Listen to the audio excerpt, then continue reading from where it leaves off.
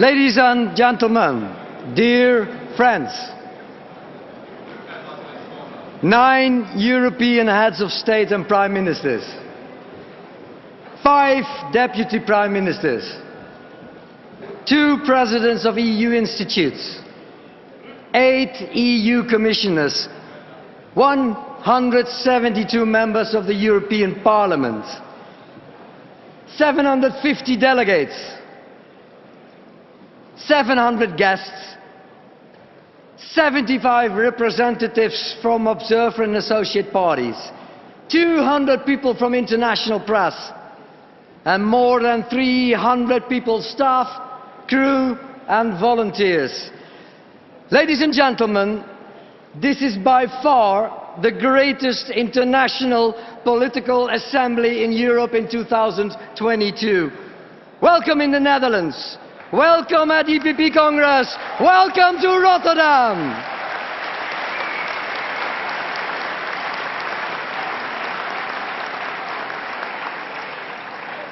Not only is this the biggest and most important, it will also be an historic assembly. Last November we had to decide at the last moment to postpone. At that moment we could not imagine how fundamentally our reality would change in those few months. We could not realize how fundamentally the perspective in which the assembly takes place would change.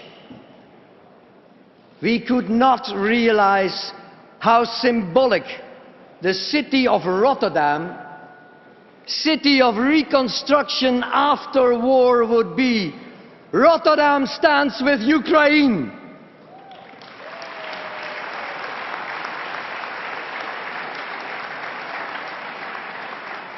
And to be honest, we were not fully aware how important and current, how relevant and appealing the values of our Christian democratic philosophy are for present history. I have 2 daughters, Dana and Luz.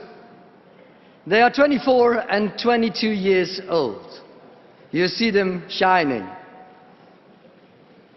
They are privileged, well educated, speak multiple languages, have an international orientation.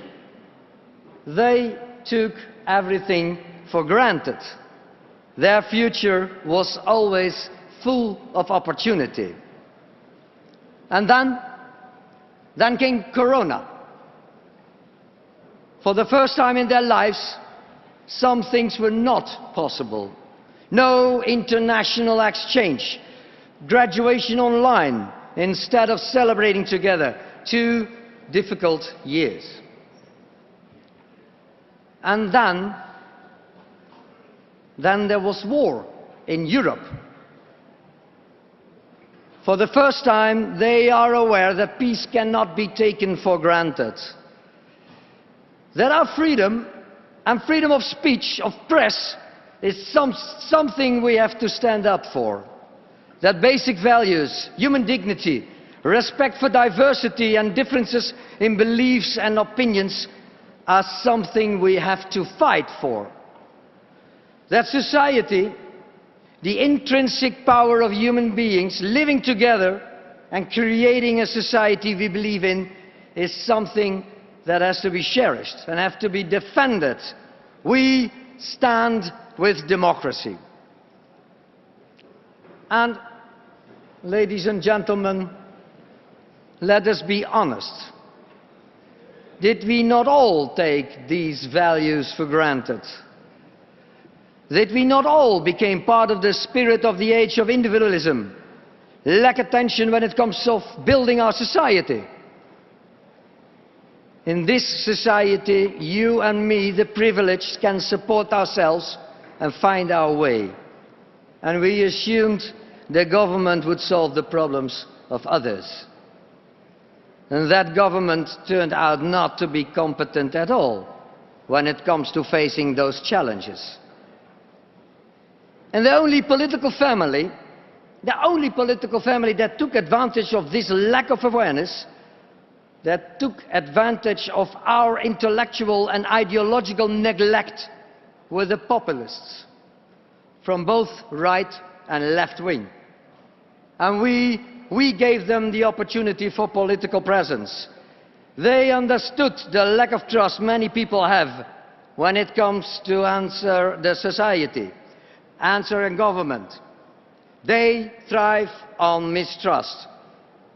Their business model is to stir up hate, to turn groups of people against each other, and connecting and not connecting and building bridges. And so they worsen problems and enlarge the gap. It's no use blaming them. There is no point attacking their strategy. We have to go back to our own roots. We have to reinvent our own story for and our contribution to society. It was Christian Democrats who started to build up Europe. One of the first presidents of the EPP 40 years ago was Piet Bukman. He would have attended the Congress in November, but unfortunately passed away this March at the age of 88. I welcome his son, Bert, who sits here right in front as our special guest.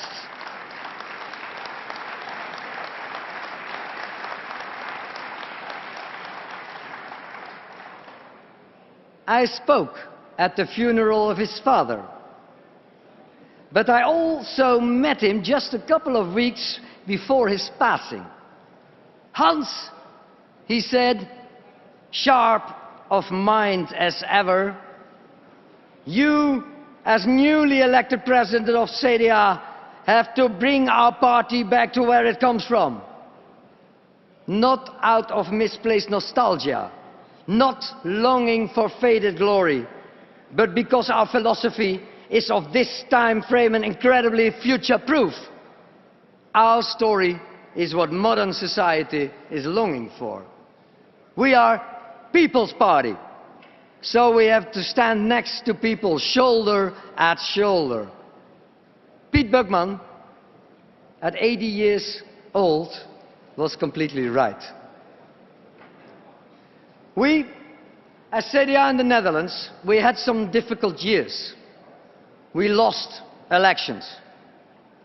Not because of the success of others, but because of the failure to extend a hand to all those people who have lost faith in government, who have lost the hope of a better future. We did not adapt our party structure and culture to modern necessities and working methods. As the party of society, we lost connection with that society. We lost faith in the problem-solving ability of that society itself. So, let us be honest again. In many countries, our party has lost ground. Many member parties are struggling with their role in political fields. We should face this and take action. So, ladies and gentlemen, this Congress is also a call for action, a call for urgency. We can learn from each other and have to unite, not only on political issues, also on our common story, our common contribution to society, as our founders once did. It's a call for action to innovate our organizational structure at European and national level. New generations, my daughters, ask for new ways of working, new ways to engage them with the People's Party. We have to reach to new target groups, more diversity, more cultural backgrounds, more people in cities, more women.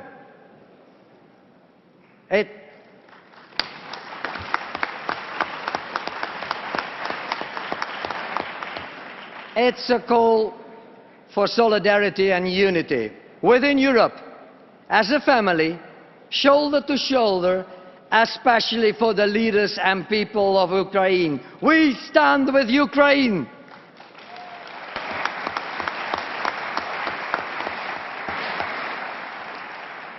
Ladies and gentlemen, there are many signs of hope. In my country, led by our political leader Wopke Hoekstra, with the new elected national board, with Esther de Lange, our leader of the Dutch EPP fraction, we stand together and realize new impetus. We work on a comprehensive political program for society, shoulder to shoulder, less me, more we.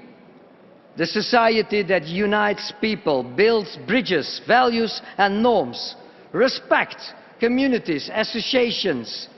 We have an answer to neoliberalism and to populism from left and right.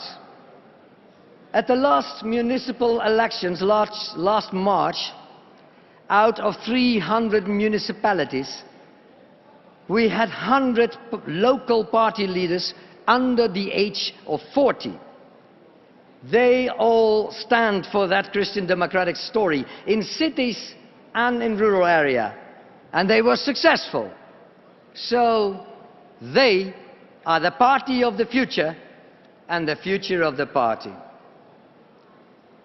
And on a European level, there are also signs of hope as well.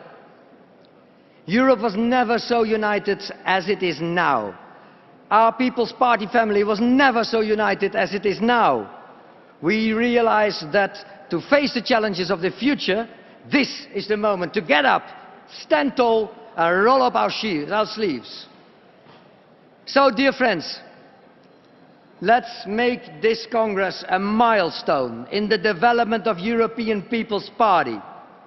I'm looking forward to meeting you all in the plenary, in the side events, at the Dutch experience with a lot of innovative companies, and in the informal moments. Let us, shoulder to shoulder, stand with democracy, stand for the common values we share. I wish you all an inspiring EPP Congress Rotterdam 2022.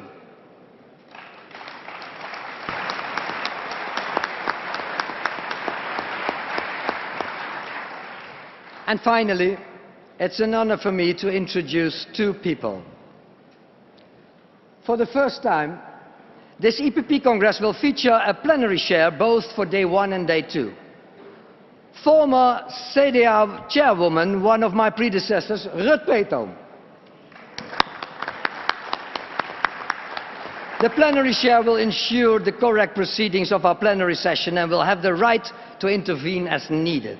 Ruud Peetoom will also function as chair for the voting committee and will, together with the other members of the voting committee, oversee the voting process, and she will announce the results in the plenary. And last but not least, ladies and gentlemen, it's a great pleasure for me to introduce to you the host and moderator of the Congress. For many years, she was active in the media and hosted very popular national television shows. She developed successful programs with the aim of improving the position of people with a disability in the Netherlands. And since 2021, we are proud she works on realizing the same goal as a Member of Parliament for our party, CDA. She speaks up for people with a handicap, for difficulty reading, the elderly, as well as the LGBTQI community.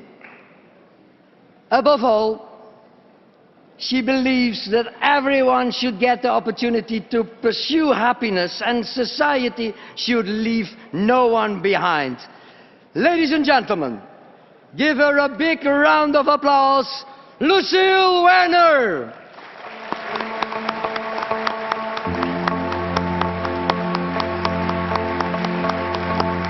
Thank you, Hans. Thank you. Thank you so much. Good afternoon. It's really good to see you all here. It's really an honor for me to stand by your side today, because I really think it's an important day, an important Congress for you all. Ladies and gentlemen, also on my behalf, a very warm welcome to Rotterdam. It's a beautiful city. You must see it once. And during these 2 days, we will stand in solidarity with Ukraine and with the defenders of democracy. We will vote on our Congress document and other resolutions, and we will hear from our heads of state and government leaders, EU institutions, party leaders and other EPP dignitaries. And we will vote on a new EPP presidency. Now, 5 important announcements. First, for your safety and comfort, EPP face masks will be available through the whole venue on a purely optional basis. Hand sanitizers and air purifiers have been installed also throughout the venue. The second one, I only have 5. The second one. Our Rotterdam Congress is a paperless Congress. Documents can be consulted via the QR code displayed on the screens throughout the venue again. And now we have the third. The CDA is proud to present just outside this plenary hall a sneak peek into the innovative power the Dutch have to offer. In the Dutch experience, we take you on a trip of innovation, excitement and also joy. You'll find an experience of Dutch designed craftsmanship in digital gadgets, an appeal from space, healthy lifestyles through sport, carbon-free mobility and much more. And hopefully, the Netherlands will inspire you so you can tell the story in your country and use it as an inspiration to build a better world. Enjoy the experience. Fourth, please also be sure to visit our Ukraine hub outside the plenary hall near the village.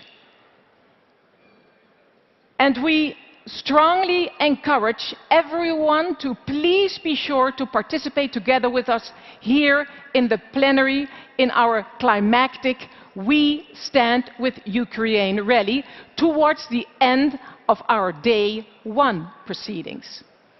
And finally, as always, the EPP Congress is about family. So please share your thoughts and pictures with us using the hashtags EPP Rotterdam and hashtag We Stand with Democracy.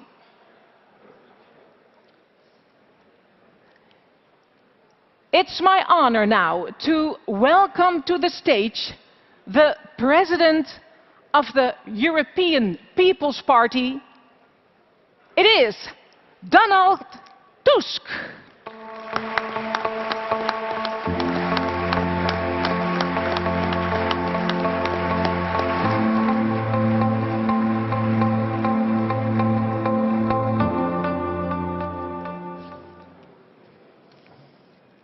Dear friends,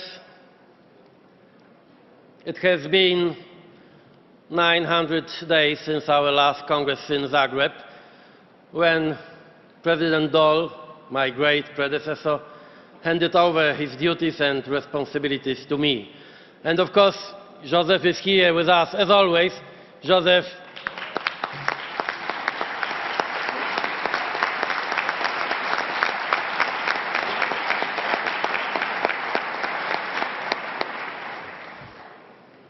"900 days that shook the world."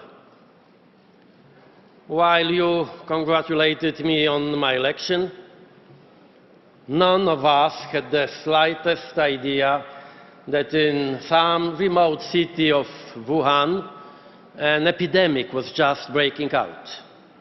An epidemic which would soon turn our world upside down, claim more than 6 million lives, and with long-term consequences, which are still not fully known. When I was taking office, the UK left the European Union after a long process, and Australia was hit by the deadliest forest fires in its history, yet another warning of climate catastrophe. Later in time, we witnessed the most unbelievable events. Global anti-racism protests after the murder of George Floyd, storming of the US Capitol, the end of Hong Kong's autonomy, the Belarusian Revolution, the Americans' capitulation to the Taliban in Afghanistan, the end of Merkel's era in Germany, and 90 days ago, Russia's invasion of Ukraine. The world is on the brink. The prospect of a third world war has become ghastly real. And the threat of a nuclear conflict is not only confined to theoretical debates. This assertion that the world has found itself on the brink is not just a rhetorical term. The dramatic nature of the situation we are all in stems from a rapid acceleration of events, many of which are unpredictable. When Nassim Nicholas Taleb wrote his book about the black swans, that is about highly improbable events which happen anyway from time to time and lead to disastrous consequences, he could not have known that the beginning of the third decade of the 21st century would be dominated by the whole flocks of black swans, just like a disaster movie. But our reality is not a film. We shouldn't watch it as if we were only spectators. And the vision of catastrophe is already very real. Let's just imagine for a second that it is Trump who has won the elections, and he did come very close to winning, that the US is no longer in NATO, what Trump had been implying all along, and Putin attacks not only Ukraine, but also Lithuania, Poland or Romania. Political fiction? Some may say yes, and that I am exaggerating, but then, did anyone predict 3 years ago the events we are observing today? Hasn't reality turned out to be even less probable than the scenario of the 4th season of Stranger Things? It is precisely in a historic time like this when we plainly see who is who, whose side we are on, and what values we represent. It is also equally plain to see how important are determination, mobilization, and courage. How crucial are clear intentions and unambiguous attitudes. Both the pandemic and the war in Ukraine, but also the stance vis-à-vis China, Brexit, or the American elections, have revealed a deep division of the world. But it is Russia's aggression that has particularly sharpened the image of politics and shown with full force the nature of this division. And as always in such dramatic moments in history, it is crystal clear how obvious and simple this division is, even if the games of interest may be complicated and unobvious. Because as far as interests are concerned, compromises are fully justified. Yet in confrontation with the fundamental values, there is no room for compromise. Today, I want to repeat with full conviction what I already told you in Helsinki and in Zagreb, and what, in my opinion, should be our motto. We go into politics to defend the truth from lies, to defend victims against their aggressors, to promote order and peace among nations, to defend a united Europe against nationalisms, democracy against authoritarianism, freedom against tyranny, and to defend the rule of law from the lawlessness of people in power. Putin's attack on Ukraine, burning cities and towns, the raping of women and children, murdering civilians, forcibly deporting thousands of people deep into Russia, all this cannot leave anyone indifferent. Today, Europe should not debate on how to save Putin's face, but only about how to help Ukraine win this ruthless war.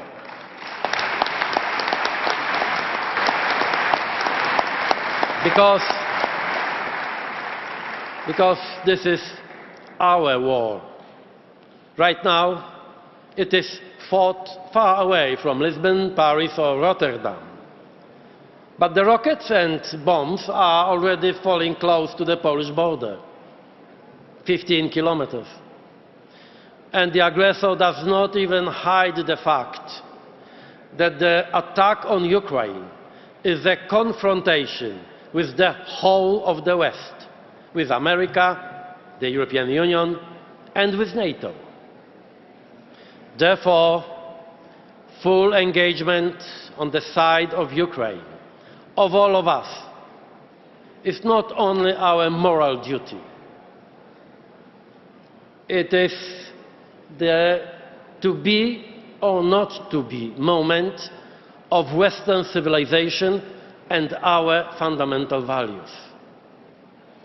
Ukraine is fighting also in our name, in our interest, and it is high time that all Europeans finally get this. Also, each and everyone in the European People's Party should remember the words of Wilfried Martens, that Christian democracy is not and should not be a party of gas and oil. The war for our values is fought on many fronts, also inside our political family. There is no lack of advocates of Putin and of his political philosophy here in Europe. Today it is clear to see how important was our decision to say goodbye to Viktor Orban, a consistent defender of the Kremlin and promoter of a new illiberal democracy, which is de facto a new version of an authoritarian state. And it was not an easy decision. It took me many months to finally convince our leaders to do that. And if not for Manfred Weber's help and determination, we would be facing a really difficult problem today. Unfortunately, I was not able to persuade some leaders to change EU energy policy and close the Nord Stream 2 project. 8 years ago, when Putin invaded Crimea and part of Donbas, I called for the creation of the Energy Union. I was the Polish Prime Minister then. Energy Union and for the common European purchases of gas to make us independent from Russian deliveries. Unfortunately, to no effect. Today we are coming back to those ideas And even if it is a bit too late, it is important that we should be very determined to realize them.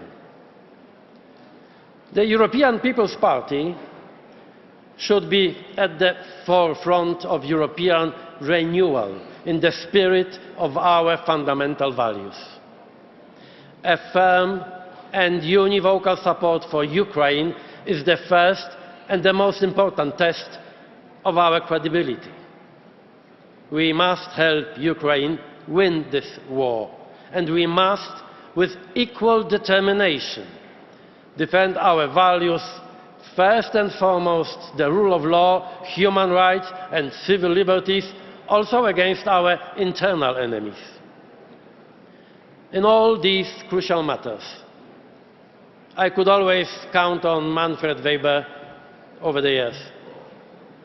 You all know him well. I don't need to remind you of how much he has done for the European People's Party and for Europe. But I want to underline one thing. Manfred Weber, with his quiet courage, so typical of him, has always stood on the right side of things. He is a man of compromise, but never when it comes to fundamentals. As for our values, he is principled to the core. But at the same time, he is always open to others.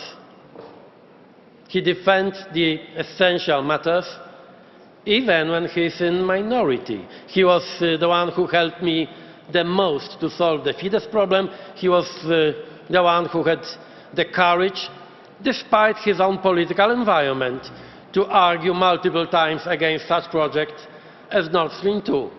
I could also always count on him when it came to the rule of law. There are a lot of politicians who create problems. You know them. Manfred Weber solved them. That is why I fully recommend him as the, I hope, future EPP president from the bottom of my heart, Manfred.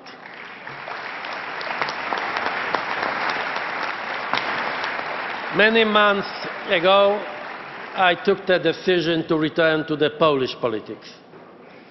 We cannot urge others to fight when we are not ready to do that ourselves. The future of Europe, our freedom, our security and our civilization are being decided here and now, also in my country. I am really proud of my compatriots. Despite the disastrous mistakes made by the Polish government, also during the pandemic time. Record high inflation, today 14%. They have, and of course our aggressive neighbors.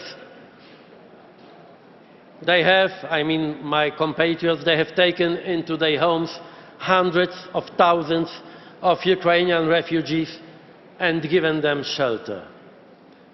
They have truly demonstrated exceptional solidarity. I want to win the next battle together with them. The battle to restore democratic rules, the rule of law, and the freedom of speech, the battle for a European Poland. Because there is no safe Europe without an independent Ukraine and without a democratic Poland. The best possible ending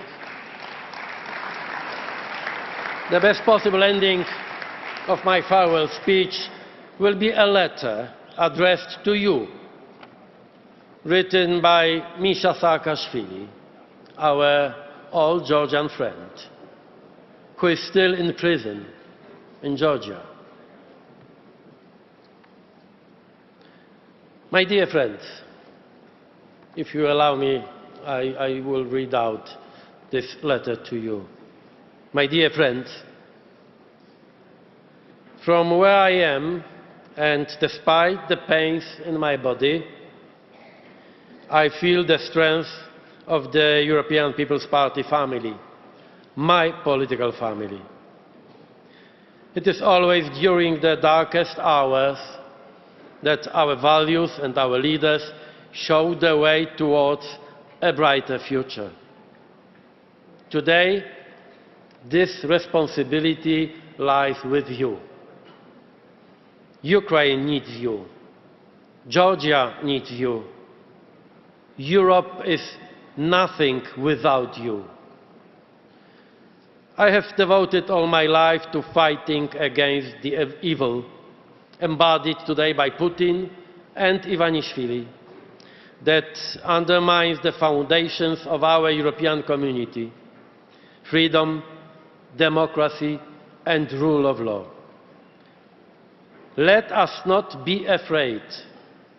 Let's fight together, united. History has taught us that the price of our collective renunciation is dramatically expensive. My heart bleeds for the thousands of Ukrainians, my friends, who, weapons in arms, sacrifice their lives in the name of the European dream. If Ukraine falls, many others will follow, starting with my beloved Georgia. We cannot let this happen. I find the strength to overcome my days of suffering thinking about the legacy of my dear friend Wilfried Martens, who welcomed me at the EPP while Russia was already threatening Georgia, or remembering the fight for freedom led by my old friend Donald Tusk. As long as my health will permit, I will not give up, even though it means paying the ultimate price. As Jean Monnet said, I am not pessimistic, I am not optimistic, I am determined. Freedom will prevail and pave the way for a great new epoch. Misha Saakashvili. Thank you very much for everything. Thank you for your attention. All the best, dear friends.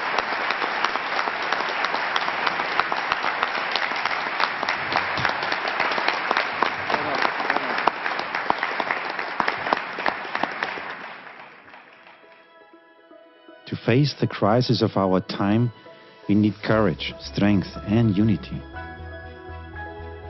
Once again, we see how important it is that we speak with one voice in Europe, with a strong voice.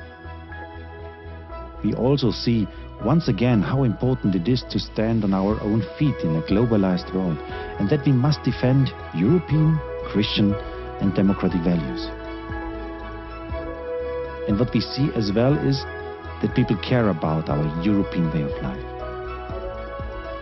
We need a policy that brings all Europeans together.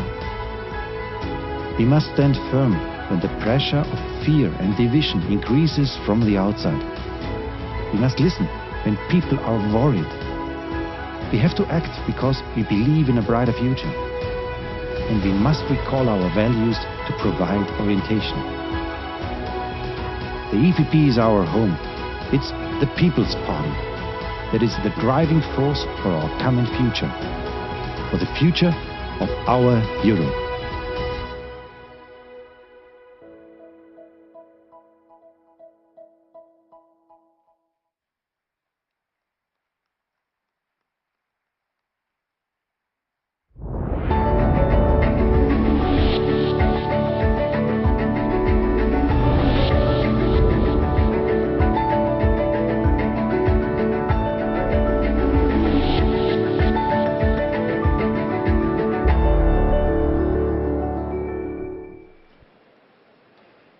Yeah, beautiful. Ladies and gentlemen, our next speaker, as a two-time Prime Minister of Slovakia, led the way towards and oversaw his country's integration into both the European Union and also the NATO. He has led our party's think tank and political foundation to new heights. Ladies and gentlemen, I am pleased to present the President since 2013 of the Wilfried Martens Center for European Studies, Mikuláš Dzurinda.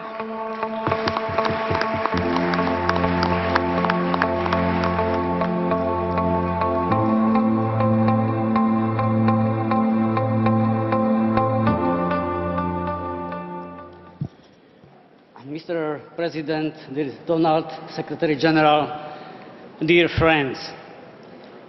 I believe we all agree that adhering to our common values is the key to solving any problem. One of these values happens to also be the method for how to respond to the current difficulties we face. Recovering from the COVID-19 pandemic and addressing Russian aggression. The value that doubles as a method is subsidiarity, an accurate and natural division of competencies in the administration of public affairs. On occasion, we don't respect this natural division of competencies. Other times, we are afraid of it. Sometimes, I get the impression that the EU institutions are attempting to dictate to people how they should live their lives. Such an approach disturbs and divides us. I never needed communist ideology to raise my children, and I don't need directives or recommendations from any EU institution to raise my grandchildren. However, what my grandchildren need and what their parents and I cannot provide them with is a quality education.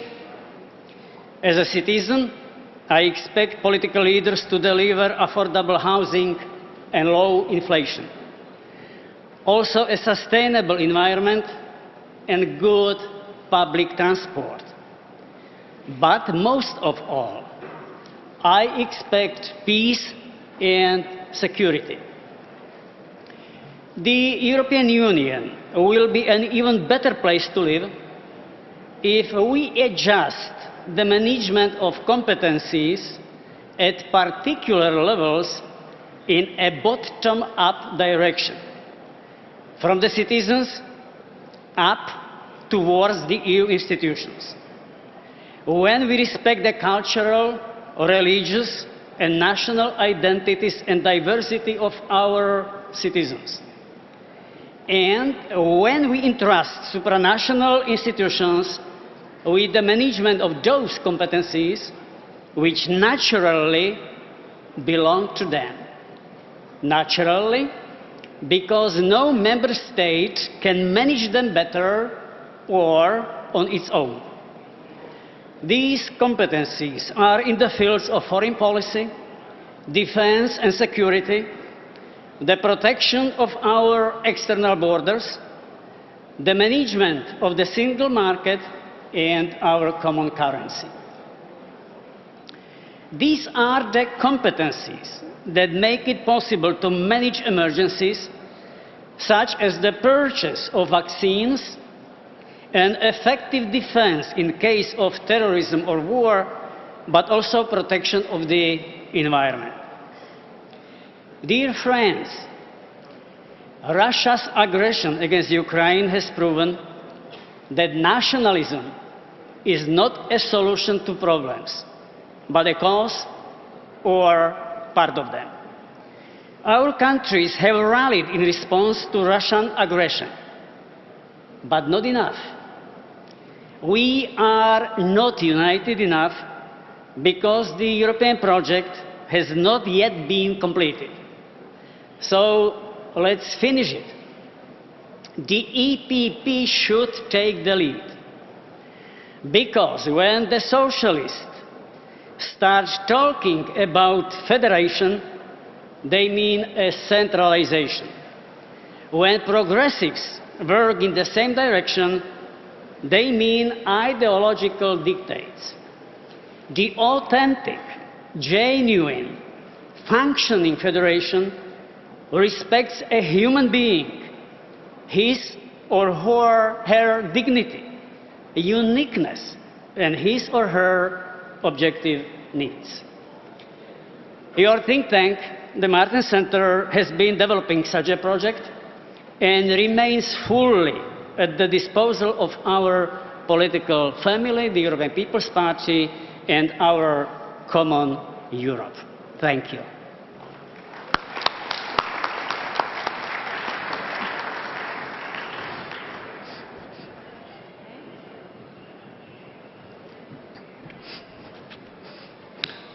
Whoa, that was really a nice story. Is it okay here in the hall? Is everybody fine?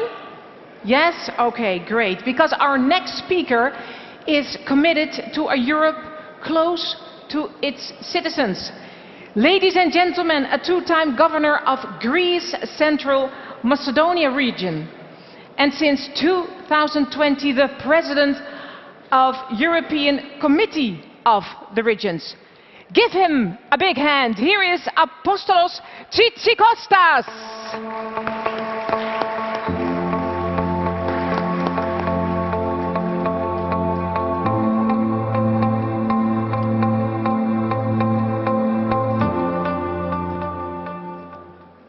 Ladies and gentlemen, dear colleagues, first of all, I would like to thank President Donald Tusk and Secretary General Antonio Lopez for their steady leadership and remarkable openness to changes. Thank you very much, President. Thank you, Antonio. I also want to thank President Manfred Weber, who has always been a visionary ally of the European Committee of Regions, making stronger regions a high EPP political priority, especially during the Conference on the Future of Europe. Dear colleagues, everyone understands the terrible consequences of the war in Ukraine, the necessities caused by the pandemic, the tragedies following natural disasters, but only few had to face them and work tirelessly to protect their communities and make at the same time their societies more resilient and sustainable. And these are the presidents of regions, the governors and the mayors of Europe. In two-thirds of Europe's regions and cities today, it is these presidents, governors and mayors who are also members of our political family. They represent our party's democratic foundations. Even when EPP-led national governments are shaking or shrinking. So let's take a moment to think of the return on investing in the potential of the 1.2 million directly elected politicians from the 240 regions and the 90,000 municipalities of Europe, in order to be able to fill the democratic deficit of the European Union through, and I quote, a lively parliamentary democracy with a stronger European Parliament and a European Committee of Regions at its core, as it is stated, and we welcome this in the EPP Congress main paper. Ladies and gentlemen, recent years have been tough for the EPP. And now we are standing at a crossroads. We must renew our party, our tools, our alliances, building on our strong pillars, our unity in diversity and in our values. This party, our party, is led by principles, not by opportunities. It is led by the vision to build, not the appetite to break apart. It offers not just a difference in policies, but a difference in leadership too.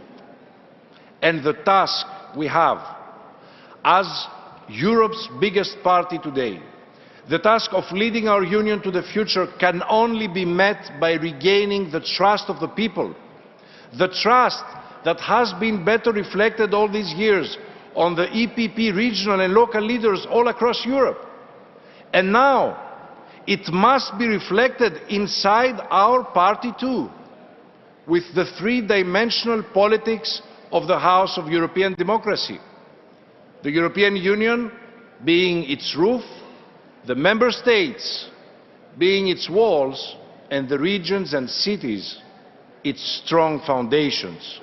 So let's work together, my dear colleagues, now and for the 2024 European elections and all the national and regional elections that are going to come in the near future. Let's work together to build a bottom-up future of Europe. Dear colleagues, let me conclude by referring to one of our founding fathers, Konrad Adenauer, who said, "When the world seems large and too complex, we need to remember that great world ideas all begin in some neighborhood." These, my dear friends, are the neighborhoods of our villages, of our cities, of our regions, where Europe starts.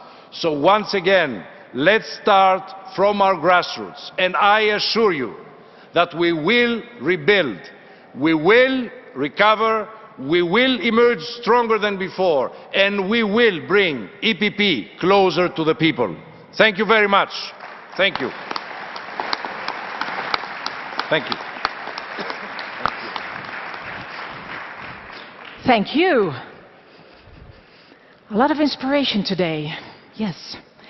It is now my pleasure to introduce to you the former chair of the EPP and like-minded group in the Parliamentary Assembly of the Organization for Security and Cooperation in Europe, and since July 2021, the President of OSCE PA. Here she is, Margareta Cederfeld.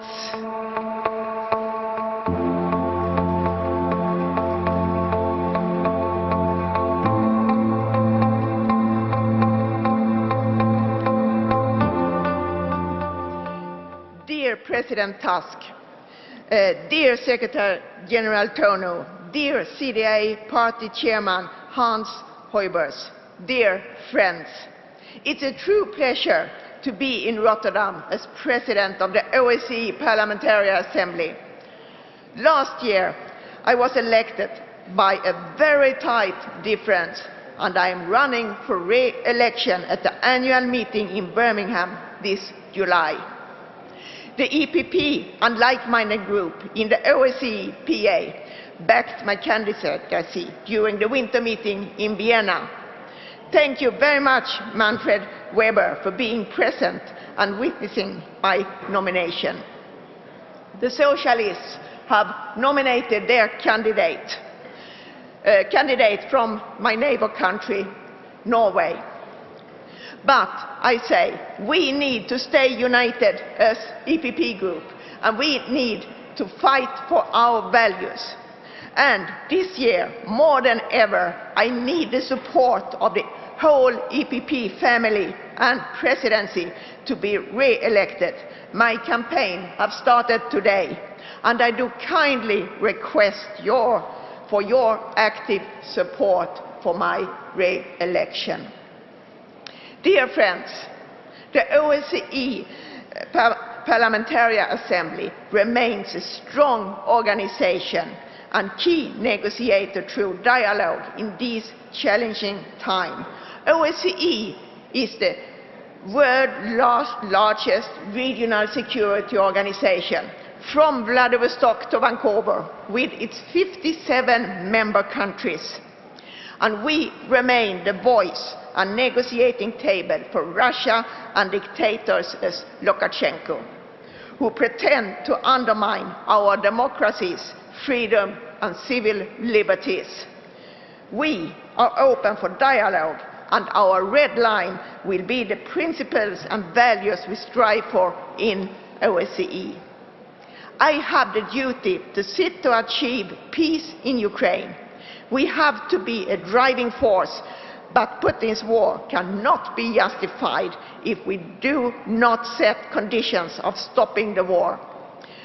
Recognize the role of international organizations, respect the territorial integrity, the return of the Ukrainians who left their homeland to save their lives and security. And there is a need for reconstructions of the destroyed country. We cannot freeze the war. We stand with Ukraine, and we are working and doing everything we can to achieve peace. Finally, multilateralism passed its worst crisis during the COVID last 2 years. Our party, the EPP, and especially you as politicians, must stay alert to set and put the best persons at top position in international organizations. And I can guarantee you, EPP and like-minded in the OSCE PA stands for freedom, democracy and peace. And the future belongs to the EPP value and not to the dictatorship. Thank you very much, and I wish all of you a successful Congress. Thank you. Thank you, Margareta Cederfeld.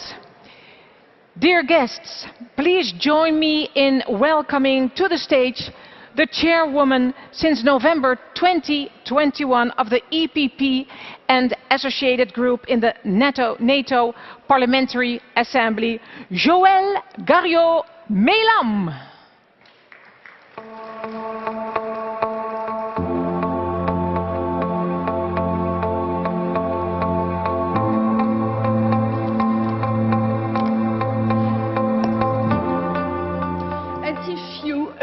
My dear friends, I'll talk in French because I'm also fighting for the French language in our institutions, and you have headphones. Monsieur le Président, Monsieur le Secrétaire Général, chers collègues, c'est pour moi un honneur que de m'adresser à vous pour la première fois en tant que présidente de notre groupe PPE et associée de l'Assemblée parlementaire de l'OTAN. J'arrive d'ailleurs tout juste de Vilnius où nous avons tenu jusqu'à hier notre session de printemps avec plus de 400 parlementaires des 30 États membres. Nous, parlementaires PPE de l'OTAN, sommes unanimes à défendre l'intégrité territoriale de l'Ukraine, à réclamer plus d'aide pour ce pays et à vouloir accepter Finlande et Suède dans notre organisation. Et j'espère profondément que vous tous, membres du PPE, saurez convaincre tous vos parlements nationaux de s'engager dans cette voie. Jamais la solidarité de nos pays n'a été aussi nécessaire, car si nous ne soutenons pas pleinement l'Ukraine aujourd'hui, si nous ne l'aidons pas à reprendre les ports de la mer Noire au plus vite, ce sont la Roumanie, la Moldavie qui seront menacées, et ce sera demain la famine en Europe, une inflation galopante et 250 millions de personnes en Afrique qui souffriront de cette famine avec de graves conséquences en termes de migration et de sécurité. Si nous n'admettons pas la Finlande et la Suède dans l'OTAN, c'est toute la sécurité du flanc nord et la Baltique qui sera menacée. Ne nous trompons pas, mes chers collègues, c'est à nos valeurs démocratiques que la Russie s'attaque aujourd'hui. Poutine est l'émanation de l'ancienne Union soviétique. Étudiante un an à Prague avec une bourse du Quai d'Orsay, j'ai connu le joug soviétique, la dureté et l'absence de liberté. Nous ne pouvons accepter un retour en arrière, nous ne pouvons accepter la guerre en Europe, nous ne pouvons détourner nos yeux du génocide en cours. Il s'agit de notre responsabilité individuelle et collective de léguer aux futures générations nos valeurs communes de liberté, de démocratie et de paix, et pour cela de défendre l'Ukraine. Souvenez-vous de cette phrase attribuée à Churchill: si vous choisissez le déshonneur pour éviter la guerre, vous aurez les deux. Alors, mes chers collègues, n'ayons pas peur. Nous devons être à la hauteur des événements. Renforçons nos liens entre PPE et OTAN.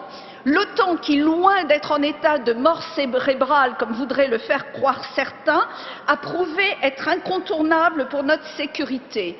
Et je voudrais vous exhorter à vous engager beaucoup plus dans les questions de défense.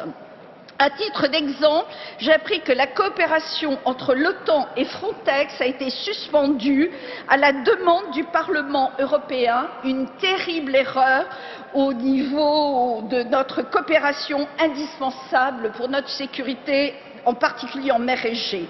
En ce qui concerne le groupe PPE et associé de la paix OTAN que j'ai l'honneur de présider, j'aimerais préciser que je suis très heureuse de l'excellente coopération démarrée avec le PPE et ses instances, et notamment, je voudrais le souligner, un soutien très efficace de votre collaborateur Juan Margas, qui s'est montré aussi dynamique que dévoué. Merci à lui, merci à vous tous pour votre engagement. Gardez-le intact. Vive l'Europe et vive l'Ukraine.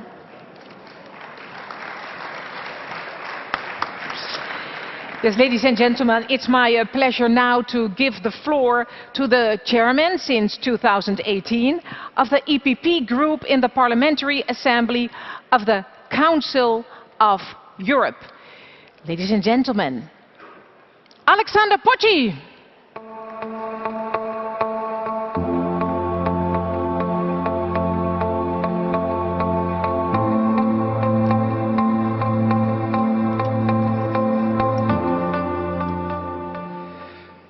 Chers collègues, conservez les écouteurs parce que je vais continuer en français. Monsieur le Président, cher Donald, c'est un grand privilège, un plaisir de pouvoir parler devant toi. Mes collègues, ça fait plus de 3 mois que le régime de Poutine mène une guerre meurtrière contre l'Ukraine, une guerre au cœur de l'Europe. Une guerre violente qui a fait des milliers de victimes, dont des femmes et des enfants.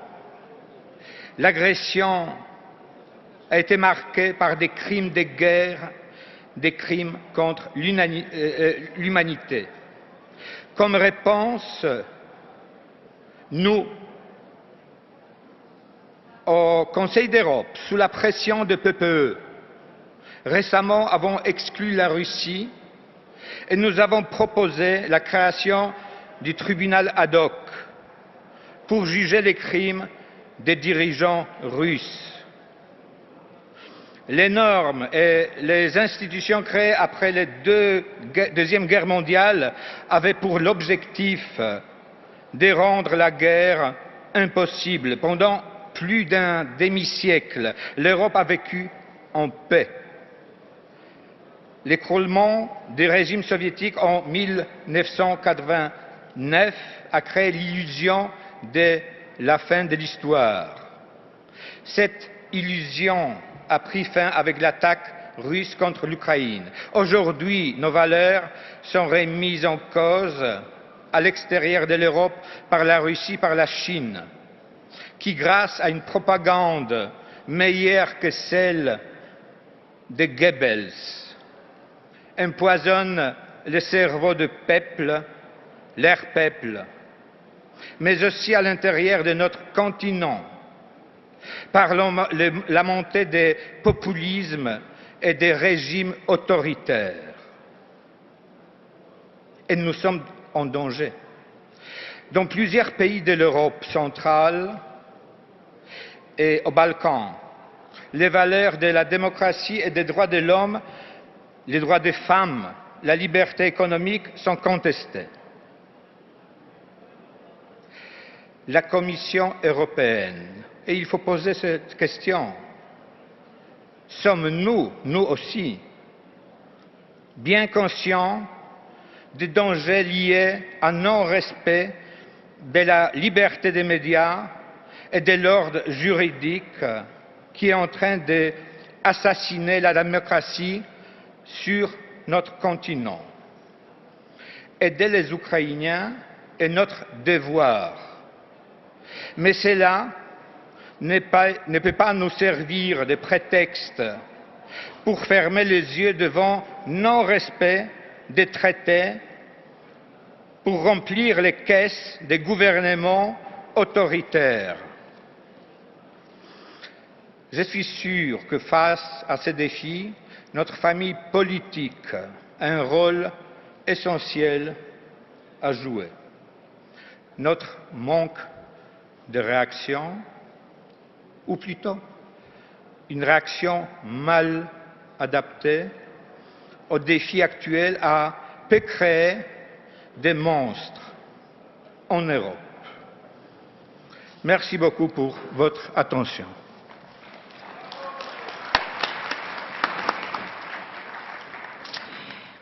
Yes, ladies and gentlemen, now please join me in welcoming to the stage the chairwoman since July 2021 of the EPP and like-minded group in the Parliamentary Assembly for the Organization for Security and Cooperation in Europe. It's a beautiful name. Vilia Alegnete Abramikiene. Thank you.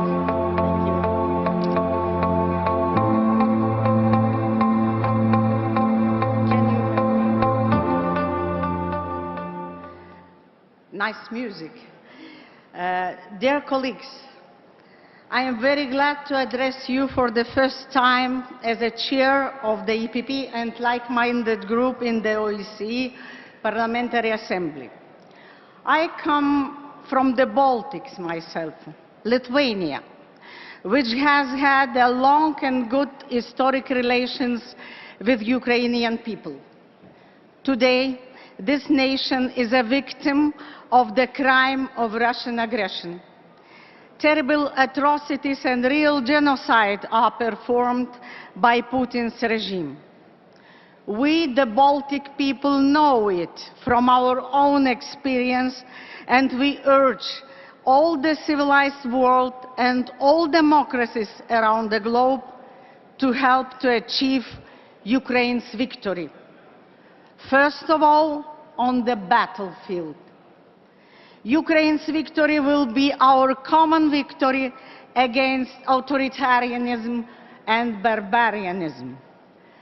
Business as usual with Kremlin, moreover, bargaining on Ukraine's territories, is unacceptable. We have to ensure the withdrawal of Putin's army, restoring territorial integrity of Ukraine, and guarantee the justice. The justice means bringing all those responsible to the international recognized courts and swift restitutions. Dear friends, the OSCE Parliamentary Assembly needs a strong leadership for fulfilling its role in our challenging times. This is why we, the EPP family, should strongly support the candidacy of Margareta Cederfelt, the Swedish parliamentarian, to renew her position as President of the Assembly during the annual session in Birmingham. I count on you, colleagues, on the new leadership of the EPP, as well as on the Secretariat. The victory is our way and our obligation, dear colleagues. Thank you for your attention.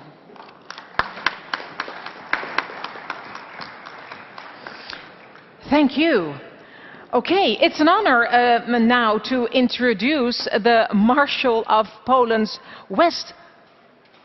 Look, they're shaking hands, and that's what we do today. Pomerania region, and since January 2020, the President of the EPP Group in the European Committee of the Regions. Ladies and gentlemen, Olgierd Geblewicz. Dear EPP friends, thank you very much. In the past 2 years, despite the pandemic, I had a chance to meet many of you, members of European Parliament, national leaders, regional and local representatives. My message to you has been always clear. The EPP is the political family which sees reality through eyes of European citizens, because we have the strong based on the local and regional level. Our hundreds of thousands of regional and local politicians, including those 50 representatives which are with me in Rotterdam today, enrich the EPP as a party of action and delivery on the ground. In the last 2 years, we demonstrated that regional and local politicians are problem solvers, crisis fighters and election winners. We delivered when we had to face the COVID health crisis. We delivered when our local economies needed support. We deliver now when our cities stand in solidarity with Ukraine, hosting refugees and providing aid to partner cities. We are also preparing to deliver in imminent food and energy crisis so that our citizens feel secure in every region, city or village of Europe. And we are doing that hand in hand with our EPP friends from national and European level, because we understand that being a first political force on the continent is a work in progress, and we need each other to win citizens' trust. Today, the EPP carries a historic responsibility for the future of the European democratic model. It is a model which is now defended in Kiev, Kharkiv, Severodonetsk, but it also needs to be protected and improved in our European house as well as in structures of the EPP. We feel that the best way to protect our democratic model is to keep it modernizing, and our proposal is to make it three-dimensional, a 3D democracy in which local and regional, national and European politicians take decisions together for solving what matters to the people on the ground. And we are grateful for a recognition of a role of the local and regional level in the updated EPP statutes. It is a great first step and clear sign that EPP is and remain not only the biggest but also the closest to the people with a feet on the ground party in Europe. Thank you very much. Yes, that's really true what you said about the EPP. Well, now please join me in welcoming a two-time former Prime Minister of Lithuania and since 2019 a member of the European Parliament, the co-president of the Euronest Parliamentary Assembly and chairman of the EPP group in the Euronest Parliamentary Assembly, Andreas, that's the way, Kubilius.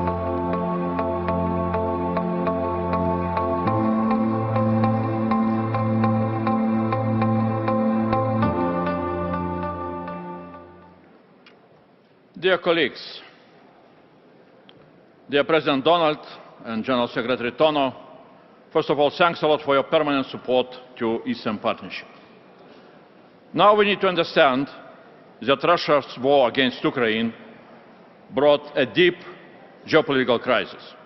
First of all, for Eastern Partnership countries, but also for the whole European Union, for all of us. Maybe EU is fit for 55. But I doubt if the EU is really fit for the war. We're simply too slow and too little in our decisions. We need to come out from this crisis becoming much stronger. But first of all, we need to name our mistakes of the last decades, which allowed this crisis to happen. I see two major mistakes. First, for too long we were considering that dialogue with Putin is more important than democracy in Russia. That is how we allowed Kremlin to become a new fascist regime. And second, for too long we were keeping Ukraine in a geopolitical grey zone, not giving it a clear membership perspective, and in such a way we allowed Putin to hope that the West will not defend Ukraine against Russian aggression. Now we need to learn our lessons and to stop continuation of our mistakes. We need to give Ukraine candidate status immediately.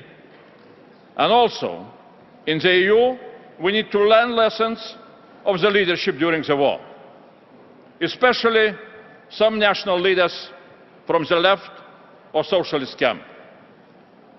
They need to face the power of the people and the power of People's Party. Recently, Lithuanian citizens, since I am from Lithuania, during a 3-day period, collected €5 million to buy a Bayraktar drone to Ukrainian army. Czech citizens are doing similar things. I hope that, for example, German citizens will follow this example and will buy at least 30 Bayraktars for Ukraine, since they are 30 times bigger than small and teeny Lithuania. And here there will be no need of chancellor leadership, which still is difficult to find. And let's give power to our unity. Recently, we created a global parliamentarian network, United for Ukraine. Now we have more than 300 parliamentarians from all over the world.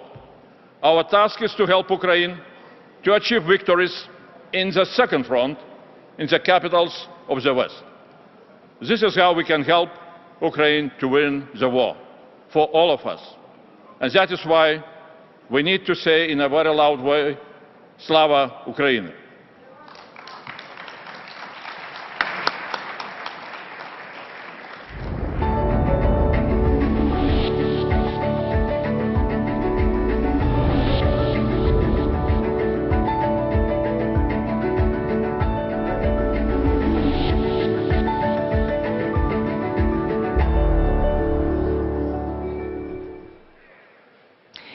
It's my pleasure now to introduce to you the President since 2021 of the European Democratic Students, Beppe Galea.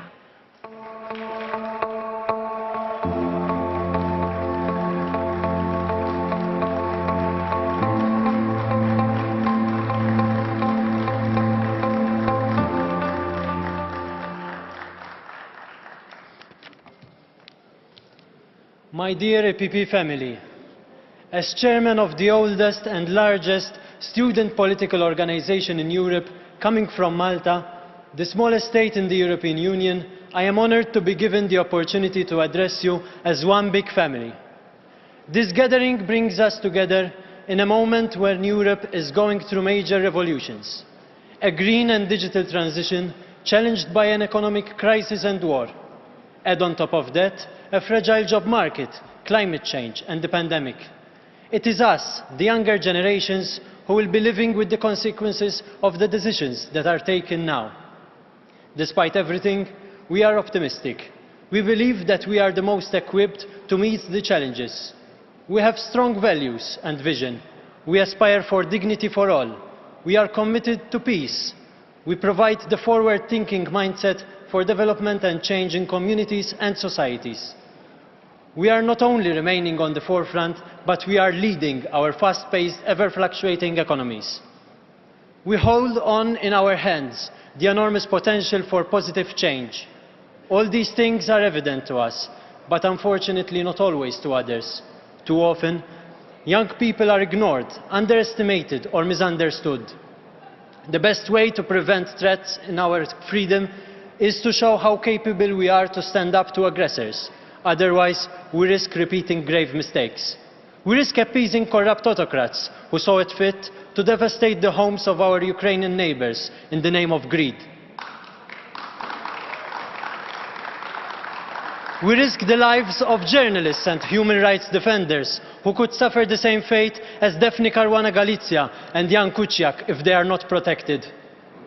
If we want to enjoy our freedoms, we need to work for them, stand up for them, and speak out for them. Today, we must ensure that our voices are heard not only ours here in the European Union, but especially the young activist voices in Albania, Armenia, Georgia, Kosovo, Lebanon, Moldova and North Macedonia, as well as young Ukrainians starting over in Poland and other secure places in Europe.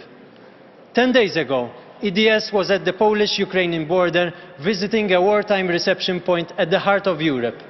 We were meters away from a country of war. The inspiring proof of European solidarity will guide us forever. The EPP is serious when it comes to strengthening our voices. The youth have always been a priority for our political family.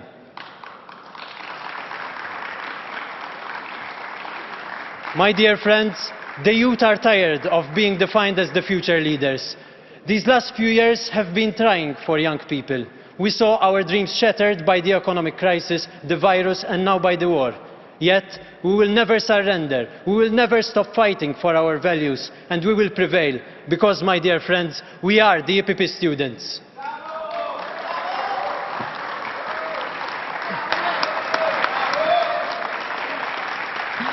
Thank you so much, Beppe Galea.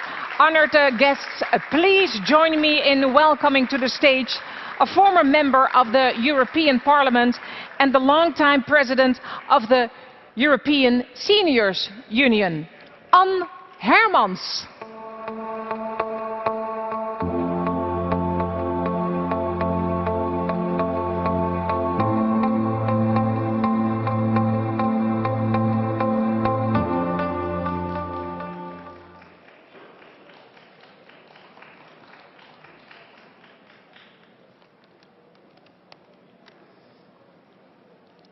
Dear President, dear all, a sustainable world for all ages, that's the ambition of everyone coping with challenges of demographic change.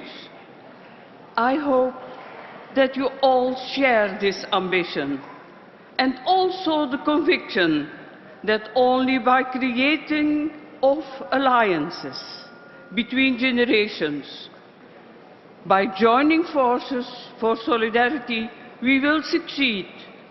We, as EPP family, we have a role to play in realizing these inclusive societies. Let's learn lessons from the COVID-19 crisis and response to the calls for coordination in healthcare, for cooperation to optimize long-time care facilities, and for support for all kinds of innovative practices. I am glad that in the current European Commission, demographic change is high on the agenda and has become a mainstream topic on the agenda. Mainstreaming aging means adapting our strategies on digitalization, on transport, on public spaces in such a way that older people also benefit from it and find their way in the digital world, in the use of public spaces in our living environment.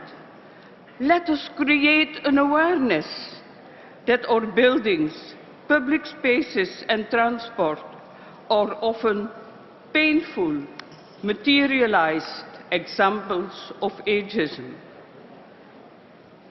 And that the much praised world of artificial intelligence seems to confirm this ageism. However, most of the time, population surveys and statistics don't tell us much about this, because older persons, as I am, are just invisible in these statistics. Or have you never noticed that most statistical surveys only include men and women aged 16 to 74? What about people over 75? Dear colleagues and friends, I challenge you to look at older persons through a different lens. Look at us as generations standing for the values on which Europe is built.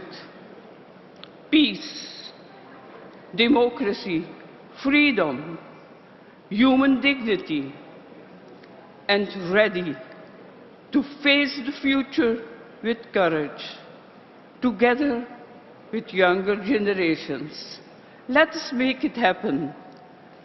Thank you. Thank you.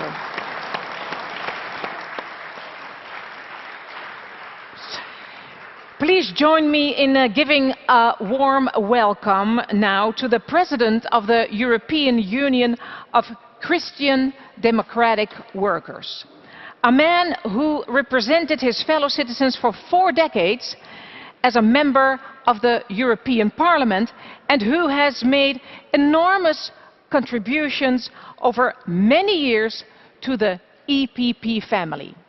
Ladies and gentlemen, Elmar Brok.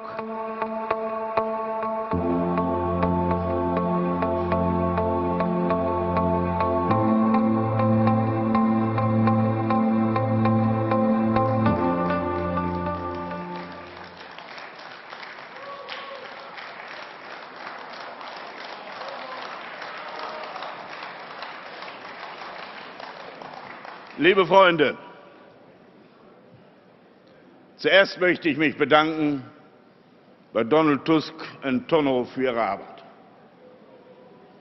Zweitens, nachdem ich die Resolution, den Leitantrag zu den Werten des Ukraine-Papiers gelesen habe, bin ich stolz, dass ich in der EVP bin. Denn es zeigt, dass wir die eigentliche und einzige Volkspartei in diesem Europa sind, die verschiedene Gruppen und verschiedene Länder und verschiedene Ideen miteinander verbinden kann für ein besseres Europa. Und aus diesem Grunde heraus lassen Sie mich kurz 3 Punkte ansprechen. Wenn ich den Leitantrag sehe und einige Anträge auch, dann muss ich sagen, dass der Punkt im Lissabonner Vertrag, dass wir eine höchst wettbewerbsfähige soziale Marktwirtschaft haben wollen, verbunden mit sozialer Gerechtigkeit und dem Kampf gegen Klimawandel. Das ist die Transformation in eine moderne Gesellschaft angesichts der Notwendigkeiten. Die Sozialisten verstehen nichts von Wettbewerbsfähigkeit. Die Grünen machen manchmal Umweltpolitik gegen Sozialpolitik. Wir wollen alles 3 als Transformation. Eine moderne Wirtschafts- und Sozialordnung und Umweltordnung, die diese 3 Ideen miteinander verbindet. Das ist die Transformation, die wir in dieser Zeit brauchen, um unsere Wettbewerbsfähigkeit zu sichern und gleichzeitig Gottes Schöpfung zu sichern. All dieses gehört zusammen und das ist auf der Grundlage der christlichen Werte, glaube ich, ein entscheidender Punkt, den wir zu pflegen haben. Der zweite Punkt ist, wir haben dies zu verbinden mit der Entscheidungsfähigkeit der Europäischen Union. Wir müssen feststellen, dass in einer Reihe von Bereichen immer noch das Mehrheitsprinzip zu wenig Flexibilität besteht, das uns hindert, wirklich voranzukommen. Ich finde beispielsweise, dass wir in der Steuerpolitik vorankommen müssen. Ich kann nicht einsehen, dass Amazon oder Google oder andere hier in Rotterdam viel Geld verdienen, aber in Rotterdam keine Steuern bezahlen. Und ich glaube, dieses müssen wir ändern. Für mehr soziale Gerechtigkeit, aber auch für mehr Wettbewerbsfähigkeit für unsere Wirtschaft. Und ich bin besonders der Auffassung, dass wir eine neue und bessere Außen- und Sicherheitspolitik der Europäischen Union entwickeln müssen. Ich kann es nicht mehr ertragen, dass wir bei Sanktionen gegen Russland uns herumquälen, weil ein Land alles blockiert. Oder in der anderen Frage das andere Land alles blockiert. Wir müssen verteidigungsfähig werden. Wir müssen in der Lage sein, den Ukrainern zu helfen, die unsere Freiheit verteidigen. Und das geht nur, wenn wir auch die Entscheidungsstrukturen haben. Wenn wir mit unseren Entscheidungen dann kommen, wenn alles vorbei ist, dann ist es zu spät, dann werden wir bitter den Preis dafür bezahlen. Und das bedeutet auch, die 13 Länder, die einen Brief geschrieben haben gegen einen Verfassungskonvent. Das sind meist diejenigen, die besonders viel für die Ukraine tun werden. Aber ohne Verbesserung der Entscheidungsstrukturen ist die Europäische Union unfähig, die Leistung zu bringen. Mit den Westbalkanstaaten plus Moldawien, Ukraine und Georgien werden wir 36 Länder sein. Und jeder hat das Recht auf ein Veto. Das ist ein Ende der Veranstaltung. Und deswegen müssen wir dafür sorgen, dass wir hier die Fähigkeit haben, gemeinsam voranzugehen und uns nicht gegenseitig zu stoppen. Wir sind in einer entscheidenden Phase. Diejenigen, die heute rumgehen, lasst uns einen Waffenstillstand machen, dann wird Putin das nehmen und in 5 Jahren wieder vorne anfangen und weitergehen. Mein Land hat einmal den Fehler gemacht, vor 100 Jahren das Buch des späteren deutschen Diktators nicht zu lesen. Da stand alles drin. Das hätte man alles verhindern können. Des Mannes, der 1940 diese Stadt völlig zerstört hat, nach der Kapitulation der Niederländer zerstört hat. Wir sollten auch die Texte von Wladimir Putin lesen und seine Reden anhören. Diese Reederei, der meint es doch nicht so und so schlimm wird es wohl nicht werden und er ist doch vernünftig. Das sind immer die Argumentationen, die dazu führen, Appeasement zu machen. Wenn wir jetzt die Ukraine nicht helfen, dass das Land ganz frei wird, dann ist das wie München 1938, als man den Tschechen das Sudetenland weggenommen hat, dass er sich dann die ganze Tschechei nachher geholt hat. Und es war kein Frieden, sondern es war der Ansporn zum weiteren Krieg, der uns dann nach 1939 und die Katastrophe des Zweiten Weltkriegs geführt hat. Und aus diesem Grunde lasst uns Entscheidungsfähigkeit der Europäischen Union finden und Mut haben. Wir brauchen mehr Winston Churchill und weniger Chamberlain.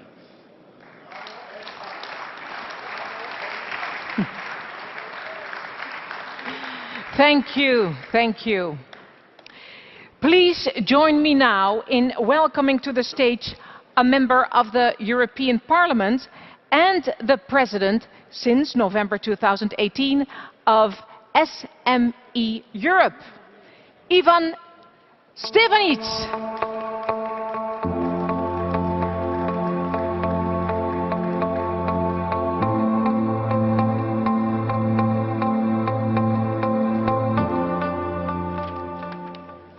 Dear colleagues, dear friends, let's talk about SMEs for a while.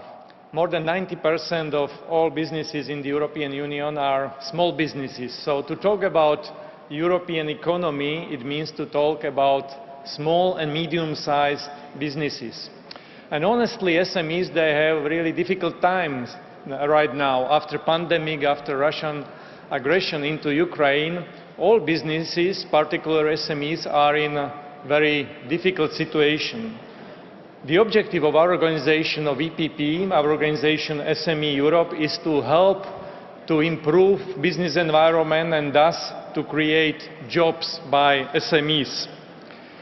SMEs need to improve the access to credit, to reduce bureaucracy and administrative costs and to get qualified labor force. SMEs should play a critical role in our transition to a carbon-neutral economy, both as employers and as innovators. SMEs are those who create most sustainable jobs, growth and prosperity. To go digital today is absolutely necessary. Therefore, we need to improve digital infrastructure, build digital skills at all levels, and to create legislative digital framework. We have clear objectives of Digital Compass by 2030. Firstly, more than 90% of SMEs should reach basic level of digital intensity. Secondly, public services should be 100% online. Thirdly, all our citizens should have the access to the digital identification. Dear friends, every SME is today affected by enormous energy price increase. But the answer is real. The answer is in our unity. We have to build a genuine European energy union supporting renewables, improving energy infrastructure, coordinating storage capacities, and even manage common energy purchases. I'm sure that by common approach we can help to secure many jobs. Among our other priorities belong also following: fight against national protectionism and support for strong EU single market, finalize implementation of digital single market in close cooperation with member states, and last but not least, to motivate SMEs to participate in future research and innovation programs. Dear colleagues, our SME Europe represents more than 300,000 small companies all over Europe. For our future prosperity, it is crucial that SMEs will be the priority among all EPP policies. We are eager to cooperate within our EPP family for better life, or for SMEs, better jobs, and thus better life standards of all our citizens. Thank you very much indeed. Yes, and of course, thank you also. Well, please join me in welcoming to the stage the President since November 2018 of the Youth of the EPP. The first woman ever elected to lead YEPP. And since 2019, a member of the European Parliament. Give her a big hand, Lidia Pereira.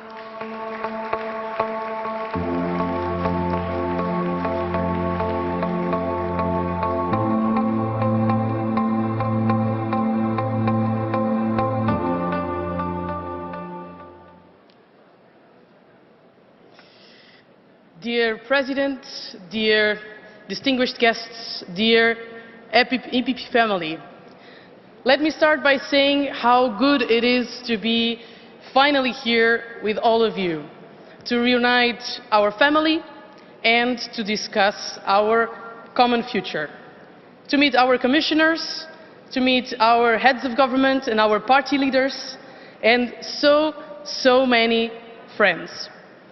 A perfect chance to talk about our future, to reflect and to speak up about what we can do better, what we are doing wrong, and what the EPP will do and must do to come out stronger in the upcoming times and elections. We, the EPP family, have been losing strength, meaning we have been losing voters for some time, and we know that we have been losing them. We have been losing them particularly around educated, medium and high-income urban families, the ones that travel, work, have kids, have jobs, decent jobs, care about the planet, care about work-life balance. It is about a new, different lifestyle we must be open to, that we must understand and represent. The lifestyle of the new working and upper-class families is not the same as it used to be 20 years ago. Dear Manfred, dear friends, we will not improve if we fail to understand the reasons of our decay, if we fail to hear people's concerns, wishes, hopes and fears. That is why, as President of the Youth of EPP, I'll be launching a study to understand why are we losing voters, to understand which priorities the European young voters would like EPP to have. That is also why we must present to the Europeans a different concept of society, one that they find meaningful. We must remember everyone that to conserve the planet is an EPP agenda, a conservative view that seeks to care and to preserve. And we want to preserve the planet. We were the first ones that came up with environmentalist policies. So let us not be afraid of embracing that choice.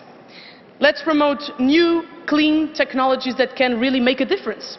Let's mobilize private money to this transition. Let's put forward an EPP Sustainability Prize. Let us put them, the socialists and the liberals, the Greens, instead of ourselves, against the wall. Let's keep being in the right side of history. We are the European People's Party. Thank you. Oh jee.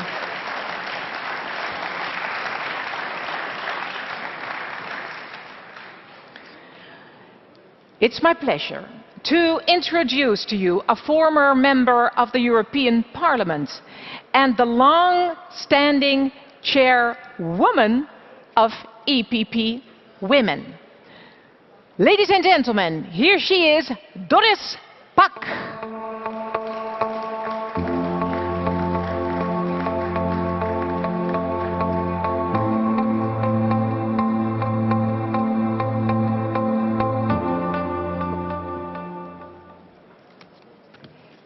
Liebe Delegierte, wir wurden alle gehalten, nur 2 Minuten zu reden. Ich hoffe, ich halte mich daran.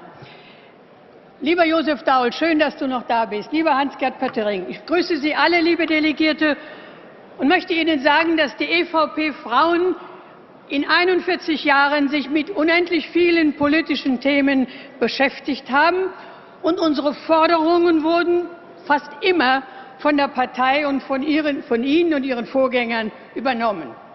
Was ich aber bedauere, ist, dass nur viel zu wenig davon in die Tagespolitik der Mitgliedsparteien eingeflossen ist.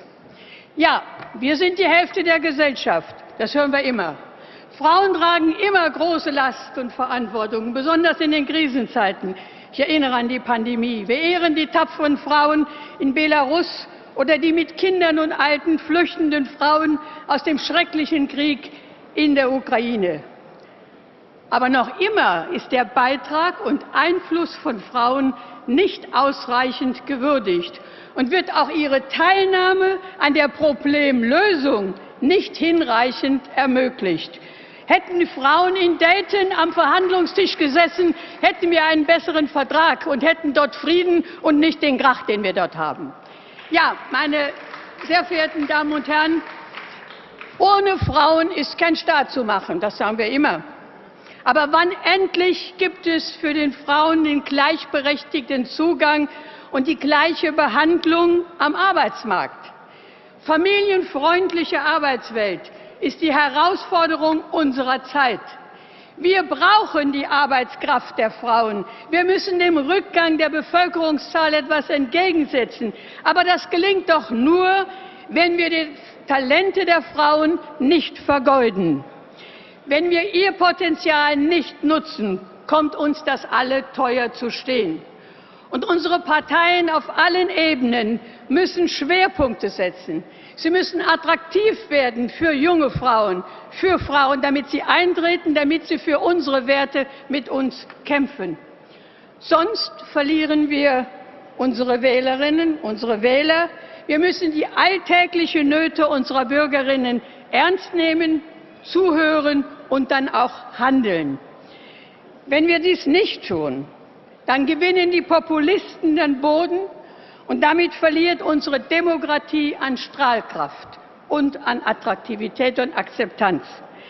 Meine Damen und Herren, ich bin außerdem noch die Präsidentin des Robert-Schuman-Instituts. Ich möchte Ihnen sagen, das Robert-Schuman-Institut arbeitet seit fast 30 Jahren mit all den Frauen aus Südost- und Osteuropa und will ihnen, und nicht nur Frauen, natürlich auch Männern, und will sie wirklich für unsere Werte offen machen. Und ich denke, wir haben wunderbare Erfolge. Wir haben sehr viele, die in die Parlamente in Moldawien, in Armenien, in Georgien eingezogen sind. Liebe Delegierte, wir haben beim letzten Kongress in Zagreb unsere Vorschläge für eine bessere Zukunft Europas vorgelegt. Ich möchte Sie bitten, nehmt sie aus der Schublade und arbeitet mit ihnen. Es sind wunderbare Ratschläge, die Ihnen von der lokalen Ebene bis auf die nationale Ebene helfen, Frauen in unsere Parteien zu ziehen. Frauen aus den Ländern des Balkans, der Ukraine, von Belarus, Moldawien und Georgien arbeiten mit uns seit vielen, vielen Jahren an guten Ideen, die sie gerne doch einmal selbst in ihren Demokratien umsetzen wollen. Zeigen wir ihnen, dass das sinnvoll ist. Als Präsidentin der Frauen in der EVP stehe ich heute zum letzten Mal hier. Nach 21 erfüllten Jahren mit Frauen aus 60 Ländern, in denen wir ja auch mit manchen von ihnen einiges umsetzen konnten, lege ich das Amt in junge Hände.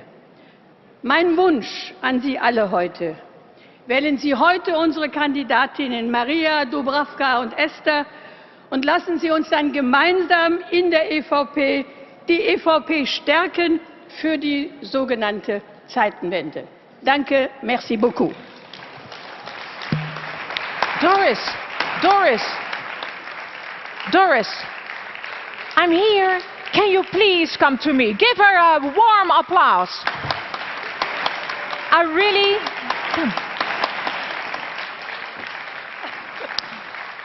really agree with everything you said.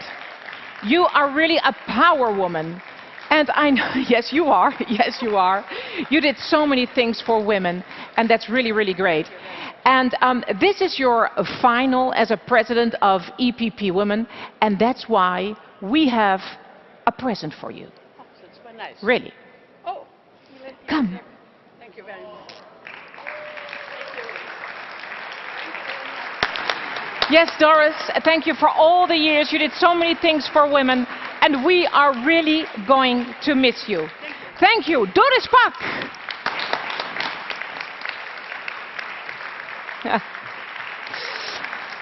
Yes, of course, we need strong women. That's really important in the EPP family. And people are standing up. Yeah, and giving her a big kiss. I agree. Ladies and gentlemen, please join me in welcoming now to the stage the leader since 2017 of his party, Vembro Depemene. And I really hope that this is a good pronunciation, but maybe if it's wrong, just say it to me. Okay, from North Macedonia, Christian Mikoski. Was it okay? Oh, great.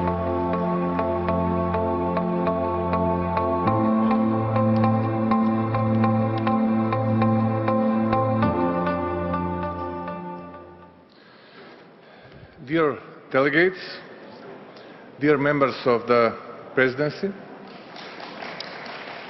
at the outset, let me first thank our gracious host, the CDA, as well as the entire organizing team at the EPP for bringing together such a successful Congress.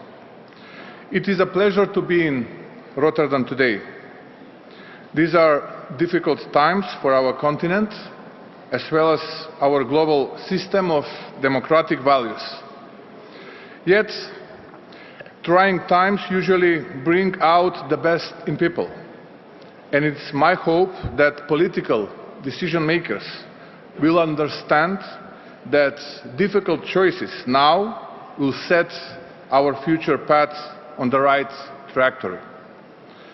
I speak this especially in the context of what we are facing in Ukraine and how it affects on the Western Balkans. Macedonians are currently facing not physical aggression, but political aggression. There are, at this moment, attempts by a member state of the European Union to deny the right of Macedonian language and to interfere in the Macedonian identity. This type of behavior is anything but European. Sadly, the process of EU integration for us has become focused on the past rather than on the future. This is not the European that I believe in. We are consistently committed to the European path. Many times in the past, our governments haven't delivered on crucial issues, especially considering the rule of law and the fight against corruption. Still, above all, our citizens deserve the opening of accession negotiations. I personally give you my word that once they begin, a new Vomero Depomene-led government will put a special focus on the building of sustainable democratic institutions that comply with the highest European standards. Today, standing in front of you, I appeal to the leaders present to use their influence to help bring stability and credibility to the European perspective of the Western Balkans. This cannot be achieved without Macedonia opening accession negotiations as soon as possible. In the 21st century, statecraft understands making difficult decisions. Yet, only throughout such decisions in the present can we bring the future that Macedonian citizens expect and deserve. Thank you very much, and I wish you all the best. Thank you very much.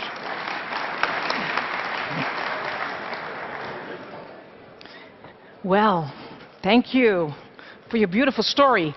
How is everybody doing? Is everybody doing fine? Yes? Yes?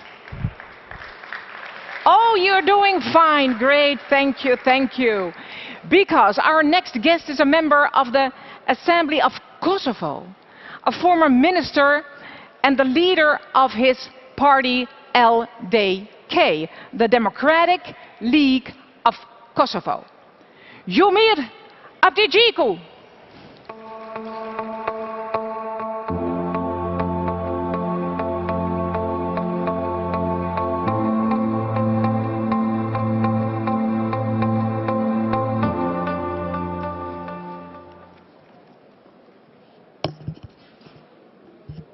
Dear delegates of this wonderful Congress, leaders of EPP parties, members of our political family, we're gathered here in Rotterdam at the critical juncture of Europe and the world at large. The last 3 months have pitted democracy against tyranny in the wake of unprovoked war aggression Putin's Russia has waged against Ukraine. Democracies large and small, old and young, have stood united against the evil unleashed by Russia, against an independent nation, in a show of solidarity and resolve that has given hope to many in these dark times. I belong to few European generations that have witnessed aggression, war and ethnic cleansing as part of their life. I understand well the terror of war that Ukrainians are currently witnessing, imbalances of powers, and the absolute beauty and sense of relief that comes with international support. In the darkest hours of Kosovo history, amidst a war of aggression waged by Milosevic Serbia against the people of Kosovo in the spring of 1999, the Western democracies stood by us. Though nothing can bring back the lives of more than 12,000 civilians killed, of which 1,000 children, and nothing can undo the suffering of more than 20,000 women raped and half of the population fleeing the country, the justice delivered to Kosovan people by NATO, Western countries and allies is craved forever to the very foundations of our state. Europe today owes a strong support to Ukrainian people who, just like us 23 years ago, while witnessing the terror, seek unbrokenly for international support. As leader of the oldest Kosovan party, the Democratic League of Kosovo, a movement formed in 1989, by Ibrahim Rugova, the founding father of independent Kosovo, I am proud to say that Kosovo has aligned itself with the Western Democratic Front in its opposition to atrocities that tend to upend the democratic and security order. This is Kosovo we always wanted. This is a Kosovo we will always want.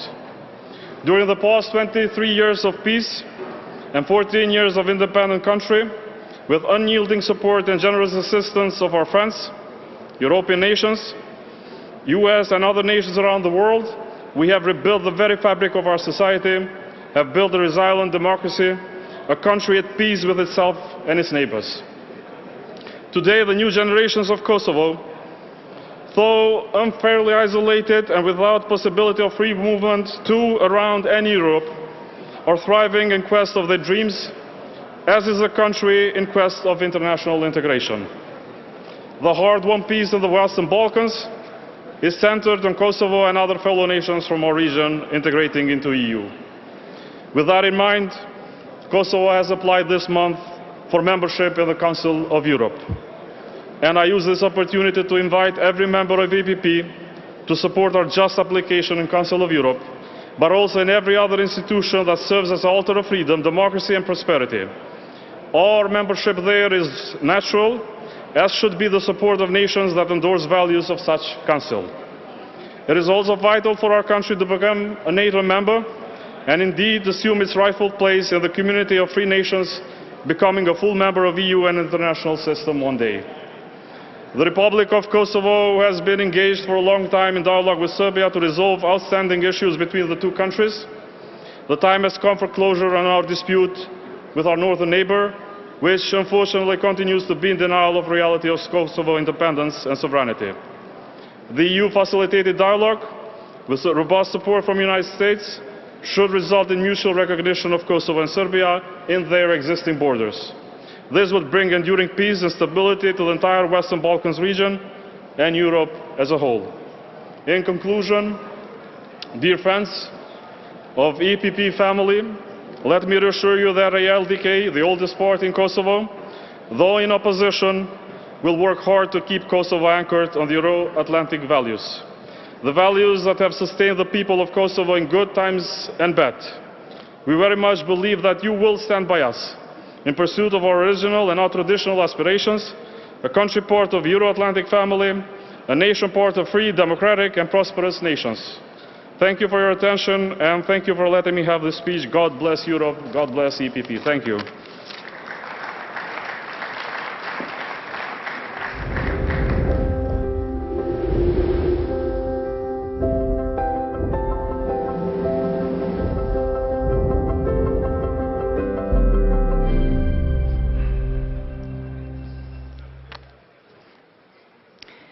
Have you already been to the Dutch experience in the plenary hall? Did you see it? If you didn't, just go there. It's really amazing to see.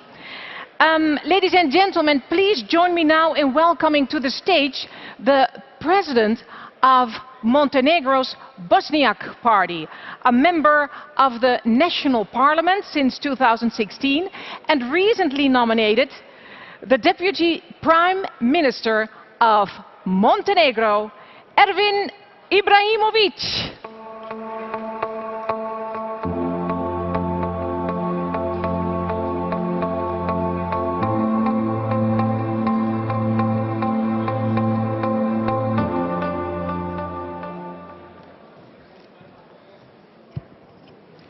Dear colleagues, dear participants of the Congress, on behalf of the Bosniak Party of Montenegro, I wish the Congress a successful work and I would like to congratulate to the candidates and wish them good health and success in their future work. I would like to inform you very briefly about the news concerning the Bosniak Party and current situation in our country. After the Congress, which was held in June last year, and the election on the President and the Presidency, we started the fundamental reform of the party on all levels. We have changed the complete structure within our local committees, involving a lot of new young people and women. In our two municipal organizations, we have female presidents and the head of the parliamentary club in the Assembly is also a female MP. Our program and statutory act have been harmonized with the programs of other EPP members, and we have eliminated nepotism and the implication of the accumulation on functions, and those complete with the recommendation of our partners. We are keeping on with the current internal party reforms, aiming to create a modern European party. When it comes to Montenegro society, we are witnessing exceptional political dynamics. The government of former Prime Minister Mr. Krivokapić has become the past, anti-secular in its ideology, incompetent in structure and anti-European in its action. The government was overthrown in Parliament at the end of January. Since last September, we have started negotiations on creating a new and healthy political scene in Montenegro. We signed a memorandum of cooperation with the parties of other minorities, which is the first document in the 30-year history of the multi-party system in Montenegro, which formalized cooperation and gathered pro-European principles, parties belonging to different ideologies, government and opposition. I would like to assure you that as a minority party which has shown exceptional capacity to expand its field of support, we will strengthen political dialogue and society reforms. For the Bosniak Party, there is no alternative to the European agenda. So we will support the laws and solutions that can be adopted in Parliament in order to strengthen democratic institutions, fight crime and corruption, and meet the objective of Chapter 23 and 24. Dear friend, being faced with terrible sense of the suffering of innocent people on the war storm in Ukraine, we are sending a strong message from here that we will have thought and prayers for the Ukrainian people who are exposed to the aggression. We believe that this is warning to all of us, especially to the region of the Western Balkans, to which we belong, that we must further accelerate the process of joining Europe and the Union. Strengthening European processes and Western orientation reduce the influence of other ideology that can stabilize the region. Thank you and all the best.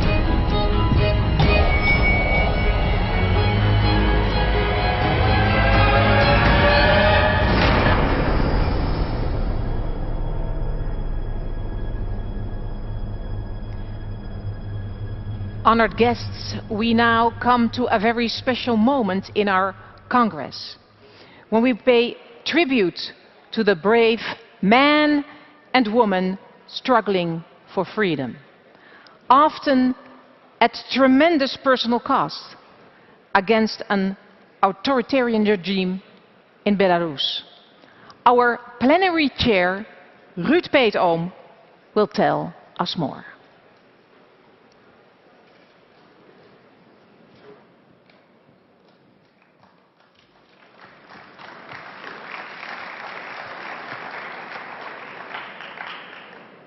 Please join me in welcoming to the stage the leaders of the Belarusian opposition and the leaders of the center-right coalition, our EPP family members, Volga Kalakova, member of the Presidium of the Coordination Council, Vital Rimashevsky, co-chairman of Belarusian Christian Democracy, Mikolai Kozlu, chairman of the United Civic Party, and Yuri Hubarechevich, chairman of the Movement for Freedom. Please give them an applause.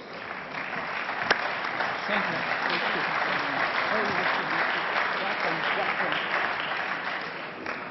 And now Svetlana. For you. Welcome. Well, we're very honored to have you here at the stage with our team, our Congress. We stand with democracy. Because, ladies and gentlemen, these brave women and men are standing as a united front against the oppression of the Lukashenko regime and fighting for democracy in their country. You seen it on the video. To speak on behalf of the Belarusian opposition, please join me now in welcoming two-time Nobel Peace Prize nominee Svetlana Tsarnaevikovskaya here at the stage. Please welcome.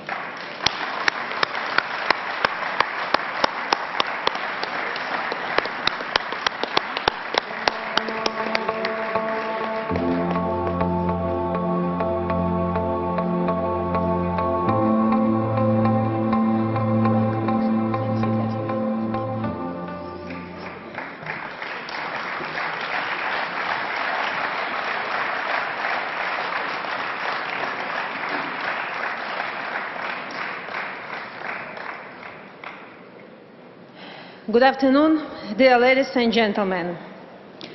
In this beautiful hall, the Eurovision Song Contest was held exactly 1 year ago. And I'm thankful that I don't have to compete in a song contest for your attention. And I'm happy to be here at the EPP Congress because I know that I'm here among friends. Friends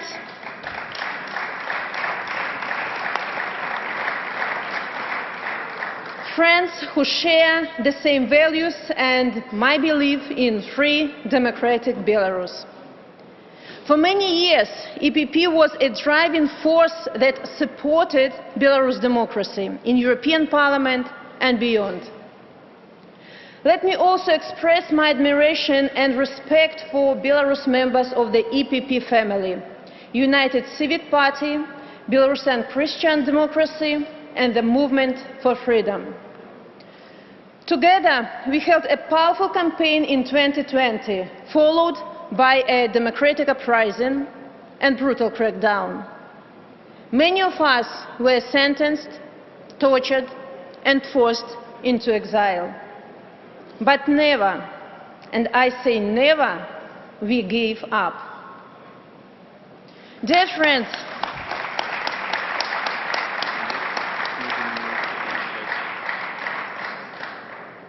friends, I would like to repeat one obvious but sometimes forgotten fact. Belarus is Europe. Belarus is not Russia. And it became evident when Lukashenko tried to drag our country into Russia's war against Ukraine. And Belarusians put all their efforts into helping our Ukrainian neighbors. 1,500 people were detained for anti-war movement in February and March. More than 80 acts of sabotage have been carried out by partisans inside Belarus. And more than 1,500 volunteers joined Belarusian battalions in the Ukrainian army. Therefore, it's crucial to distinguish the regime and the people of Belarus, tirelessly fighting against tyranny. Help the people and punish the regime. On one hand, open doors for Belarusian students, support free media, and welcome businesses fleeing Belarus. Help those who are fighting on the ground. Consider unilateral visa-free for Belarusians. What a powerful message it could be. On the other hand, strengthen sanctions, both personal and sectoral. And sanctions shouldn't be a bargaining chip. The regime now tries to lift sanctions, therefore it blackmails the world with hunger. So don't make deals with dictators. They cannot be appeased. And of course, don't bargain on political prisoners, who are in fact hostages. There are more than 1,200 of them at the moment, and all of them must be released unconditionally. Some of them might face the death sentence, according to a new law signed by illegitimate Lukashenko. He can kill opponents, but he can't silence an entire nation.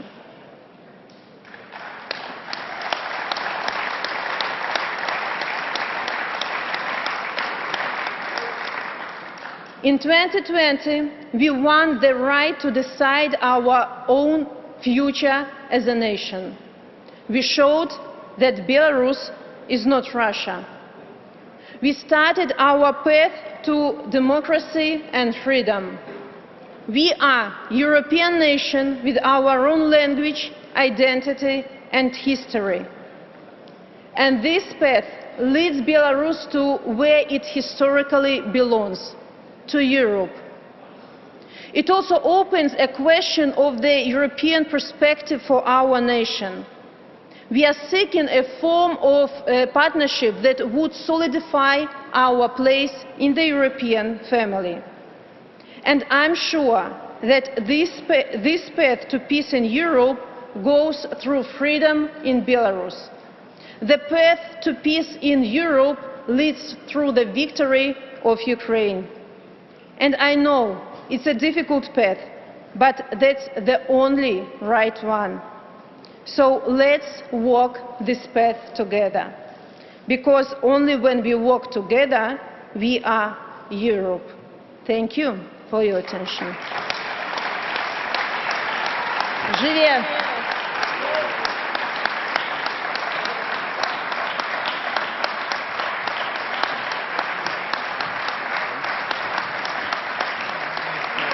Yeah, thank you for all your meaningful words. It's really impressive. Give them a big hand.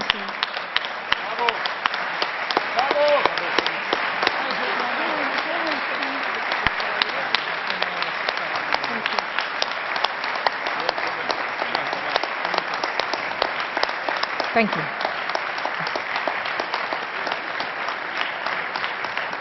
Ja, en natuurlijk ook dankjewel, Ruud Peetoom. Ladies and gentlemen, our next guest is Georgian opposition leader and the chair of his party, United National Movement. Give him a big welcome. Nika Melia.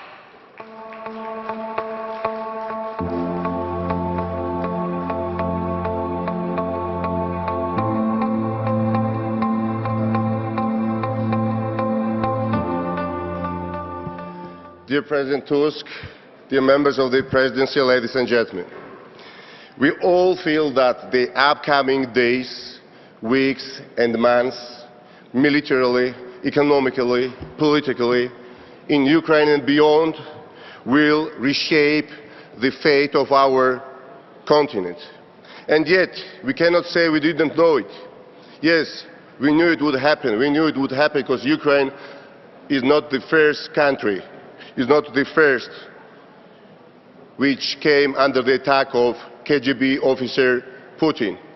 My country in 2008 was attacked by him, and 20% of its territory is still occupied. And some people in the West used to claim that Georgia was the aggressor. Georgia was the aggressor against Russia. What a mistake. What a lie. Georgia 2008 was just a dress rehearsal for Putin before 2014 and 2022. And why was the West so deaf? Why was the West so blind? Why do some Western leaders still today show reluctance to call a dictator, to call a spade after all? I believe this lack of realism and sometimes of courage leads to consequences that are just tragic. Ukraine, but Georgia too. A narcissistic, Gazprom-type oligarch has captured the Georgian state institutions and treats and sees the country as his private property. Exactly a year ago, I was in jail, and this is the European Union that posted my bail, the price for my freedom. But however, I plead guilty to be the voice of those who believe in a European and democratic Georgia, guilty to defend the victims of the government politically motivated justice. Political leaders like Mikhail Saakashvili, the third president of Georgia, who took the country out of the darkness of the post-Soviet times, who paved the way for the European Union integration, and who was the first to fiercely oppose the imperialist dream of domination of Putin, and who today, as I speak, looks the shadow of himself, almost dying in jail because of bad and ill treatments and torture. Opinion leaders like Nika Gvaramia, head of the main independent TV channel, recently jailed for just being too vocal against an oligarchic regime. Without an exaggeration, he's being jailed just for being too vocal against the regime. Guilty to represent my fellow citizens who feel ashamed not to see their government embracing the wave of support for Ukraine and the Ukrainians. And finally, I plead guilty to refuse to see my country fall on the dark side of the new Iron Curtain promised by Putin. President Tusk, you and me and some others in this room know the cost of Russian domination. No life, no future, no hope. So, more than ever, we Georgian people want Europe. We need Europe to stand by us to defeat the state capture. We want Europe because we still dream about freedom, about shared prosperity, about peaceful future. We call on the European Union to open its door to Georgia. We know the path will be long and complicated, full with the obstacles, but we should pursue it together. The current oligarchic regime is a severe obstacle, but with your support we will overcome it definitely. There are some, more than some, to say the least, people who would like us to see stop fighting for the European Union. But we will never cease to fight for the European values. We will never flee and we will never flow. Thank you very much for your attention. Thanks a lot.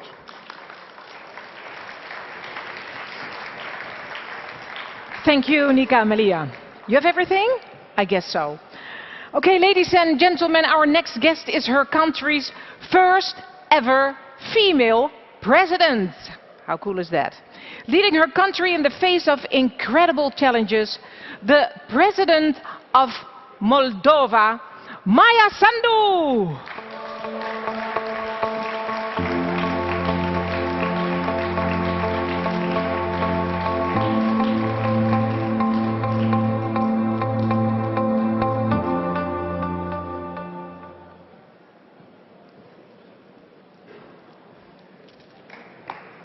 Thank you. Thank you.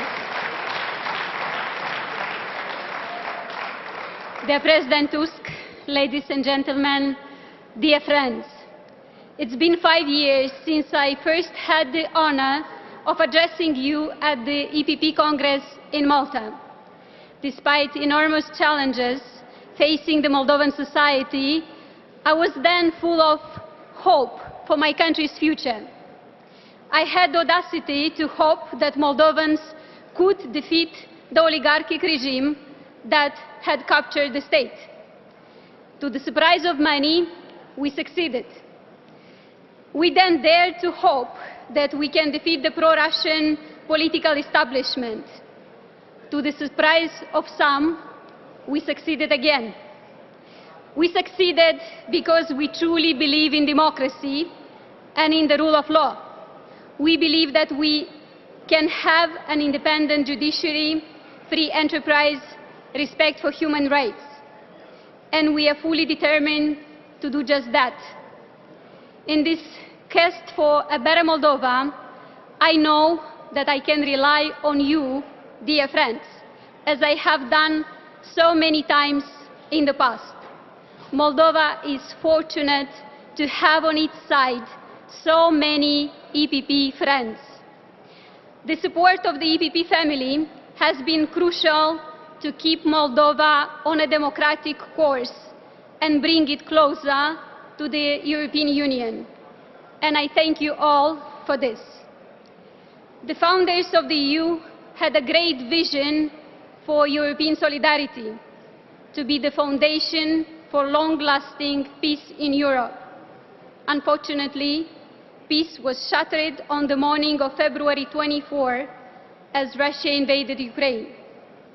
The courage of the Ukrainian people who are defending their homeland but also the European way of life is an inspiration to everyone. We in Moldova, much like the rest of Europe, are committed to helping Ukraine. We have opened our homes and our hearts and will continue to support the Ukrainian people. We have condemned the unprovoked, unjust and dehumanizing war of aggression that Russia chose to wage against Ukraine. This war created a new geopolitical reality in Europe, a reality that no country of the free world can further choose to turn a blind eye on the dividing lines in Europe, the lines between peace and aggression, between democracy and authoritarianism, between freedom and servitude.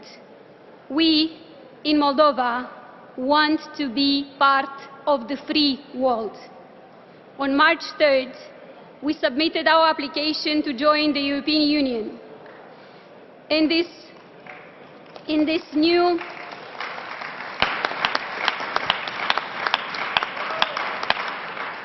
new geopolitical reality, to us, this is the only way to guarantee a free, safe, democratic, and prosperous future.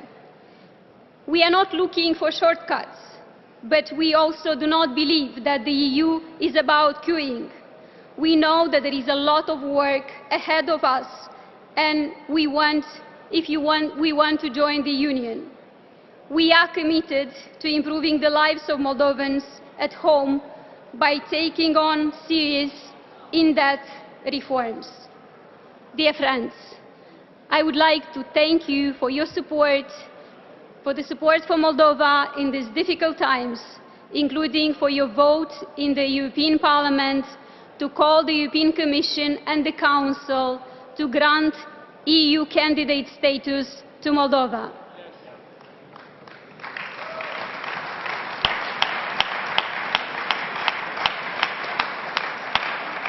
We understand that politically difficult decisions have to be made at the EU level. On this, we count once again on the European People's Party, our political family, to support our bid for candidate status. Now, more than ever, we must work together to strengthen the resilience of our region and restore peace by offering countries like Moldova a credible EU accession path. They say that family always comes first, and I trust that Moldova can count again on the EPP to face the current challenges, but also to help us open the doors to the European Union. We are indeed stronger together. Thank you.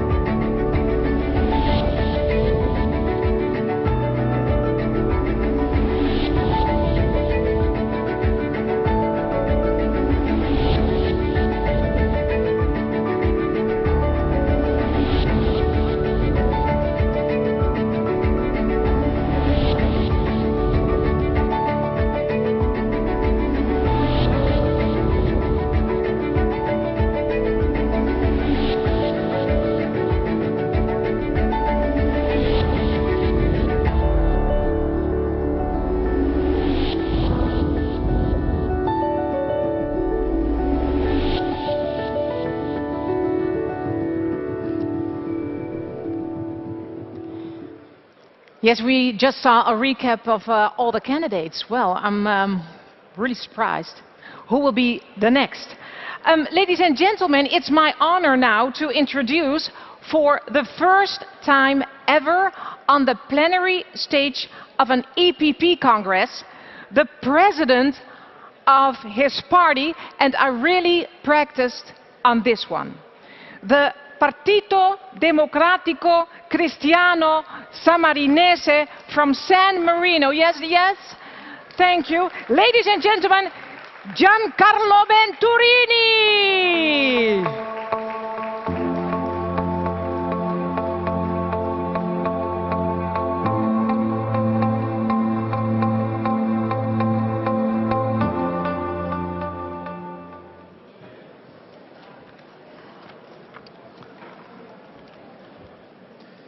Signor Presidente Donald Tusk, signor Segretario Generale Antonio Lopez, cari amiche e amici del Partito Popolare Europeo, è un grande onore e un vero piacere prendere parte al 27° Congresso del Partito Popolare Europeo come Segretario Generale del Partito Democratico Cristiano Sammarinese.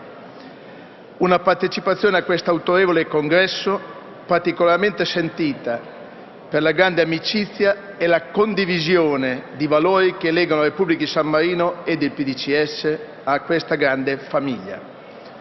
L'attuale momento storico, segnato dalla guerra in Ucraina, richiede ed impone a tutti con urgenza ogni possibile sforzo per la pace, ancorandosi agli ideali ed ai valori che hanno animato i nostri padri fondatori europei, che ispirano la nostra azione politica. È fondamentale che da questa assise esca un messaggio forte che veda il Partito Popolare Europeo rimettere al centro la persona, riscoprendo quei forti valori cristiani che sono la base di una società solidale e giusta e di un'Europa pronta a trasformarsi. Un'Europa che, attuando il disegno di Adenauer, De Gasperi e Schuman, sappia trovare unità e guardare con lungimiranza alle sfide del futuro e alla loro realizzazione: la pace, la salute, l'ambiente, l'economia e la cultura. Il Partito Democratico Cristiano Sammarinese, dal 1948 ad oggi, saldo nei propri valori, è riuscito a riconfermare la fiducia dei cittadini. Infatti, anche nel 2019, con circa il 34% dei consensi, il PDCS si è posizionato come primo partito del Paese a guida di una grande coalizione di governo. La Repubblica di San Marino, consapevole che per affrontare le grandi sfide del futuro fosse importante rafforzare i rapporti con l'Europa. Nel 2013, proprio sotto la guida democristiana, ha avviato il percorso per un accordo di associazione all'Unione Europea. Da allora importanti passi in avanti sono stati compiuti. Ora però chiedo a voi amici del PPE di continuare ad accompagnarci in questo percorso per giungere ad una spedita definizione dell'accordo. Sono molto fiero di potervi testimoniare da questo palco il forte sentimento europeo che riecheggia nella democrazia cristiana e nei nostri giovani, fortemente impegnati nello IEP, che hanno recentemente organizzato a San Marino il primo Council Meeting. Dopo 2 skill training dell'EDS, una testimonianza concreta alla preziosa sinergia con la famiglia del PPE. Concludo formulando a nome mio personale e del Partito Democratico Cristiano Sammarinese i migliori auspici per i lavori del 27° Congresso e l'augurio di un sempre maggior successo del Partito Popolare Europeo. Ancora un vivo ringraziamento al Presidente Tusk e al Segretario Lopez per il lavoro svolto in questi anni, che nel segno di una vera amicizia ha permesso di dare voce al PDCS e alla Repubblica di San Marino. Rivolgo anche i migliori auguri di un buon lavoro al futuro Presidente Manfred Weber e a tutto il nuovo board che verrà eletto. Grazie e buon congresso.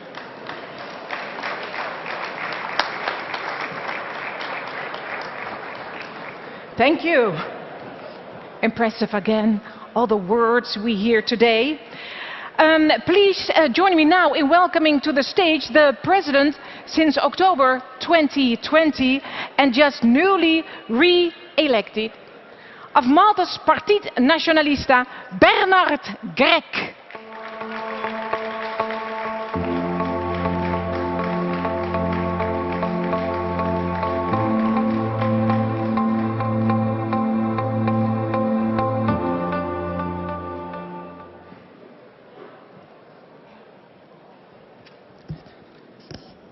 Dear Chair, dear colleagues, I am honored to address you in person once again as leader of Partid Nacionalista of Malta. A proud member of the European People's Party, since the last EPP summit I have been given a renewed mandate by my party to carry on with our work to regenerate Maltese democracy. Because we believe democracy must be fought for in Europe and wherever European values seek to thrive. This is why in this forum, nothing commands our attention more than the fight for democracy in Ukraine. The situation in Ukraine adds another dimension to an array of crises that is gripping our continent. Partit Naționalista extends its solidarity with the embattled Ukrainian people. Throughout his address to European legislatures, President Volodymyr Zelensky has maintained that the war brought to his nation is our war as well. And he is right. This is why the European Union must continue to defend Ukraine with its support. On its part, Partit Naționalista has repeatedly called on the Maltese government to redouble its efforts and abide by its commitment to implement the EU sanctions packages against Putin's Russia. While Malta is small and constitutionally neutral, its people are not morally neutral. Partit Naționalista recognizes that the breach of such fundamental tenets of international law as the territorial integrity of a nation state endangers all law-abiding countries. The war in Ukraine informs our direction on combating other crises. In the context of climate change, the modal shift in energy should complement the shift away from Russian energy. Europe must eventually cease its dependence on fossil fuels, more so when they are supplied by autocracies, the kind of regimes that do not think twice before invading a sovereign nation. The crises we face today are interlaced delicately. Emerging from the pandemic required difficult calculations for living with the coronavirus. Emerging from the war in Ukraine will require new and urgent thinking on our transition toward climate neutrality as concerns energy. Finally, colleagues, we would do well not to lose sight of the obligations we have in upholding the rule of law across the Union. Our commendations on Ukraine would diminish in their value if we fail to better our democracies at home. On its part, Partit Naționalista will not waver in its fight against corruption and the erosion of the rule of law in Malta. Even in the smallest member state, institutional failings mount a real threat to the well-being of the European Union. Along this vein, we will push for the implementation of the Commission recommendation on the protection of journalists and human rights defenders who engage in public participation. Journalists are on the front lines of assuring the free flow of information, a fundament of democracy.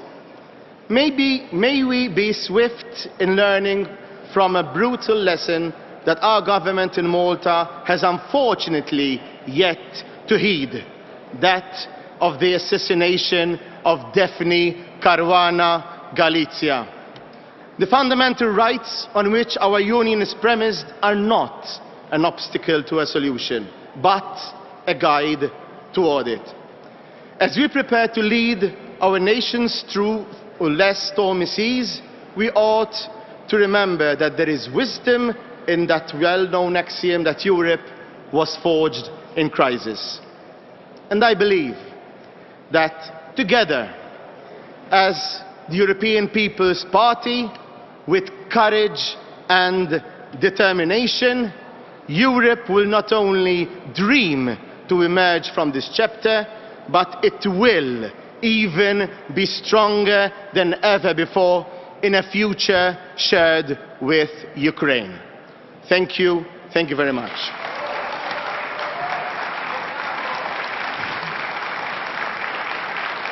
Yes, and so it is. Ladies and gentlemen, please join me now in welcoming the leader since January 2018 of Portugal's main opposition party, the Social Democratic Party, Rui Rio.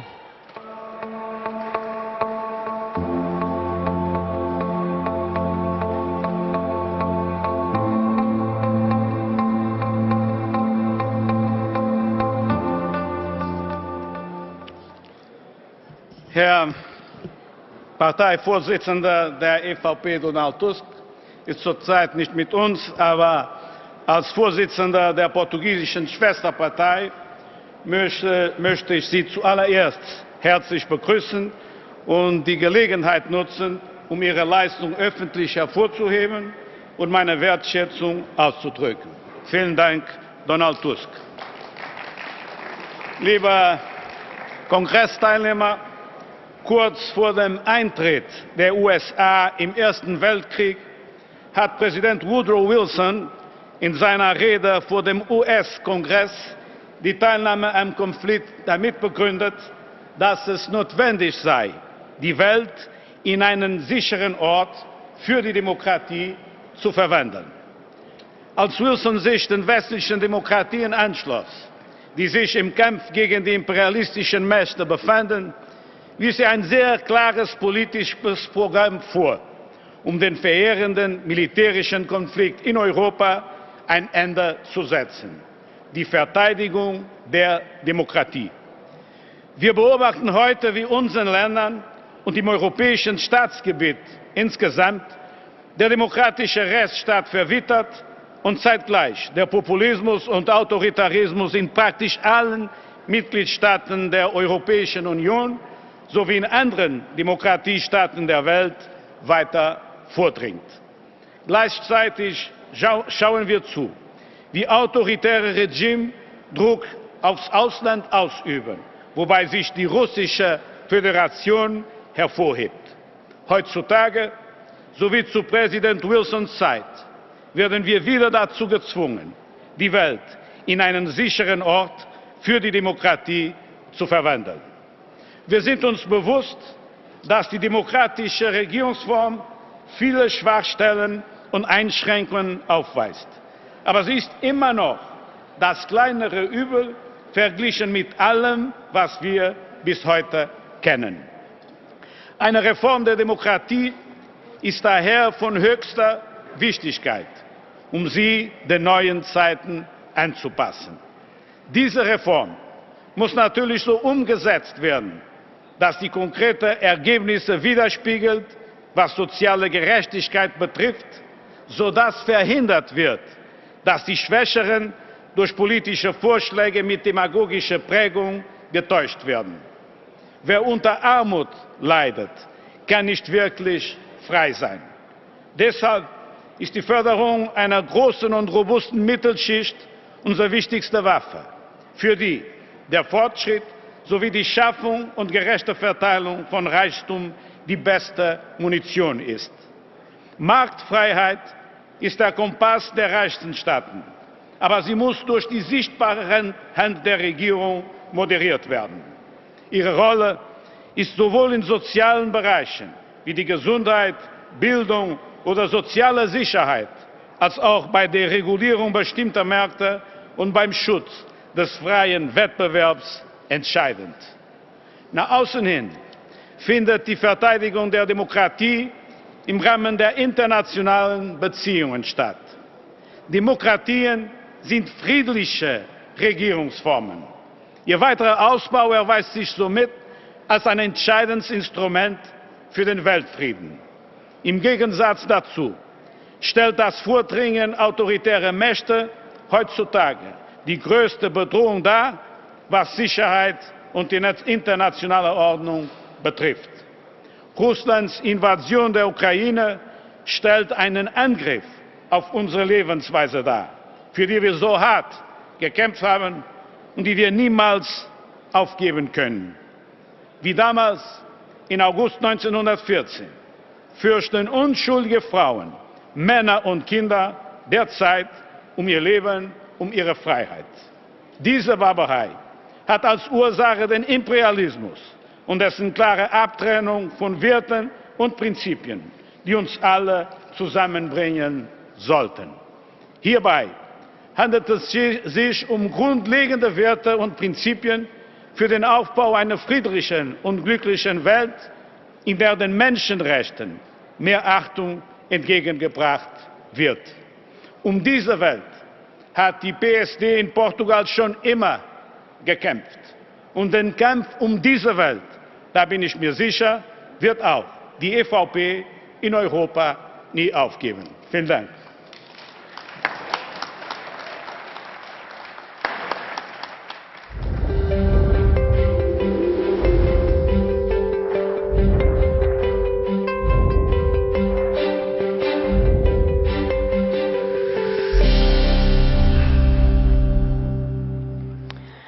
Yes, dear guests, honored family of the EPP, I have just one thing. May I ask you to be a little bit more silent for the people who talk here on the floor? Thank you so much. Thank you. Ladies and gentlemen, our next guest is the president of Luxembourg's main opposition party, the Christian Social Party, or CSV. Please welcome Claude Wieseler.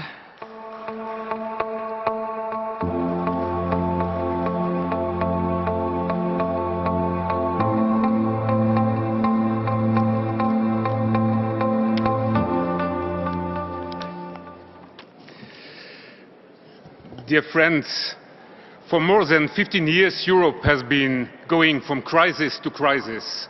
If the financial crisis of 2009 sometimes divided us, the refugee crisis of 2015 led almost to a blockage of European solidarity from which we still suffer today. However, the COVID pandemic, as well as the crisis in Ukraine, have had quite a different effect. First, on the functioning of Europe, but also on the way Europe is perceived by Europeans. They demonstrated the strength that Europe could have if it decided and if it succeeds in staying united. The moment we are experiencing today is therefore very special because it allows us to breathe new life into the European idea. We should take advantage. We should take advantage immediately. The conference on the future of Europe showed us many ways to do so. Most of these proposals are achievable without treaty change. The proposals in terms of health, of climate action and environmental policy, but also energetic strategic independence or the reduction of dependencies in the economic field are feasible now. The same goes for military cooperation for the countries that want it, and there are many of them today. It is true that a change in the treaties is needed to reorganize the common foreign policy, respectively to control and implement the respect of the rule of law.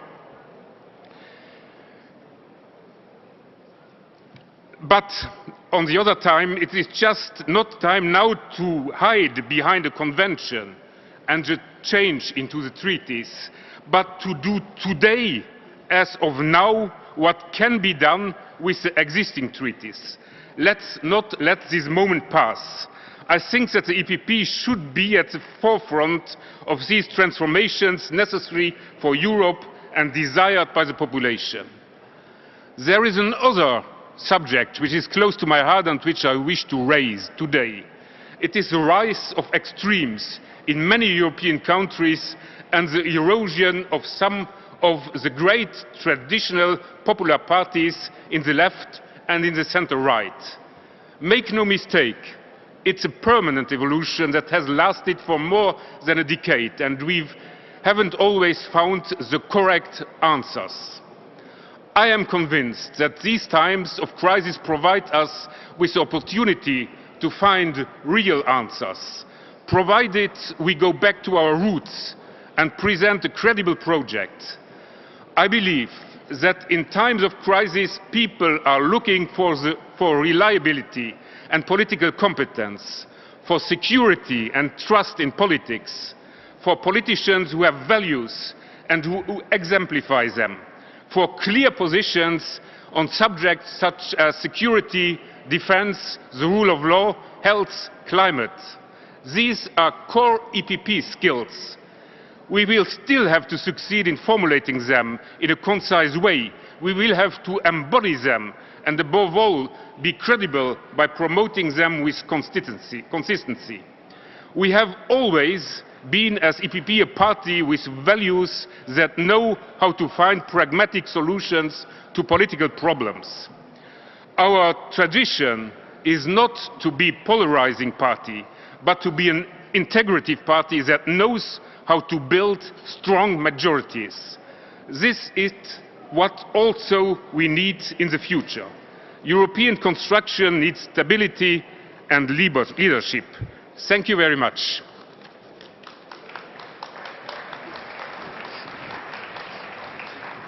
Thank you. Thank you. How are you doing, Ruud? Everything okay? I'm fine, Lucille. Are you fine? Oh, great. Great to know.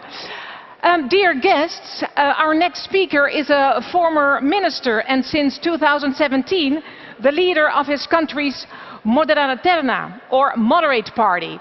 Please join me in welcoming Sweden's next Prime Minister, Ulf Kristersson.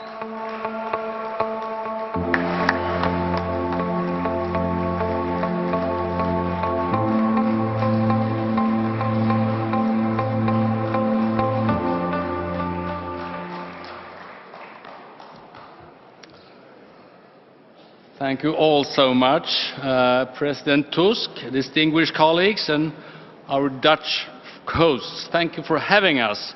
We've all been looking forward to finally be able to meet again.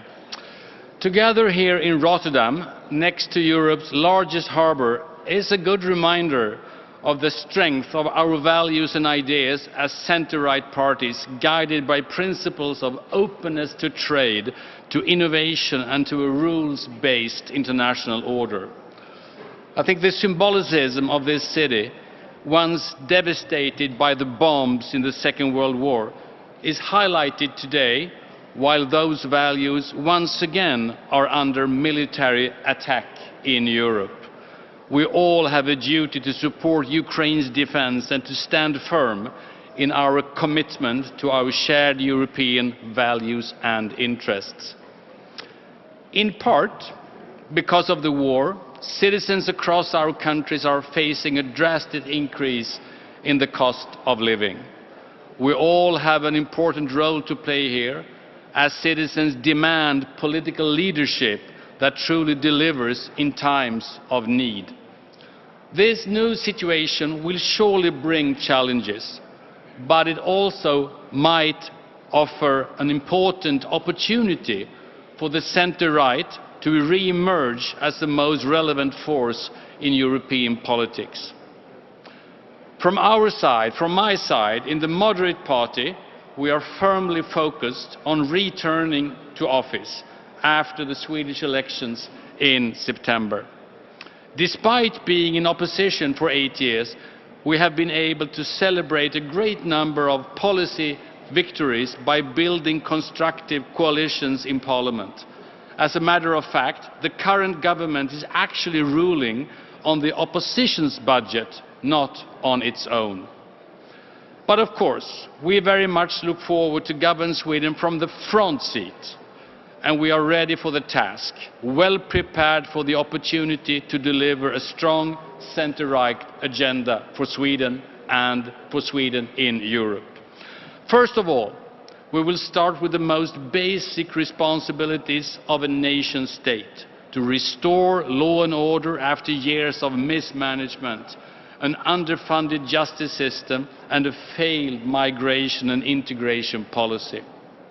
Secondly, we need a leadership that truly sees the potential in innovation and economic growth, where business is allowed to play a central role in the green transition, building a fossil-free energy system, including the next generation of nuclear power.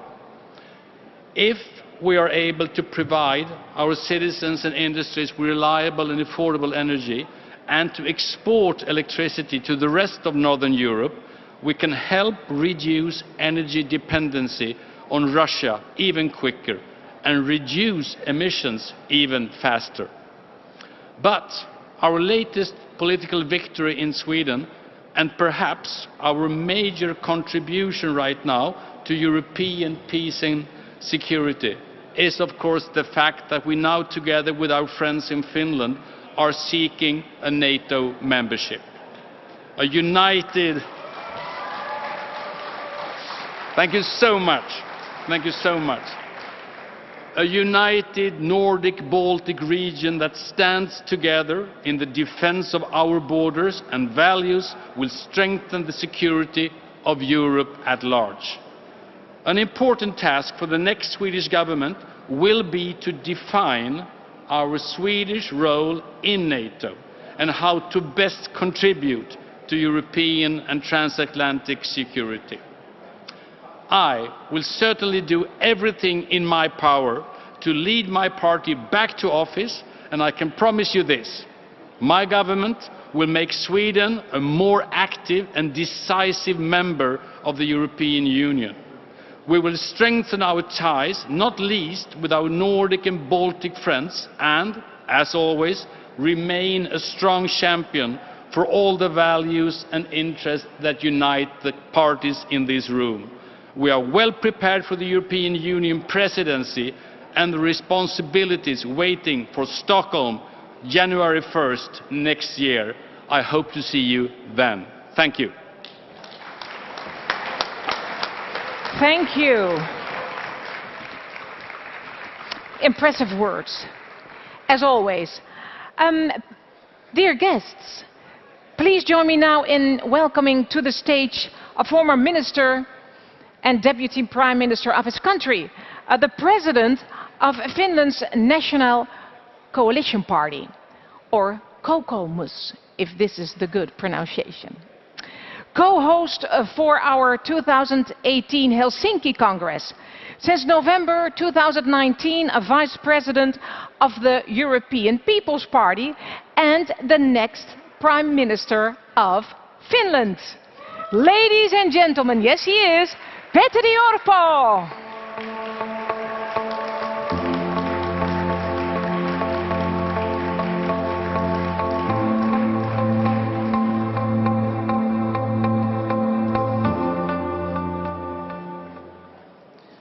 Dear EPP family, it is so great to be here and see you all after the long COVID years and during these times of war in Europe.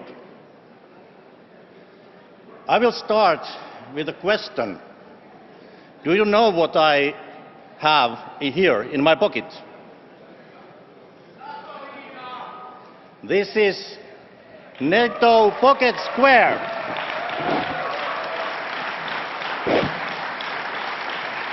I have carried this in my pocket for years, and now Finland is finally joining the alliance together with Sweden. Thank you all for good cooperation. Kokoomus has supported NATO for decades, as the only party in Finland. Finland and Sweden in NATO will make the alliance stronger and Europe more secure. I hope that we can become members as soon as possible. Thank you all for support to speed up the process. Dear friends, unfortunately, this did not happen in good times. Russia's barbaric attack against Ukraine is unacceptable, and we must continue to isolate the Kremlin in order to push back its aggressive behavior. Ukraine still needs all help possible. They are fighting for us and for our European values with their blood. We must not slow down. Right now is the time to do more. Dear friends, I have been chairman of the party since 2016, and I have worked as the EPP vice president since 2020.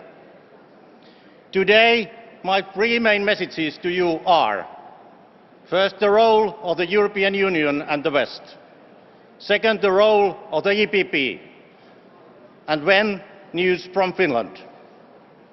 First, I have never seen such unity in the EU. We have had remarkable unity on sanctions, arms exports, financial aid, and refugees. We must hold on to this unity even though we will face economic turndown and high energy prices. We will find answers to this. However, one day the war will be over and we will be stronger together on EPP. We must remain as the most powerful political family in Europe, and we can do this by staying true to our core values. In times of stress and uncertainty, people of Europe need stability. This is what EPP can offer. We are a bastion of calmness. We have credible economic and security policies, and we can bring hope of a better future to the people, because we are the People's Party. Kokoomus in Finland is leading the polls in Finland, and we are on our track to win the parliamentary elections next spring. We must turn around the development where EPP has lost positions in member states and thus in the Council. We went to opposition in 2019, but after that, with hard work, we have turned the tide. We have managed to do this in Finland, and this can also be done in EPP. Our common goal is to be the strongest in the Parliament, the Commission and the Council. Let's turn the EPP ship course towards winning national elections and European elections in 2024. Thank you.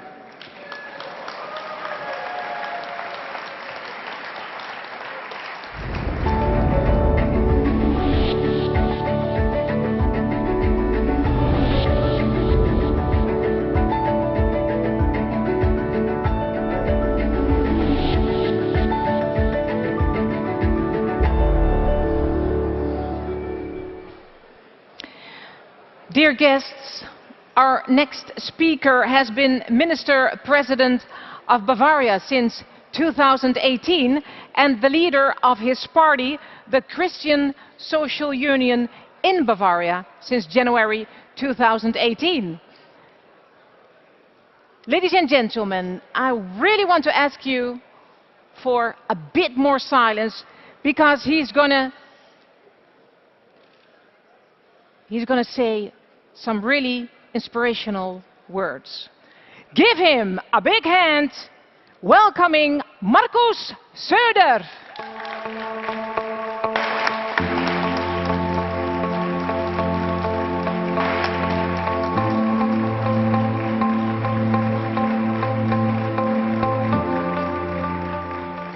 Liebe Freundinnen und Freunde, das ist ein ganz wichtiger Zeitpunkt, in dem wir heute zusammenkommen.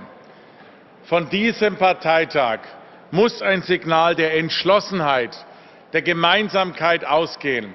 Und es geht ein Signal der Freiheit aus.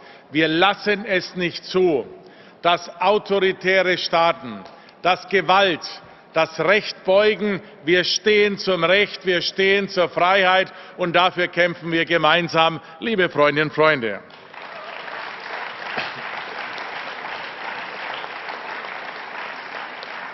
Wenn wir zusammenstehen, sind wir stark.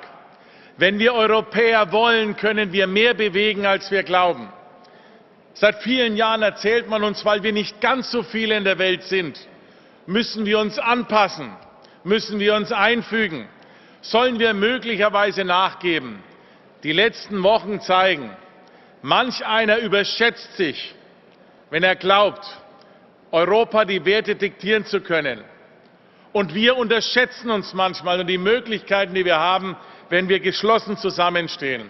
Ich finde es ein großartiges Signal, dass Schweden und Finnland in die NATO kommen wollen. Herzlich willkommen, wenn ich das sagen darf.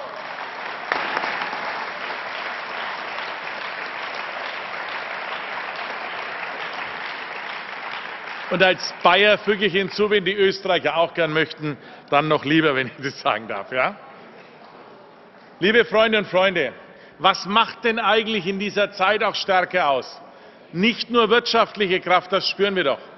Wir merken doch geradezu, wie unsere Werte, für die wir stehen und die für uns so selbstverständlich geworden sind, wie sie für andere so attraktiv und wichtig sind. Viele wollen zu uns, viele wollen mit uns, weil sie sich diesen Werten einer liberalen Demokratie verpflichtet fühlen.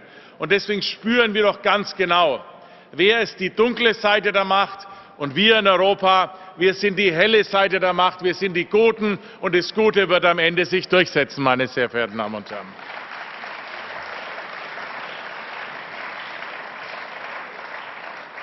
Friedrich Merz und ich führen unsere Unionsparteien in Deutschland. Und ich sage das hier auch an der Stelle, was uns etwas wehtut ist. Wir glauben, dass Deutschland eine besondere Verantwortung hat als größtes Land. Und ich finde, in den letzten Wochen macht Deutschland in der Frage der Unterstützung der Ukraine kein optimales Bild. Einmal ja, einmal nein, einmal vor, einmal zurück. Wir wollen unseren Beitrag leisten, wir wollen gute Partner sein und wir erwarten von der Bundesregierung, dass sie endlich kommuniziert, dass sie endlich führt und dass sie ein klares Signal setzt an alle europäischen Partner, auch und gerade diejenigen, die in Sorge sind vor einem unmittelbaren Angriff. Wir stehen zu unseren europäischen Partnern, wir stehen zu den Werten und Deutschland muss seinen großen Beitrag erbringen und nicht zögern und ständig hinten anstehen.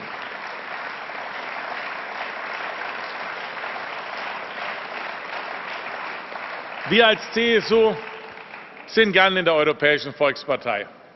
Und wir freuen uns heute ganz besonders, weil einer von uns, Manfred Weber, die Chance hat zu kandidieren. Die Chancen, glaube ich, sind relativ gut. Das kann man jetzt so sehen. Noch läuft, glaube ich, knapp der Wahlgang. Lieber Manfred, ich wünsche dir viel Erfolg und ich glaube, Manfred Weber ist jetzt in dieser Zeit genau der Richtige für diese Aufgabe. Er hat als Fraktionsvorsitzender bewiesen im Europäischen Parlament, die unterschiedlichen Mentalitäten, die unterschiedlichen regionalen Interessen zusammenzufinden, Brücken zu bauen, das Gefühl und die Empfindsamkeit zu entwickeln, alle mitzunehmen.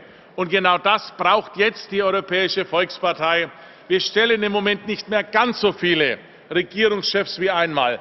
Umso wichtiger ist, dass die Partei eine neue Seele bekommt, die jenseits vom reinen Regierungsamt ist. Und dafür, Manfred, bist du wie gemacht. Ich wünsche dir alles, alles Gute. Wir stehen hinter dir und wir wünschen uns, dass du heute ein großartiges Ergebnis bekommst, denn ein starkes Ergebnis für Manfred Weber ist ein starkes Ergebnis für die Idee der Europäischen Volkspartei, die übrigens faszinierend und spannend bleibt wie eh, nämlich weltoffen und wertebewusst. Das ist das, was uns verbindet. Heimat und Zukunft in einem. Lieber Manfred, dir alles Gute, viel Erfolg für diesen Kongress. Und liebe Freundinnen und Freunde, lasst uns zusammenhalten. Halten wir zusammen, sind wir stark und sind wir stark, beeindrucken wir andere und nehmen andere mit. Wir haben gute Zeiten vor uns, wenn wir uns zusammenschließen. Alles Gute, viel Erfolg und dir persönlich auch alles Gute, Manfred. Dankeschön.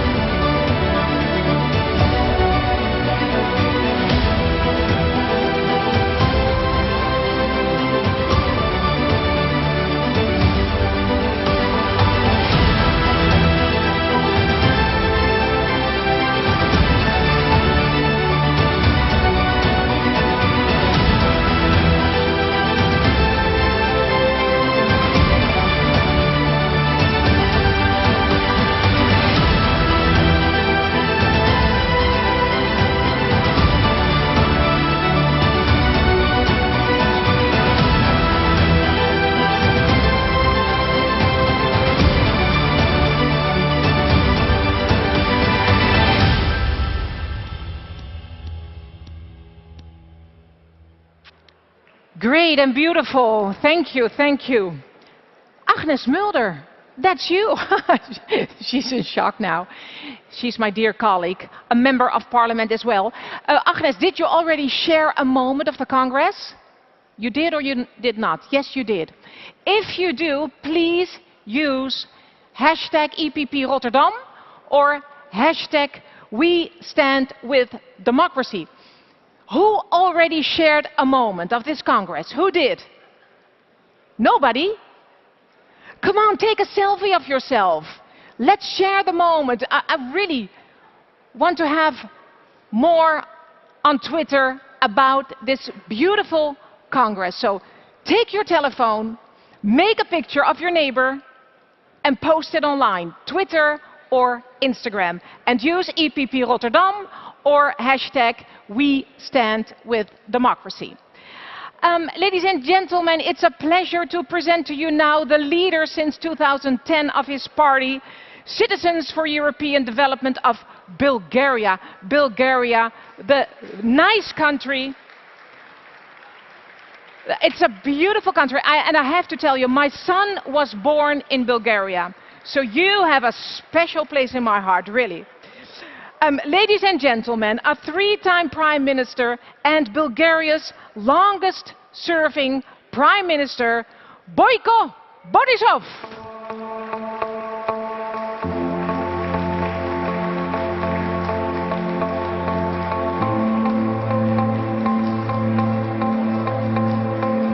Уважаеми приятели, може би в други времена щях да започна по друг начин, но днеска сме в състояние на една чудовищна война, с една руска агресия в Украйна. И всичко останало минава на по-заден план. Разбира се, Европейската народна партия и нейните ръководители, излъчените от нея председатели на комисии, парламент, премиери, канцлери, президенти, се справиха с много кризи. И не по-малко тежки. Миграционната криза, финансовата криза, ковид-кризата, войната в Сирия. Ние имаме опит, имаме компетентност, имаме знания, имаме експертите как да свършат тази работа. Затова, осъждайки руската агресия, нашата партия внесе в българския парламент законопроект да предоставим въоръжение на Украйна. Само че управляващата коалиция, а една от партията ги нарече приятелска държава Русия, не се съгласиха да предоставиме това въоръжение. Сега чувам, че имаме какви ли не предложения други, но важното не го свършихме. Отношението към мигрантите в момента в България, не искам да ви го казвам какво е, вие сами ще го видите в социалните мрежи. Но аз искам да апелирам към нашите партии отново да поемеме лидерската роля в Европа. Отново казвам, защото в последните 1-2 години виждам отстъпление. Но след войната ще говорим. Искам да благодаря на фондациите Конрад Аденауер, Ханс Зайдел за това, което правят за нашата партия вече повече от десетилетие. Искам да ви уверя, че ще продължаваме да даваме най-добрите резултати в България, защото и сега по всички социологически агенции ГЕРБ, коалицията ГЕРБ-СДС също е първа политическа сила. Така че се надявам в следващите месеци отново да има стабилно, дясно, центристка, с проевропейско, евроатлантическо правителство. Да поздравя колегите от Швеция и Финландия за тяхната смелост и, разбира се, да продължиме заедно напред. За Манфред Вебер мога да кажа само, че един изключителен приятел на България, един човек, който десетилетия вече работи по тези теми. Мога да му пожелая успех. Надявам се неговия екип да поеме ангажиментите си. Заместник-председателите работят много активно с държавите, членки на Европейската народна партия, независимо дали са в управление или в опозиция. Така че, което каза премиера Зьодер, абсолютно го подкрепям. Разчитаме за ново лидерство и в тези тежки времена да ползваш цялата компетентност, цялата синергия, всичко, което има Европейската народна партия в тая зала. Нека все пак да свърши избора и тогава да ти пожелаем успех. Но това мога да кажа. Благодаря на всички.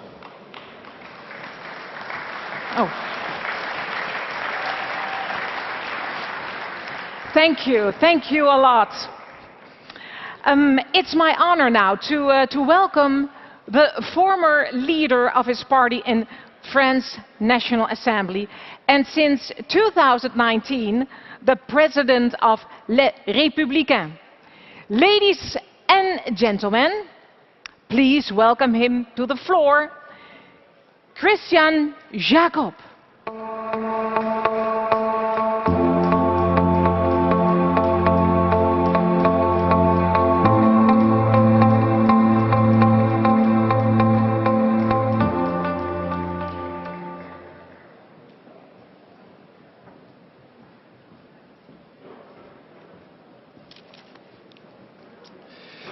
Mesdames, Messieurs les chefs d'État et chefs de gouvernement, Monsieur le Président, cher Donald, mes chers collègues, tout d'abord, je souhaite vous dire que je suis très heureux d'être avec vous aujourd'hui, 2 ans après le dernier congrès du PPE à Zagreb et après la pandémie qui nous a obligés de décaler ce congrès de 6 mois. Merci aussi à nos amis néerlandais de nous accueillir ici à Rotterdam. Merci au secrétaire général et à son équipe pour l'organisation de ce congrès. Dans la continuité de l'histoire du PPE et du rôle majeur qu'ont toujours eu ses leaders dans la construction européenne, je veux rendre un hommage particulier à Donald Tusk, notre président qui a toujours œuvré avec efficacité et dans l'intérêt général de notre famille politique. Je souhaite également vous remercier encore une fois pour votre participation au sommet du PPE que nous avons organisé à Paris au mois de février dernier. Nos pays doivent relever des défis immenses dans les prochains mois. D'abord, bien sûr, la guerre en Ukraine.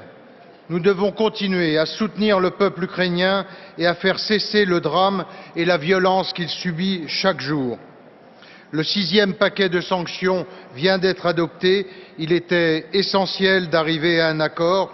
Nous devons aussi penser au déblocage des exportations de céréales qui pourraient générer des risques de famine dans plusieurs régions du monde. Au-delà de la paix en Ukraine, qui est une priorité absolue, nous avons 3 défis immenses à relever. Réduire notre dépendance énergétique, renforcer nos capacités de défense, reconquérir notre souveraineté alimentaire. Il est stratégique pour nos économies de réduire notre dépendance énergétique. Pour cela, nous devons, dans chacun de nos pays, grâce à une politique européenne coordonnée, développer nos énergies locales, doubler la production de biogaz et de biocarburants, favoriser l'énergie nucléaire, qui est notre principal atout pour atteindre à la fois la souveraineté énergétique et la neutralité carbone en 2050. Renforcer également l'Europe des capacités et notre Fonds européen de défense. Nous devons aussi définir et organiser dans la durée une nouvelle architecture pour la sécurité de l'Europe et réinventer toutes nos institutions multilatérales, le G7, le G20, l'ONU, qui ne fonctionnent plus aujourd'hui. Enfin, en 2030, il y aura 1,5 milliard d'habitants de plus sur la planète. En 2050, 2,4 milliards de plus, c'est-à-dire près de 10 milliards d'habitants. Le défi alimentaire est une urgence pour l'Europe. Nous devons totalement réorienter notre politique agricole commune pour répondre aux défis de l'autosuffisance alimentaire et peser sur les marchés mondiaux. Pour cela, nous devons nous engager dans une politique de production qui favorise la recherche, l'équipement, la productivité des exploitations agricoles. C'est un enjeu stratégique que le PPE doit porter. L'Union européenne ne doit pas abandonner sa vocation agricole, elle doit la renforcer et la développer. L'objectif des 5 années qui viennent est d'accroître notre production alimentaire sur le sol européen. Notre famille politique de la droite et du centre a toujours été au centre de la construction européenne et défend cette conception d'une Europe stratège, d'une Europe efficace et solidaire, mais qui respecte la souveraineté nationale de chacun de ses États membres. Continuons sur cette voie, sans céder aux chimères du fédéralisme, et restons fermes sur les valeurs de notre famille politique, le travail, l'ordre, la lutte contre l'islamisme, la lutte contre l'immigration illégale, la solidarité, l'innovation, le progrès, la famille, la lutte contre le réchauffement climatique. Je le dis avec d'autant plus de force que si en France nous avons essuyé une défaite aux élections présidentielles, nous avons gagné toutes les élections locales. Nous administrons aujourd'hui plus de 60% des collectivités territoriales de notre pays. Nous sommes confiants pour les élections législatives qui auront lieu les 12 et 19 juin en France. Il nous faut aussi, ici au PPE, des élus attachés à notre famille politique et ancrés dans les territoires. Franck Proust est un élu que vous connaissez bien et que tu connais bien, mon cher Manfred. Il est solidement implanté dans sa région et bénéficie du soutien total de notre famille politique. Il a démontré depuis des années la force de son engagement européen. En France, mes chers amis, l'après-Macron a commencé et nous serons la seule force alternative de gouvernement. C'est pour cela qu'il nous faut, en France, comme dans chacun des pays de l'Union européenne, des élus reconnus sur leur territoire.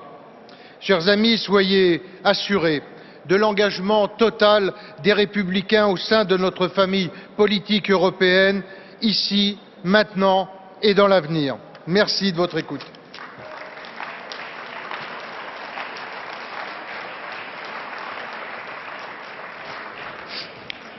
Thank you. Well,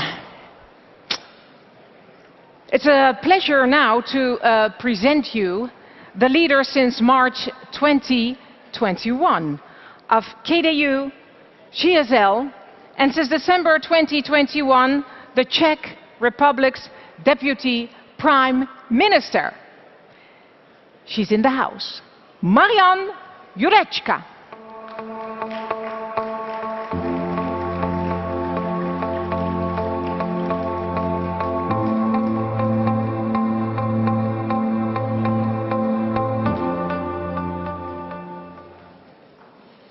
Ladies and gentlemen, dear friends, allow me to greet you all on behalf of the Czech Christian Democrats. We are now in an exceptional situation that we have not had since the Second World War. Russia's aggressive attack on Ukraine is an attack on freedom and democracy, not only in Ukraine, but in all of Europe. Brave men and women are now fighting and suffering in Ukraine for our freedom as well.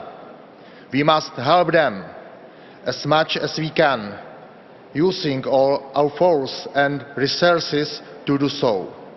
The Czech Republic is one of the countries, along with Slovakia and Poland.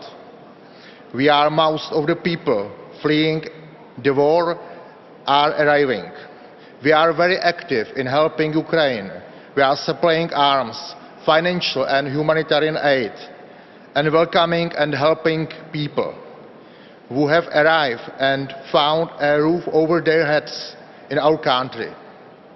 All of this, of course, comes with high financial costs that we carry, and at the same time we have to deal with many of the problems that concern our own citizens, as well as citizens across the EU, like high inflation rates, delays, and rising energy and food prices. That is why we also need financial support from the EU, and not just from the money that we have received under the Next Generation programme. There is a European dimension to all of this, and it is important for the EPP too. If we do not help countries that are spending big amounts of money to help Ukraine and their people, and these countries are not able to spend more money to address the pressing problems of their citizens, it may cause social unrest. People will then count us out in the European elections, and the EPP might be weakened. We must not let the current crisis affect the most vulnerable groups. This also relates to another issue that we are probably all dealing with at the moment: energy security. I think we can all agree that it's important to move away from fossil energy sources from Russia as quickly as possible. In this regard, I would like to thank you for your license in postponing the embargo on oil imports from Russia for the Czech Republic, Slovakia and Hungary. Our aim is, of course, to diversify our energy sources as quickly as possible. But unfortunately, we are vulnerable in this respect, and even with natural gas, diversification in CEE will take some time. These are issues that we must address together as active members of the EU and as the largest and strongest group in the European Parliament, the EPP.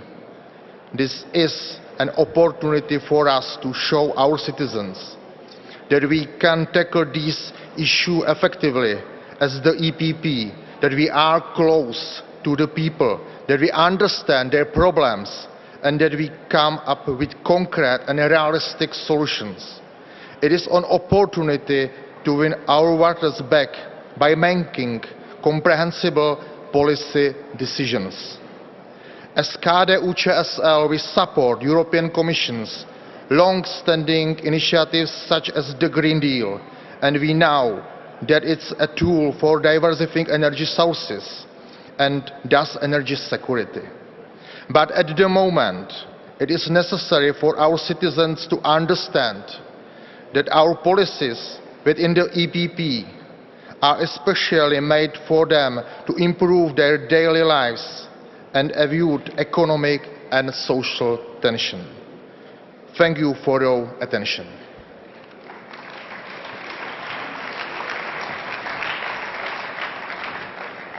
Thank you for your nice words.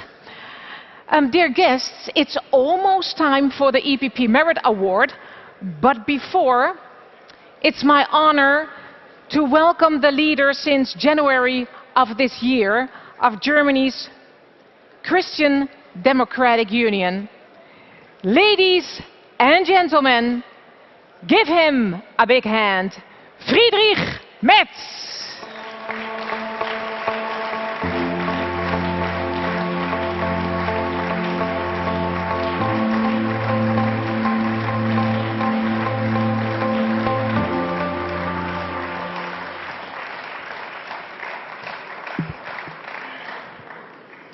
Dear President Tusk, dear Donald, distinguished heads of states, heads of governments, dear friends of the European People's Party.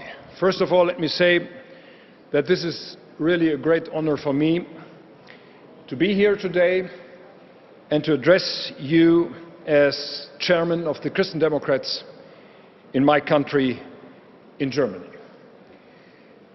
As many of you might know, I started my political career in the European Parliament. This was more than 30 years ago, in 1989. And since then, I'm a strong believer that the European Union is in the best interest of our people, of our countries, and of our future. And ladies and gentlemen, dear friends, this is my strong European commitment, which drives me also in our national politics in Germany. And I can bring you a good message from my country, from the Christian Democrats in Germany. We saw some new polls in the afternoon. And these polls are showing that we are now again #1 in Germany.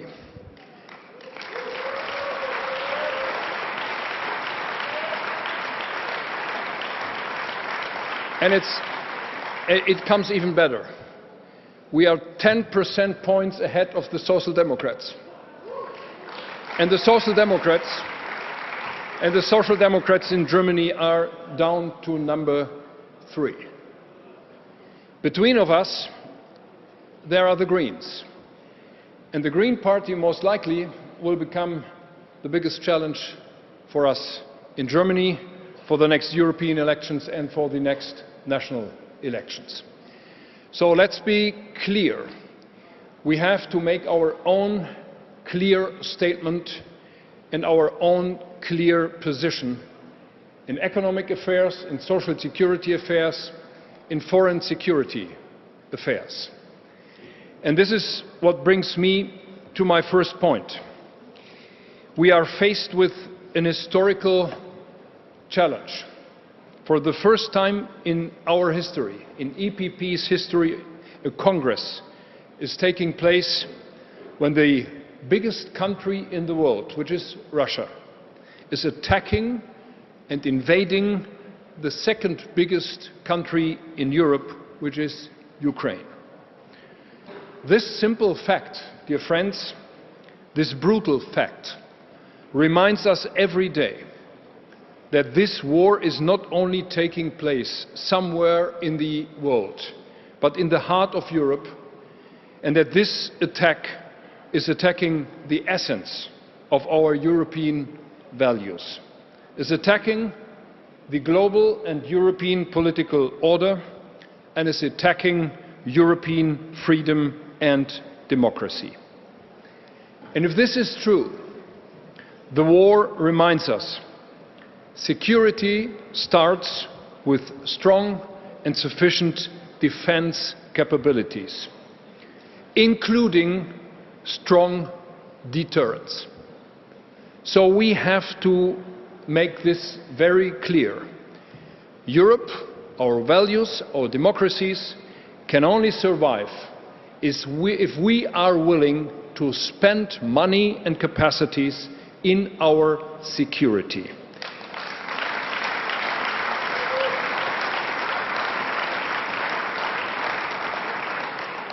And my second message is the following. The EPP is the strongest party in Europe. We are the only one who are able to bring East and West, the North and the South in Europe back together. And when I was in Brussels last time, I pointed out that this party, and Manfred knows that as the leader of our parliamentary group, that this party is the only one who is covering any country in the European Union. We are having here in this room representatives from each and any country in the European Union, and that the parliamentary group is the only one who is having members of the European Parliament from each and any member state of the European Union. This makes us proud, but this brings us to our political responsibility. And therefore, dear friends, as Germans, we are grateful that Manfred Weber is willing to run as chairman of our EPP's family. But I give you a promise. This is a strong German commitment for European affairs and our cooperation in the European Union. This will not lead to an overweight of Germans. The clear message is that we Germans are really willing to share with you our European commitment and our European policy to bring Europe jointly forward and to do something which is more important than ever before, that this European Union becomes active and a clear, strong global player in any respect. So, dear friends, the war in Ukraine is not the only challenge we are faced with in these days. The rise of populism, Euroscepticism, and the crisis of trust of democratic structures must be addressed seriously as well. This also includes a high level of self-reflection and willingness to reform the EU. A strategic, economic and geopolitical independence in close cooperation with our democratic partners around the world must be the common goal for all of us. The next European elections will take place in summer 2024. And this is 15 months before we will have our next federal election in the Federal Republic of Germany. So our strong commitment goes to these two elections in 2024 and 2025. Let us jointly show that the Christian Democrats and the center-right parties in this European Union have the clear message that we will become the decisive political power in both European-wide and national. And that's the reason why I'm really happy to be here, to speak to you, and to bring this message to you that the Christian Democrats are those who are clearly committed to national and to European policy. Manfred, all the best, full support from our side, and dear colleagues and friends from all over the European Union, Germany is full on your side, and we will fight together for a better Europe. Thank you for your attention.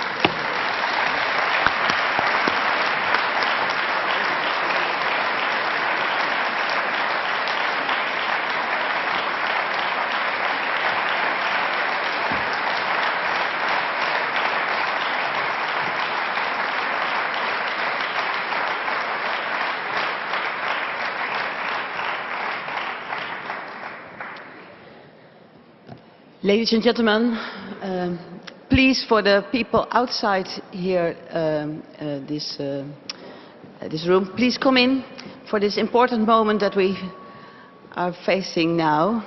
So please come in and sit down for a very special event.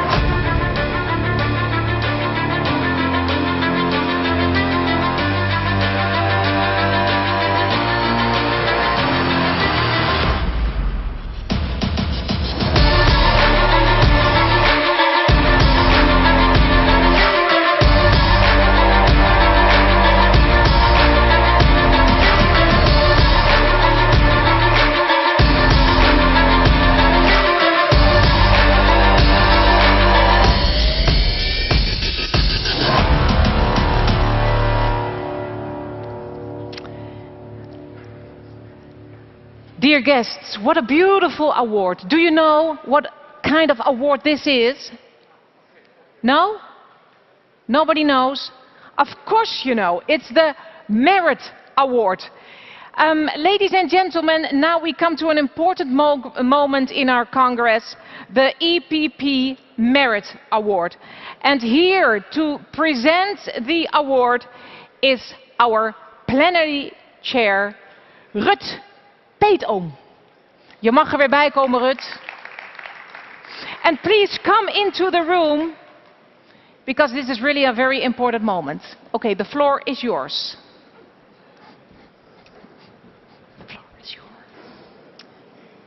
Ladies and gentlemen, we in our EPP family have seen the extraordinary courage shown by opposition leader Alexei Navalny in his fight for democracy, for freedom and for human rights against the Putin regime. Only all the more so since his unjust imprisonment starting in January 2021. We have seen his brave and his brilliant investigations to expose a corrupt system for what it is. We have seen how he inspired so many countless others to carry on the struggle. And we have seen Alexei's efforts and we supported him. We have been in dialogue with him, directly benefiting from his insights. We have expressed solidarity with his cause and outrage over his political persecution. So today, we as a political family, we honor him with the EPP Merit Award, our party's highest distinction. Alexei, of course, cannot be here today with us in person, since he remains unlawfully imprisoned in Russia due to his political opposition to the Putin regime. So here to receive the Merit Award on his behalf is his close collaborator and a long-time EPP friend and partner, and an outstanding fighter for democracy in Russia in his own right, Vladimir Milov, who will present to us a letter written by Alexei from his prison cell. To make it loud and clear, Alexei should be free and among us today.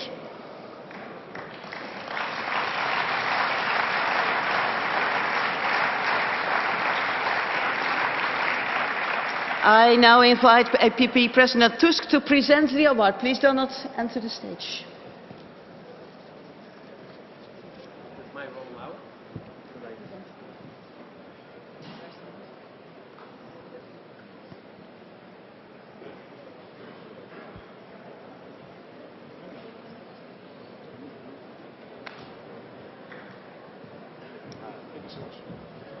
Mr. Milov, very welcome here.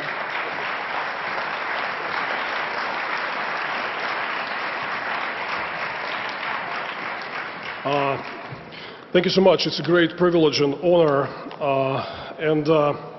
I have a special message for the EPP Congress from Alexei Navalny. You know that he's in prison now, but he specifically addressed this Congress with his uncomparable sense of humor, but also a lot of sadness about the recent developments and Putin's barbarity and his brutal aggression against Ukraine. Dear Chairwoman, dear Mr. President, Secretary General, the honorable delegates, I began my previous note to the EPP Congress, prepared in November last year, with a joke about all things happening to me: arrests, courts, poisoning, being a part of global conspiracy aimed at preventing me from attending the EPP Congress for years. In this regard, little has changed, except that my prison term had been extended since November from 3 to 9 years, so the waiting won't be too long, just 8 more years, and I will finally be able to speak at the European People's Party Congress in person. I happen to write from Russia, which is now very different, even from the country that it was just a year ago, to Europe, which is also very different now. Few of us were ready for the recent course of events and expected a real large-scale war in Europe in the 21st century. With destroyed cities, many thousands of victims, millions of refugees, and newswires reminding of battlefield reports from 80 years ago. Many mistakes were made. Many of us counted on most important government decisions being made according to logic, albeit cynical, and to extract benefits, albeit selfish. Life has shown that even now, in the 21st century information age, pivotal decisions on war and peace may be just driven by delusional obsessions, madness, self-hypnosis inflicted by one's own endless stream of pathological lies. Probably if Putin had any calculus behind his barbaric actions, it was to overwhelm the West, and primarily Europe, with a state of shock, counting that the West would concede facing Putin's unconstrained ruthlessness, that the West would step aside, surrendering Ukraine to the mighty, dangerous bear that Putin imagines himself to be. Many, unfortunately, share that view. But I'm glad that all these people have turned out to be mistaken, and that the West has shown that democracy is not weakness. Collective and parliamentary decision-making is not a system failure, but a necessary integral feature of the modern free world. Complicated European system is able to act swiftly and effectively, responding to Putin's aggression. The great merit of the European People's Party is that you have proven to be the key pillar of the system.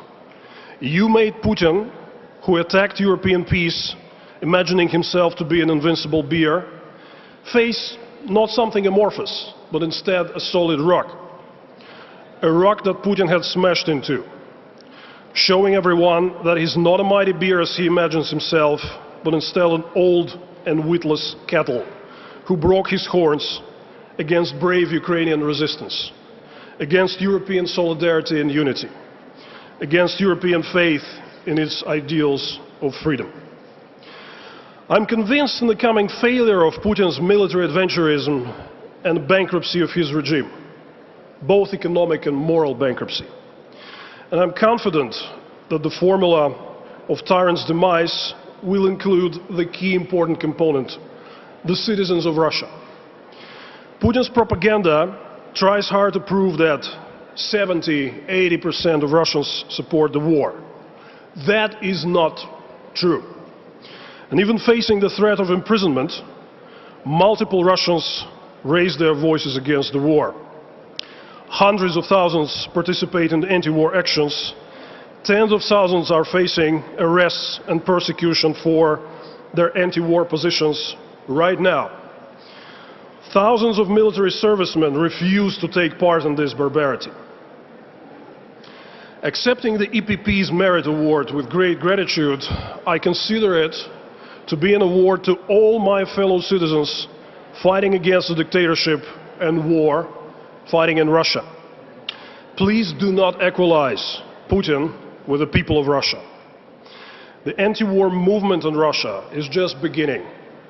And me and my colleagues will try anything possible to make sure that the evil madman Putin will not be able to count on the Russian people as his ally.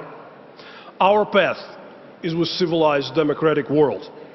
Our path is with Europe. And Putin, with his kleptocrats, is a historic mistake which we will do anything possible to correct. Alexei Navalny. And I will add a few words myself. We all, the free people of Russia, we look with absolute shock and grief at the barbarity that Putin is right now engaged in Ukraine, against the free Ukrainian people. When we held major opposition rallies across hundreds of cities in Russia in the past years, I'm sure you watched that, many of us brought Ukrainian flags, Georgian flags, flags of Belarus. We want our neighbors to be sovereign, free and happy. We don't want an inch of their territory or just one bit of their sovereignty. We support their European aspirations. And believe us, that's a long road ahead and it's a very hard fight. I served some arrest terms myself, so I know. But Russia will be free. And it will be not anymore an aggressor that everybody condemns it at this moment, but it will be a contributor to a great, united and prosperous Europe, Europe whole, free and at peace. Thank you.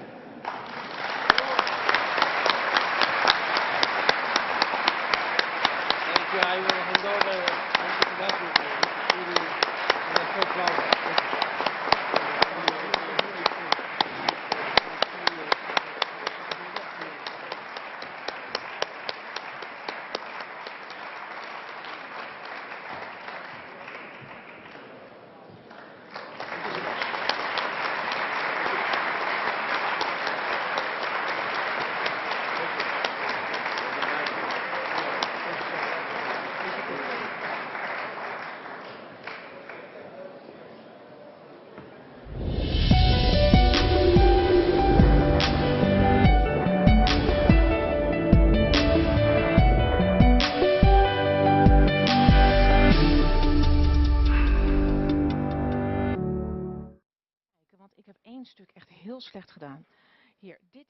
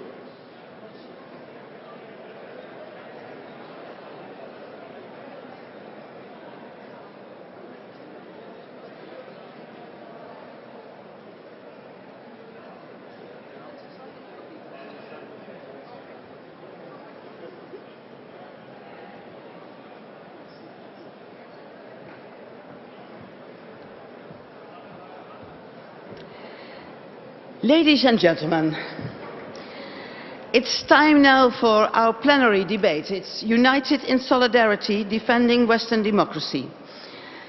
This debate, and indeed our entire EPP Congress, takes place in the context of democracies being tested more than at any time for many decades. And yes, we have seen how powerful our unity can be. We have come together as the EPP family to reaffirm our democratic values in a time of war and to stand with Ukraine. Our values are not just abstract principles, but they are embodied in the lives and in the stories of individual human beings. Here to introduce our speakers is our debate moderator, the Secretary General of the European People's Party. Here is Antonio López Istúriz. Tono.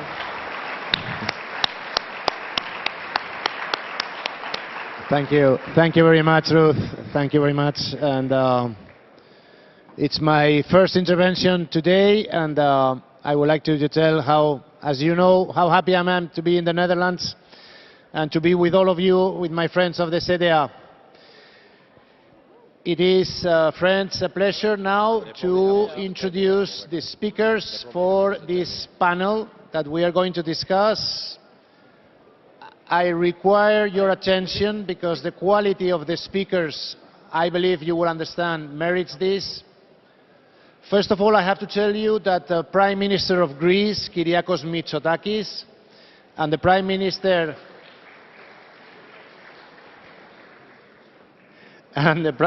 of Croatia, Andrej Plenković, are on their way. They will arrive in 10-15 minutes. We are a little bit on advance, so we have to also wait a little bit for them. But nevertheless, we will start, and it is my pleasure to introduce two young, known by all of you, leaders of the EPP. Will or will not? One of them is a dear friend that I have known for many years when she started in our youth organization in the EPP. And today she is the proud Vice President of the EPP and President of the European Parliament, Roberta Metsola.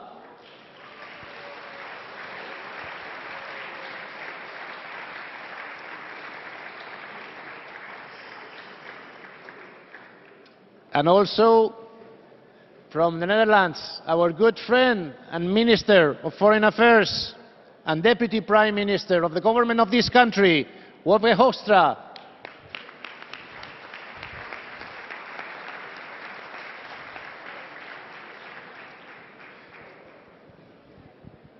So, the title of today's main plenary debate is Defending Western Democracy. Ladies and gentlemen, you know we are under siege, both from outside our frontiers and from inside. Putin, Erdogan, and many others are trying to erode the democratic principles of this European Union, by all means. And inside the European Union we have populists and extremes, right and left, that are trying also to destroy our European dream. We have heard today friends, colleagues, brothers and sisters from Belarus. There are also from Georgia, from Moldova, from many places that they are giving their fight to have the same rights and freedoms that we have here in Europe. We cannot give this for granted. These friends are sharing with us, and I will ask you during this Congress to listen to them. You have also debates around this plenary session where they are speaking, they are telling what is happening with them, the sufferance, the persecution that they are suffering, and also, of course, our Ukrainian friends, that they will have their moment later on. Roberta,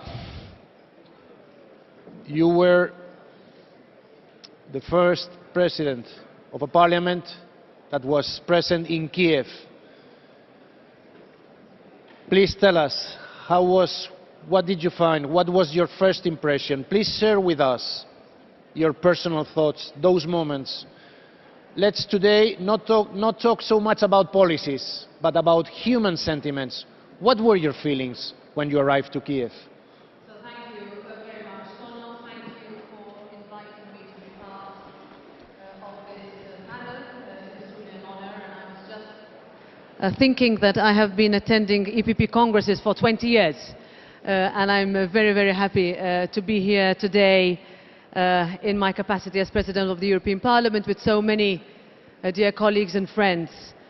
The decision to go to Ukraine on the 1st of April, so exactly 2 months ago from today, was one that I took after I was invited by our colleagues from the European Parliament, but also after the European Parliament had decided, and we were the first parliament to do so, to invite President Zelensky to address the European Parliament on the 2nd of March, after which I issued an invitation to 160 parliaments across the world in order for what we heard to be heard in so many, what we say, new concepts of parliamentary diplomacy and parliamentary democracy. Why do I say this? Because I think following the 24th of February, we can never go back to the world before. There is a pre-24th of February and a post-24th of February world. And it is a date that we will remember as the one where public opinion told us that Europe is not only a conglomeration of countries that come together for economic reasons, but that remember that the European Union was founded on democracy, on values, on peace, on justice and on freedom. And when we have countries, you have just mentioned them, but especially Ukraine today, that is fighting a war on Europe, that is fighting for exactly those same values, then we cannot look away. and we cannot close the door. So upon being invited by the President of the Verkhovna Rada, it took me a couple of minutes for me to say that I will go. It was something that would then have to happen within hours, because I was given a specific time. It was not an easy journey, and it was a time when Ukraine was still under curfew and surrounded. It was also the day before the horrific images of Bucha surfaced on all our phones and all our computers. And you enter and you arrive in Kiev after a very, very long train journey. The city was deserted at the time, on that day. There were no cars in the street.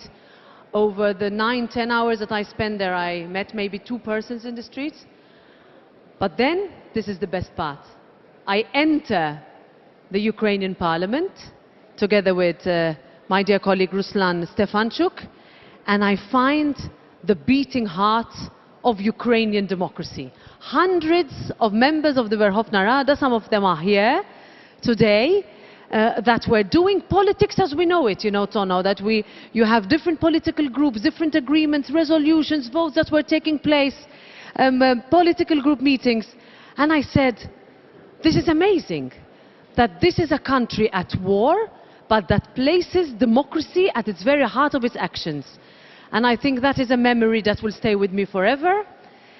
When I arrived back home and I met my husband who I have met through the EPP and through the European Democrat students growing up, I said, I have grown up.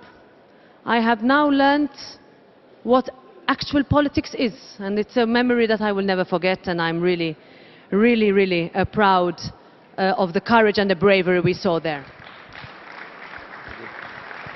Just a second.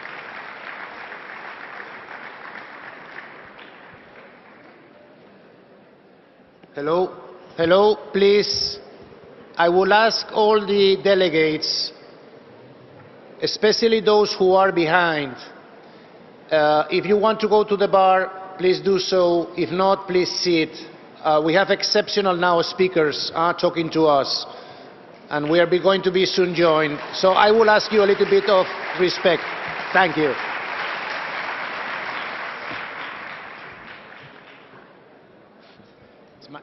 It's my task, it's my duty. Wopke, I was surprised in my country, Spain, which is very far away from Ukraine, the reception by the Spanish people, you know, about what was going on and the solidarity expressed. What was the reaction in the Netherlands? What did you felt those days, especially as Minister of Foreign Affairs? Well, thank you for that question, and may I start by thanking all of you for being here. It is, for me, as a co-host, it is a tremendous honor, truly a tremendous honor to see so many friends here today with us in the room. Thank you very much for being here, particularly at such an important time for our political family, but also for Europe. And by the way, I very much liked to see what you were doing there and asking everyone to be quiet. It reminded me a bit of how I try, often unsuccessfully, to operate at a dinner table at home. But this is a new source of inspiration to me, so thank you for leading by example. And thank you, Roberta, for sharing that very personal and very vivid description of what you encountered in Ukraine. And if I may, I'll say something about my trip, and then I'll come to your question about solidarity, which I think is spot on. I very much agree with what Roberta said about the tremendous impression it also made on me when I was with Kuleba, when I was with Zelensky only a couple of weeks ago. On the one hand, of course, there are the horrific things that have happened. There is the crimes of war, there is the devastation, there is all the horrors that you can imagine, that you hear about when you visit, like I did, places like Irpin and Bucha and the like, which is devastating and which should only encourage us as Christian Democrats to do more to make sure that those responsible will be brought to justice. The second thing is that I was amazed, truly amazed, by the tenacity and the willingness to continue this fight in the hearts and minds of our Ukrainian friends. They stand up. They stand up, and I see a guest of honor coming to the stage. They stand up not only for our stability and our freedom and our... I'll shut up for a minute and I'll let the Prime Minister arrive. And thank you very much for being here. Here we have Kyriakos Mitsotakis coming with us. Very good to see you.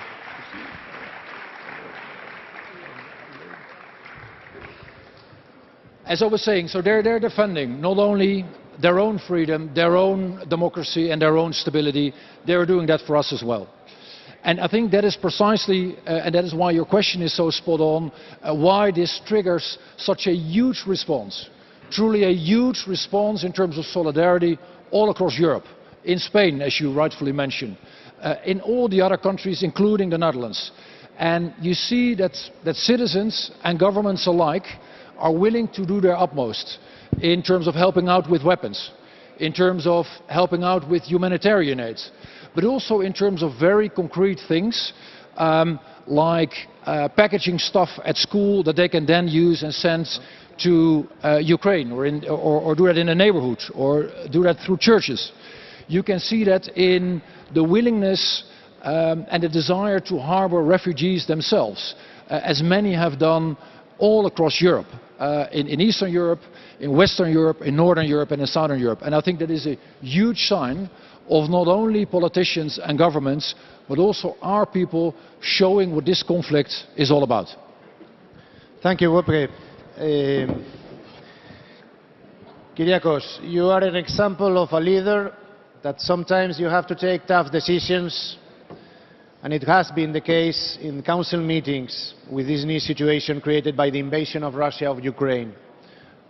We are talking today, I'm telling you, not about policies, but about what were your sentiments when you heard about, for example, the invasion of Ukraine, and how do you decide to take, action in Greece that has been so much also welcomed by all the other European countries, please? Well, Tono, thank you very much. It's a pleasure to be here with you. Look, I still remember, when the news broke that Russia had actually invaded Ukraine. The truth was that although we all had access to the relevant intelligence, not many of us thought that this would actually happen. Maybe it was wishful thinking, or maybe we did not believe that Putin would behave in such an irrational manner. But it didn't take much to realize how shocking it was to be faced with a war on our continent, something which was unthinkable. And the founders of this party and the founders of the European Union fought so hard in order to ensure that territorial integrity in Europe would never be violated through the force of arms. So this is indeed a new world we're facing. And as far as Greece is concerned, although we are a country which is relatively close to the Russian people because of our geography and because of the tradition of our Orthodox Church, it was very, very obvious to me from the very beginning that we needed to make the right choice, and the right choice was to support Ukraine in any way possible. We took the decision to send military equipment. We explained why we did that, not just as a matter of principle, to support a country that is under attack, but also to send a clear signal to anyone who can think that the borders can be redrawn through force, that they will be faced with an overwhelming response. And this is exactly what we've managed to do in Europe. Andrei is here with us, and Roberta, we still remember the first meetings in the Council, the first days we were still discussing as to whether we should sanction Putin himself. And then 2 days later, all the decisions were taken, and now we've agreed the 6th package of sanctions, which is the toughest measures we've ever imposed upon any country. And our strength here is our unity. And we have to explain to our people why we're doing this. We have to explain to our people that, yes, there will be short-term pain, but if we were not to stand up to a bully, if we were not to support Ukraine, all the values we have built our political careers fighting for would essentially be threatened. So decision at the end of the day, Tono, was obvious and easy. Thank you, Kyriakos. We have also now with us the Prime Minister of Croatia, Andrej Plenković. Warm welcome also.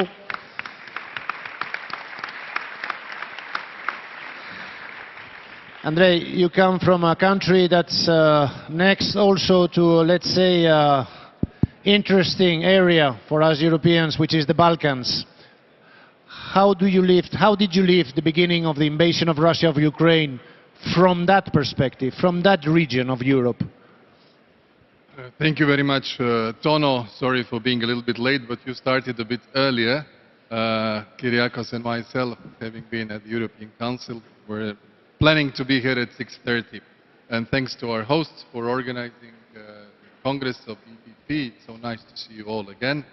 I would like to, first of all, greet our Ukrainian colleagues and friends and sister party members who are here, to share with them a lot of solidarity and respect and support that we have all been having for Ukraine in this absolutely unbelievable context that has started on the 24th of February. How did we feel? There was a lot of cynicism at the beginning of this aggression, violating all the principles of international law and the international system that we all share. There was a comment that wars in Europe do not start on Wednesdays. So apparently it was okay to start on Thursday, the 24th. I immediately draw a parallel with the 2008 and the Beijing Summer Olympic Games and the Olympic truce, and then Georgia. Now 2022 Winter Olympic Games, again in Beijing, again end of the Olympic truce and aggression against Ukraine. It is true that for the country who was also a victim of aggression 30 and more years ago, of the regime of Slobodan Milosevic of Serbia, it was very quickly almost a reflex reaction by the Croatian authorities, Croatian government, and also Croatian people to stand with and stand by Ukraine and Ukrainians. Therefore, as a Prime Minister, when I learned what was happening at early in the morning of the 24th, I immediately convened the government session. We immediately passed conclusions on support to Ukraine. Then we all went to Brussels for the first European Council where President-elect Zelensky addressed us.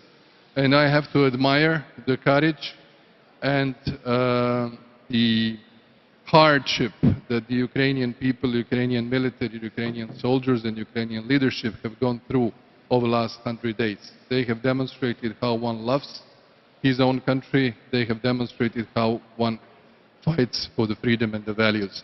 And I think we, as the Union, but also as the EPP, have been really consistent. And this is one of the values of our political family. We never had any doubt. We weren't hesitating. We knew who was right and who was wrong from the start.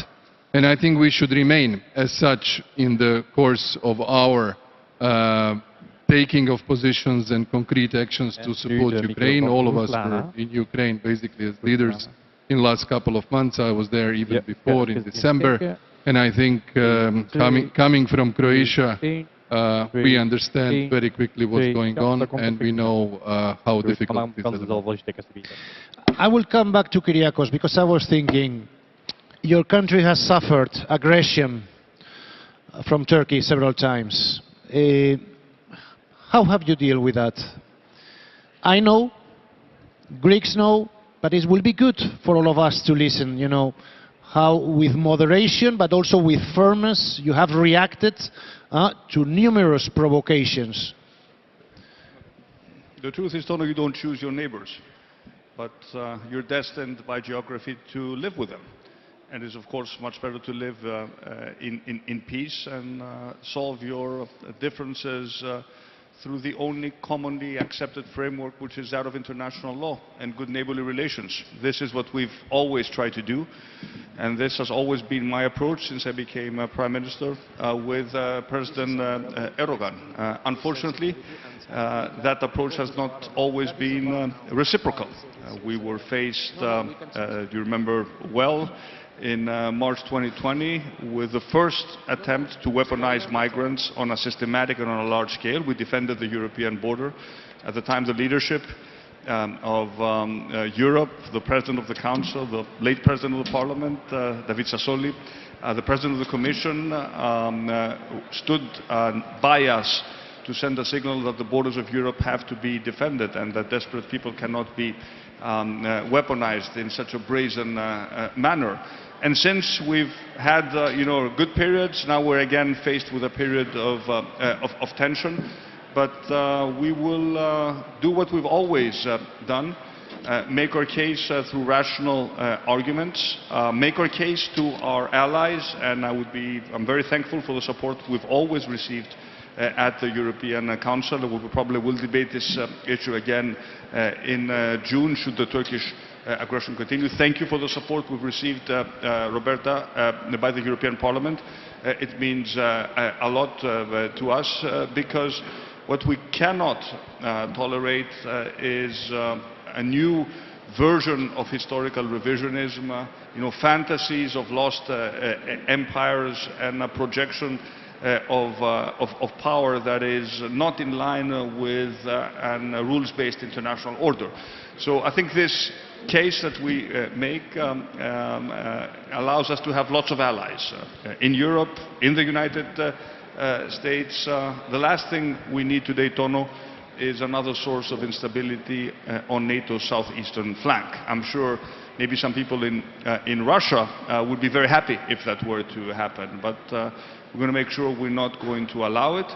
But we also send a very clear signal that we will not compromise when it comes to our sovereignty and our sovereign rights. That is why, even before the Ukrainian crisis, we spent more, as has Croatia, to strengthen our armed forces, to make sure that we have a credible deterrent capability. We're a force for peace, we are a defensive power, but we want to send a very clear signal that any notion of threatening our sovereignty will be punished in a very severe manner. So complicated neighborhood, Tono, to live in, but on the other hand, very grateful to be facing these challenges as a member of the European family.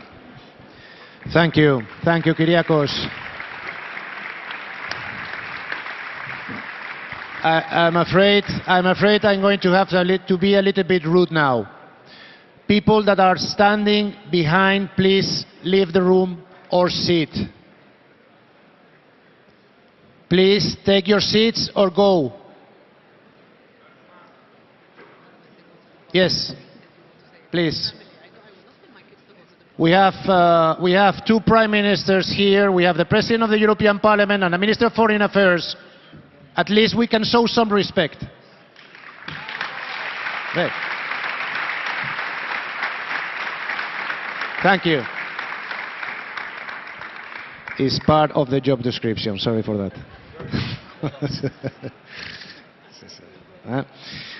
Roberta, you come from the Mediterranean like me. Do you see any threats to our democracy coming? We have spoken about the Wagner Group in Africa, about the belt, Chinese belt, and the activities that are going down there. Do you see any kind of threat for us and our democracies building up or not? Thank you, Tono. So I'll split the question in two. First of all, do I see a threat to democracy? And this is an answer that we should all ask ourselves the question. Are we doing enough as politicians, as elected representatives, as people fighting for democracy in our countries and in our everyday job in order to push back against the threat of EU skepticism, of populism, of extremist rhetoric, but also of not tapping into enough with the frustration of some voters who feel far away from us? And I think that's a question that we should ask ourselves, especially today, when we emerge from a very difficult 2 years of a pandemic, where people have been at home. Whole generations of students have lost the possibility, as our host told us this morning, of going to school and living a life where discussions take place in person, but now everything has been for 2 years dealt with alone behind the screen, that it became so much easier to tap into or be influenced by extremist rhetoric and narrative on our screens.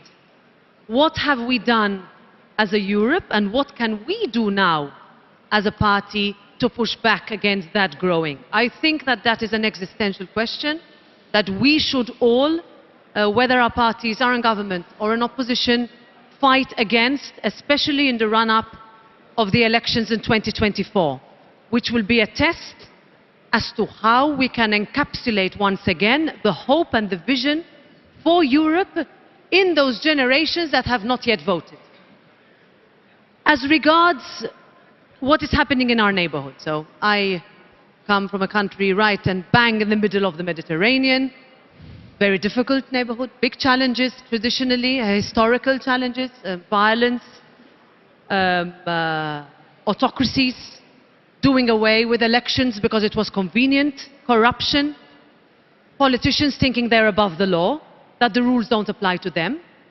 That has not changed. It still continues to be a systemic problem in our neighborhood. What can we do about it? We are now not only facing a potential, let's say, additional influx of migration because of economic instability in a post-pandemic scenario, but now that we have an autocrat that has invaded another country, that has decided to break all sorts of rules that have been on paper for decades because of the reason why we wanted the European Union to be built, that is threatening famine and millions of people in the southern continents to feel in a position that they cannot pay for their food anymore. And this is because the supply chains are blocked, because there is no possibility of importation, that raw materials are not arriving, and that even for those countries that are in a position to grow their own food, they do not have the resources to do so. So what we are facing because of the decision of one autocrat is that you have millions of people whose livelihoods is threatened. What is our answer? Yesterday in the European Council with Kyriakos and Andrei, in the part where I was present, this was discussed. What do we do? Do we allow it once again to happen at the cost of so-called peace? Do we allow for face saving of a person because it is not in our interest or in our comfort to look away? Or do we really today, as a political family, as a European Union, say this is unacceptable, no more? I would go for the latter.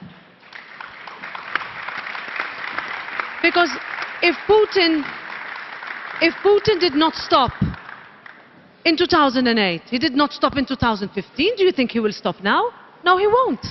Unless we answer in the strongest, most united, most coordinated fashion. I am proud of what we have done, of the leadership that the European Union has shown, the European Commission has shown, our prime ministers have shown in making sure that we are coordinated, effective and quick. That is, quick is not, let's say, a word or an adjective we usually use for the European Union and also, least of all, the institution that I am a member of. But we managed. We managed because we had the political will and our citizens asked us to respond to an aggression that for my generation had not lived through it. And I would like to make sure that our children don't live through it and look at us and say, what did you do in 2022? Just like our children are already looking at us and saying, what did you do in 2015? So I would say that the threat is real, but our answers are in our hands because we have the tools to combat them. Thank you. Wolfgang, Are we facing a new Cold War? Do we have to choose between the United States and China? I know my choice, but what is the role of Europe in all this? What is your vision about it? Well, thank you. And I think what your question shows, and also what Roberta just said, and with which I very much agree, shows us that there is a world before and after the invasion.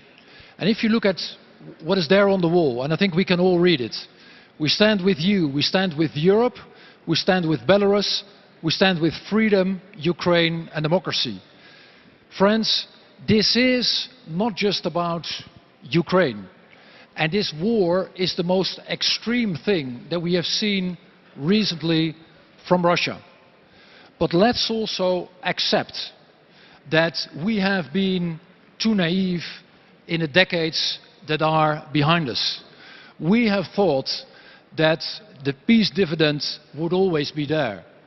We have been lured into a false sense of security.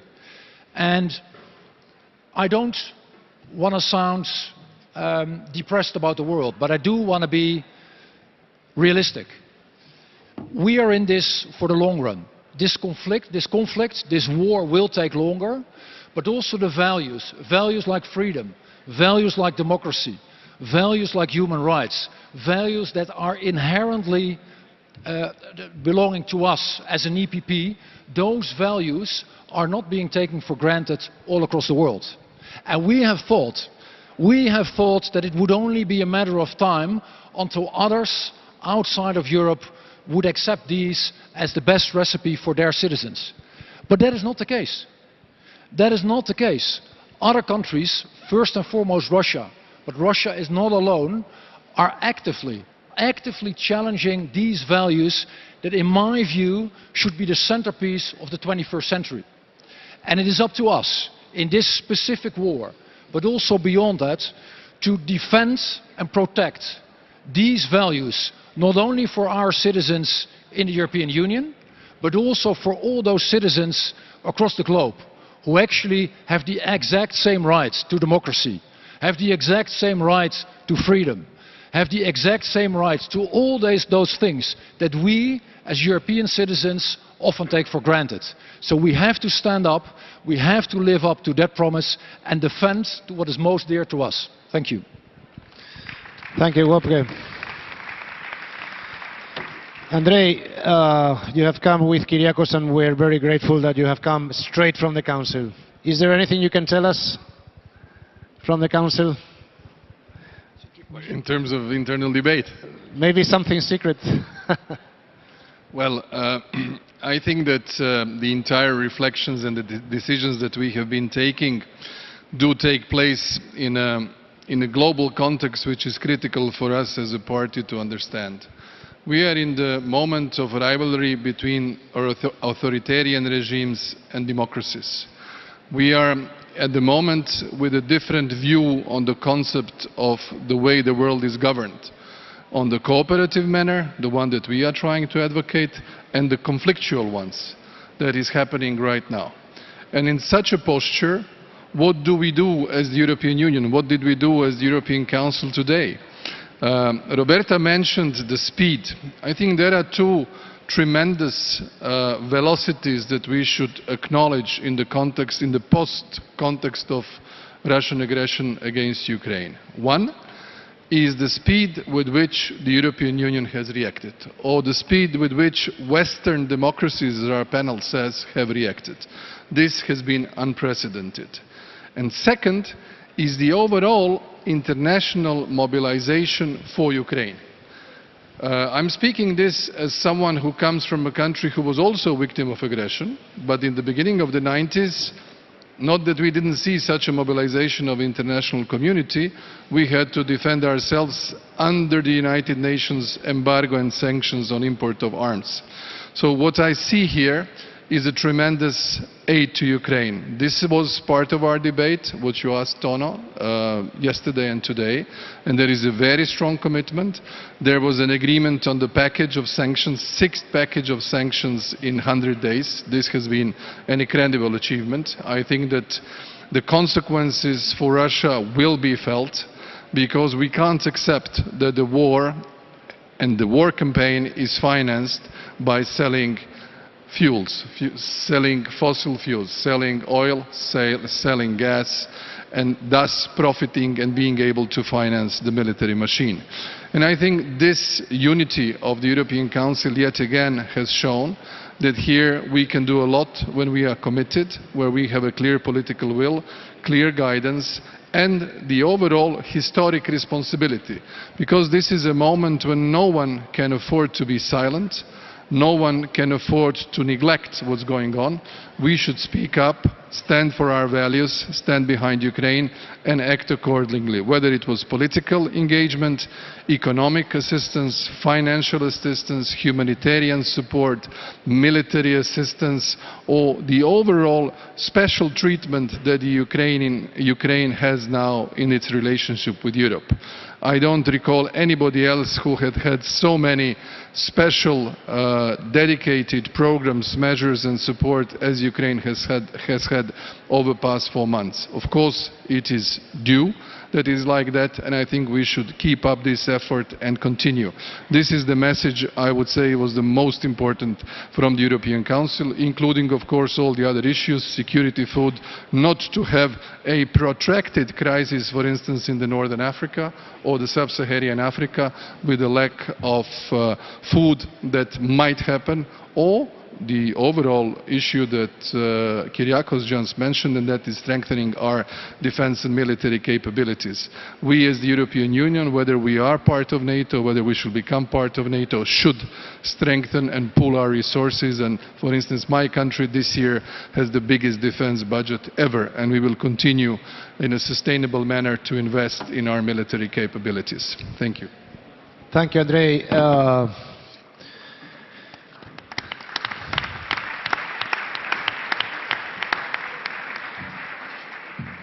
Energy, energy, energy. It seems that now our democracy is depending on energy. Do we have alternative sources? I know that something is going on in the south in the Mediterranean towards Greece, Israel, Cyprus and others. What's going on, Kyriakos? Is there our alternative sources? We are faced with a short-term problem and a medium to long-term challenge. As Europe, we have been at the forefront of setting the pace for decarbonizing our economies.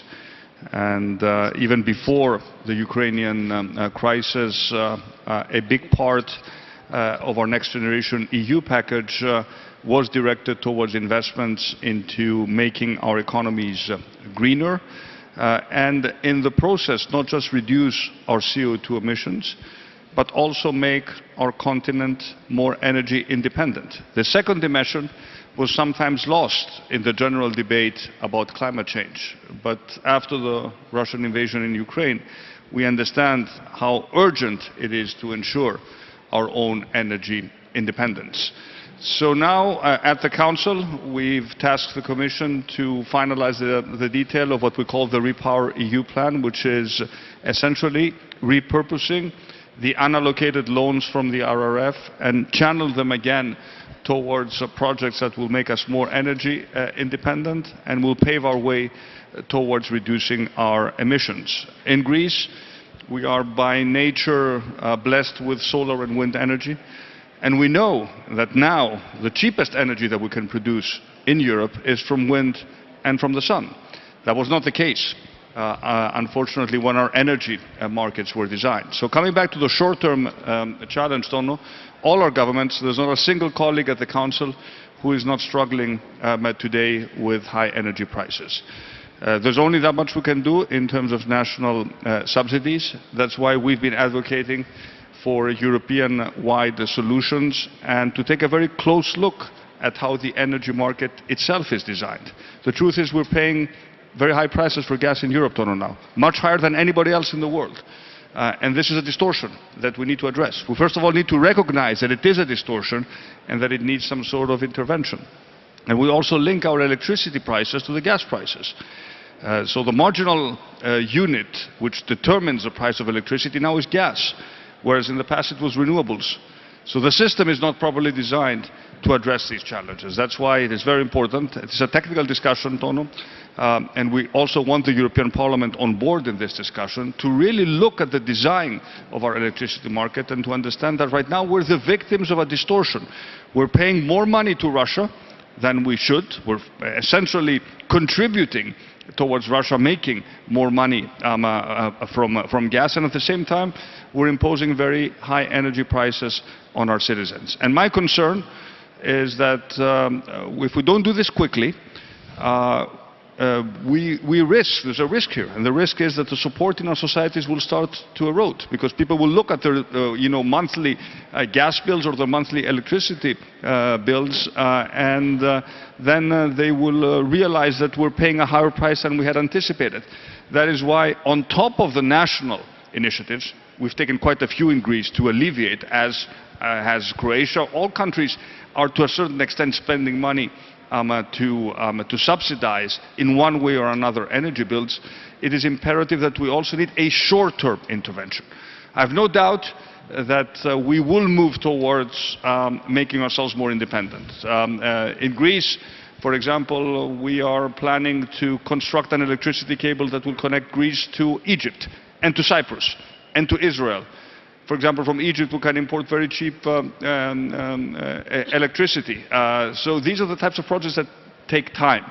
But until these projects develop, let us not lose sight of the fact, and I'm sure this is also an issue that is discussed at the European Parliament, that we need more urgent interventions to deal with the short-term problem of high energy prices. This is an urgent issue that needs to be addressed, not just at the national, but also at the European level.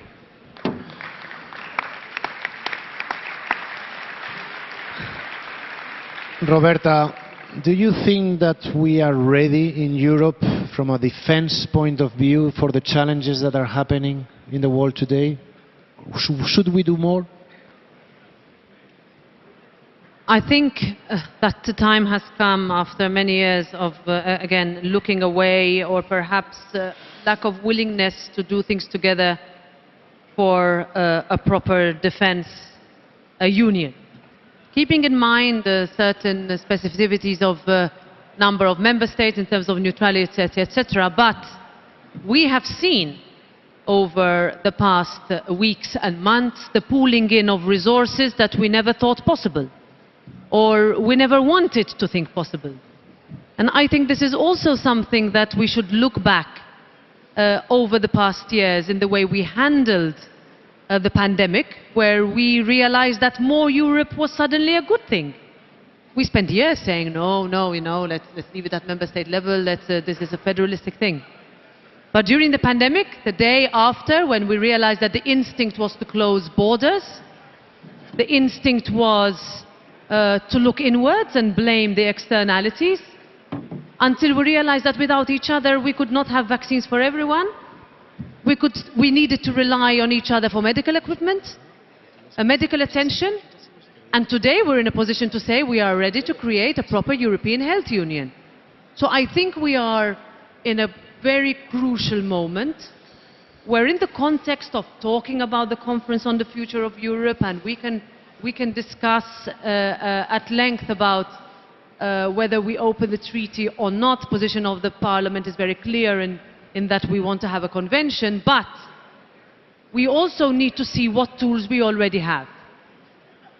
When we see the EPF, how it has been used, how it has been well used, when we thought that we would not be able to use it in the current structure, when we see the way that member states have answered so quickly to President Zelensky and his colleagues' requests, then we see that defense-wise we have the capacity to act, and with speed.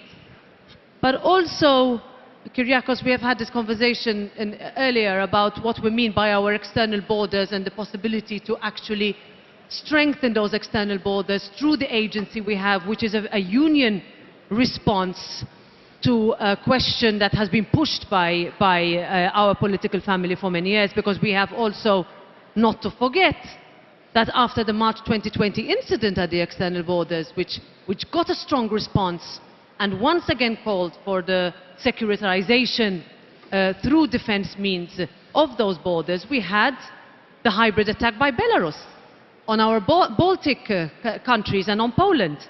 This is only a few months ago. Time goes so fast, and let me make it very clear.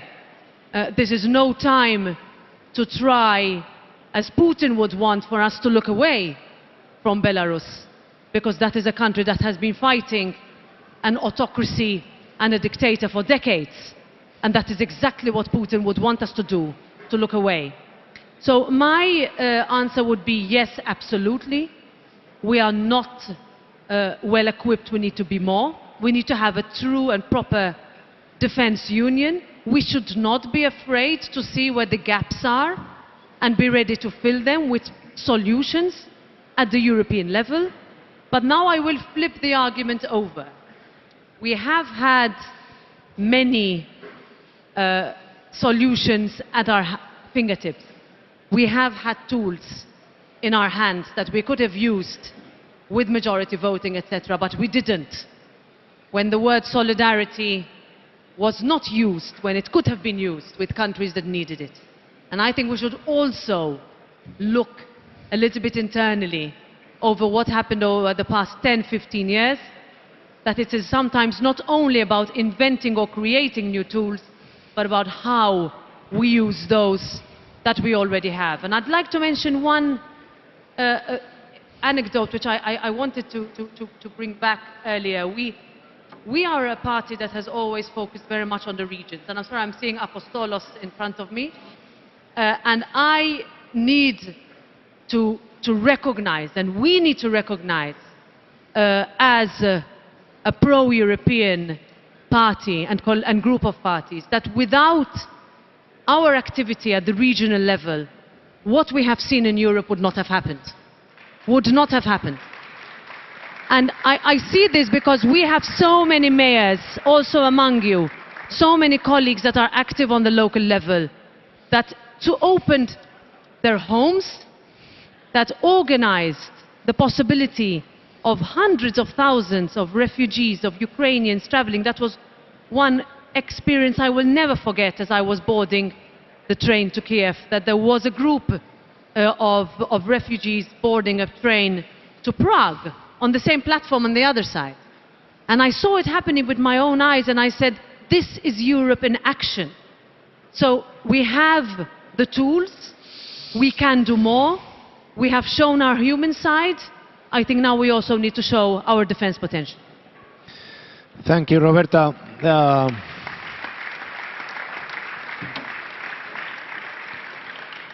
Good news. Tomorrow we will vote an amendment that will give our Committee of the Regions, all our regions and cities, more representation in this Congress.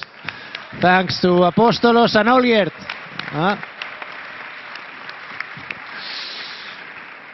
So, mission accomplished. So, Roberta and I, we are a little bit like in the Parliament side. Let's go to the Council side. About defense. Do you agree with Roberta? Do you think that we have to do more? Are we on the right path? The special situation with NATO. I'm a fan of NATO. I'm sure that all of you also. But how do you see defense for the next 10 years, which is a crucial now question for all of us? Now, no particular order, if anyone wants to react. Because next question will be, next question will be if Ukraine is going to be a member of the European Union, so I will throw it also if anyone wants to take it. Okay, sorry, Kyriakos. I think we need to spend more, and we need to do it in a smarter way. That's I think that's something we all agree on, and even countries which were way under the 2% threshold, your Prime Minister has committed. He just told us that you've made a big announcement in terms of pushing your military budget. So there's no doubt that we need to spend more, and of course we need to do it in a way that is fiscally sustainable. We will have the discussion regarding the new parameters of the Growth and Stability Pact, and I know that there are many of us thinking about various exceptions to what should count or should not count towards our deficits. But I think if there's one category of spending that, especially after Ukraine, needs to be in a completely separate category, it is the most existential role that the state has to play, which is to defend its citizens. So I would very much advocate for us thinking constructively about how to treat defense spending. But spending at the national level is clearly not enough. We've always see these presentations of the number, the multiplicity of weapon systems that we have in Europe, so there's no doubt in my mind that we need more joint procurement and more streamlining when it comes to purchasing weapon systems. We need to buy more European. The truth is that 60% of the spending is currently non-European spending, which means we need competitive systems, which means we probably need more scale, we probably need more consolidation. And if we do that in a joint manner, then interoperability becomes a much easier question to answer. Let me give you a joint example between us and Croatia. We both bought the same type of aircraft. We both decided to buy French Rafale jets. So what did we do? We bought European, and we bought the similar type. Maybe had we thought it before, we could have even done some sort of joint procurement initiative. We never know, it'll come. But this is so much easier in terms of servicing, in terms of making sure that our forces, also within NATO, are more streamlined and are much interoperable. Last observation, this is not competing with NATO. The stronger the European component is within NATO, the more leverage we will have within NATO, but the more capabilities we will have, should we choose at the European level at some point to act on our own, to be able to undertake that task without always relying on transatlantic support. Thank you, and I couldn't agree more. And maybe, Tono, I could share one of my experiences of the last couple of months. As is always the case in politics and in Europe, there is never a shortage of meetings. And I had a range of meetings with my NATO colleagues, as well as with my European colleagues. And the interesting thing is that already, if you look at the member states, there is of course huge overlap. But in the last couple of months, also something else became possible, and that very much links to what Roberta was saying before. What was impossible only a couple of months ago is now completely acceptable to everyone. Because in these NATO meetings, some of our European friends were present most of the time.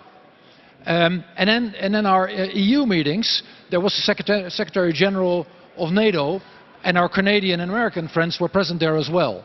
And the big task that we have in front of us is making sure that Europe truly stands on two legs, on NATO and on the EU for geopolitics.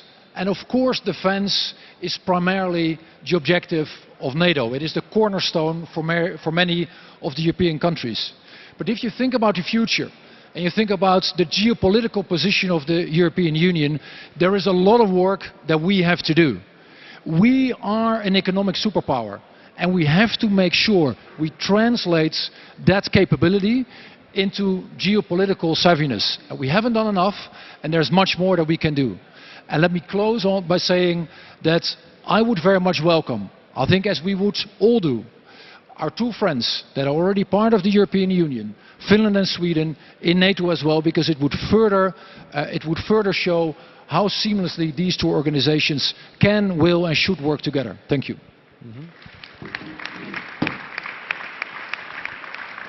If I may just add a few points, and the key one is already something I said in the previous intervention, that our defense spending in this year its highest ever. And it's also due to the fact that we, as Kyriakos mentioned, just like Greece, decided to buy the European technology, the Rafale multi-combat planes of the latest generation that France actually has at the moment, and we shall be enhancing thus our capabilities to the extent that our military has never had before. But what I think is critical is to mention the strategic autonomy.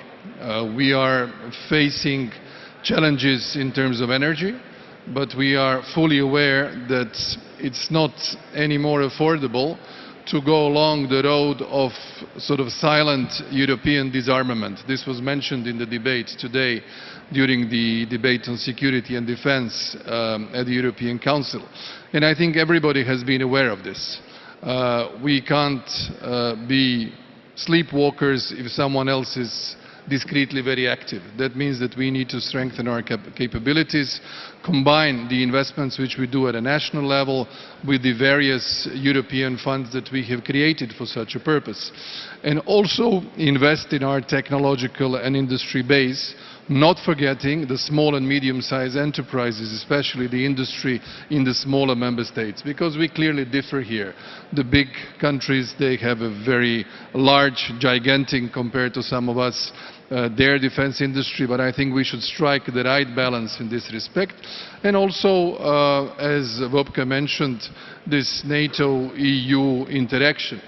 A couple of years ago, when I was living and working in Brussels, there was always a comment, do they actually ever meet, the two organizations, as if Platz Schumann and Zaventem are so far away from each other. And they are not, and they should not be.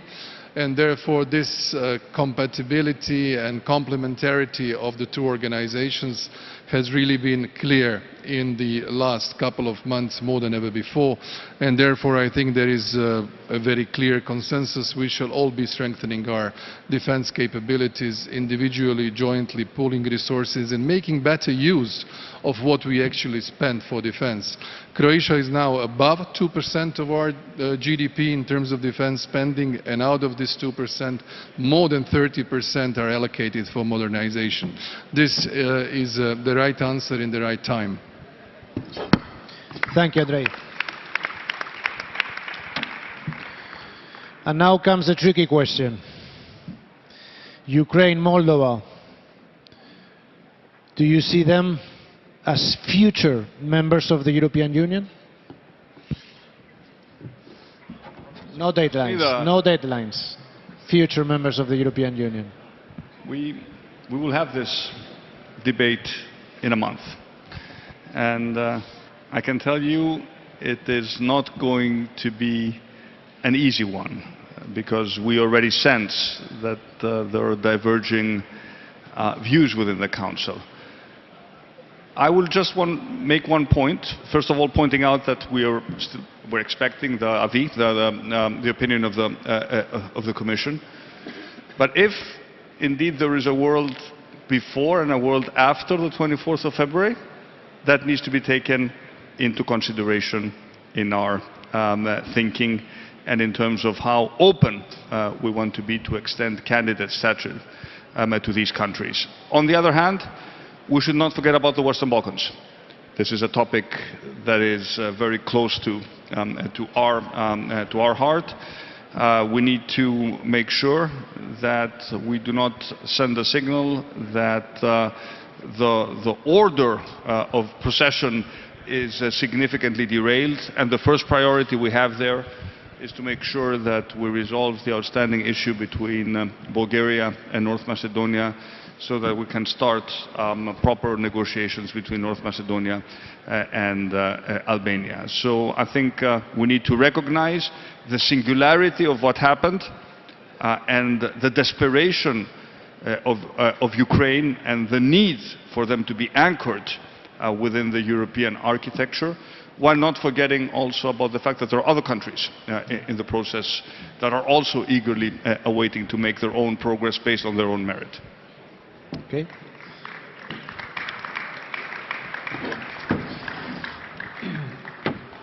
When I was in Kyiv in December, I signed a bilateral declaration with President Zelensky supporting Ukraine's European path.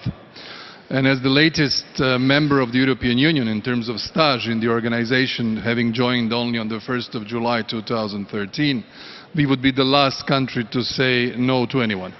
So our policy in general is to support, first of all, our neighbors in Southeast Europe in their attempts to fulfill the criteria and become members of the European Union.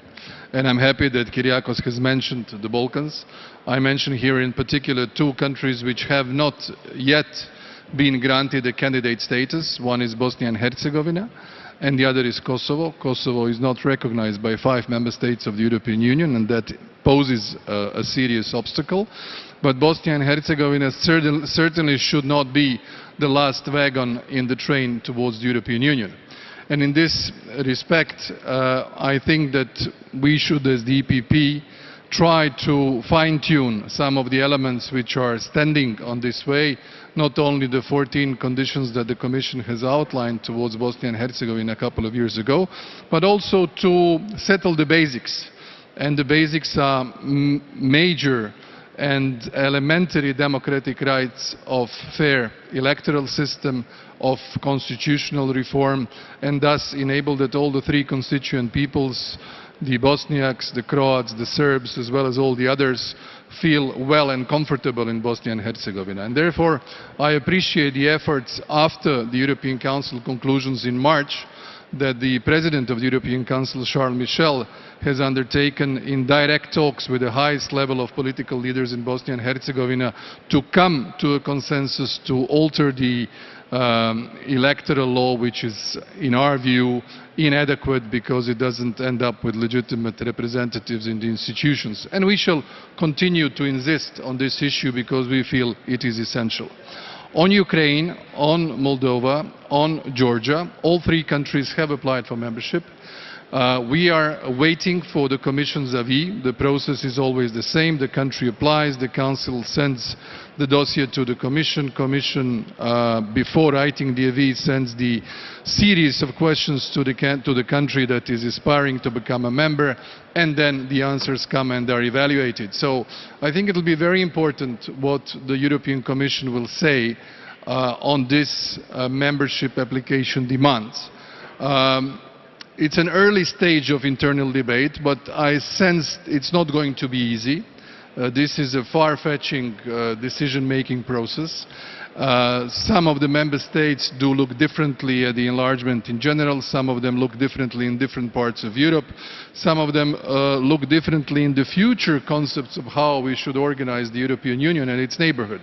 So I'm sure we are facing a very exciting and I would say uncertain debate of what will be the final decision. These are decisions taken by consensus, and that means that everybody has to be on board. So with all, I would say, allegiance towards the legitimate ambition, especially of Ukraine in this context, because I do understand the symbolical value of being granted a candidate status in the context that Ukraine finds itself now. The leadership expectations, but moreover the expectations of the people, and also the peoples of Georgia and Moldova, who are also concerned on what will be their future. So we will have to find a very intelligent and I would say hopefully as broad in terms of consensus decision in several weeks' time. Maybe they will listen more to you, Rus.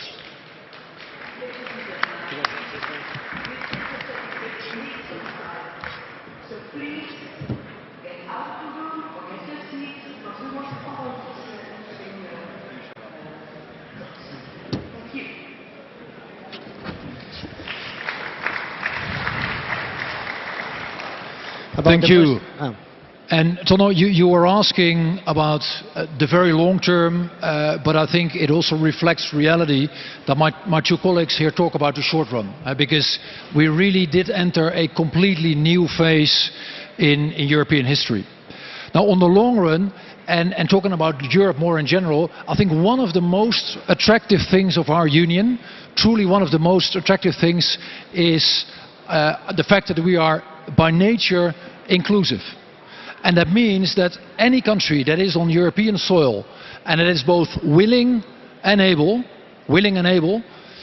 is allowed to apply and is considered part of Europe and part of Europe's future. And then, of course, there is this short-term issue. And I think the reality is that it is very difficult for anyone who has talked to Zelensky or to my colleague Kuleba and who knows that this country is literally fighting for its life to say no to anything. And that also is a reason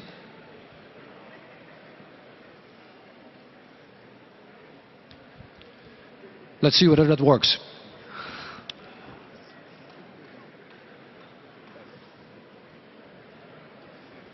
People behind, could you please shut up and go? For once and all, please.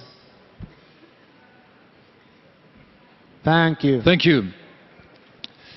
A friend in need, it is very difficult to say no to. And that is precisely the reason why so many of us from the EPP family, from all our member states, have gone to great length, have done the unthinkable in providing Ukraine with weapons, in putting up very, very significant sanction packages, in helping out with harboring refugees, in helping out with humanitarian aid, and taking the very first steps in making sure that those responsible for war crimes are being put to justice. That is all that is needed. But at the same time, there is of course also this issue. And I think that what we have done so far is actually a wise step. As my two colleagues have said, the Commission is now looking into this matter very seriously, is taking into account all the various positions in the capitals, but also the geopolitical reality that we are facing, and that simply has changed. And I think it is up to us as leaders, as members of the EPP family, but also as foreign ministers and prime ministers, to whatever the Commission comes up with, take an open look at that and then come to a quick and firm decision. Thank you. Good.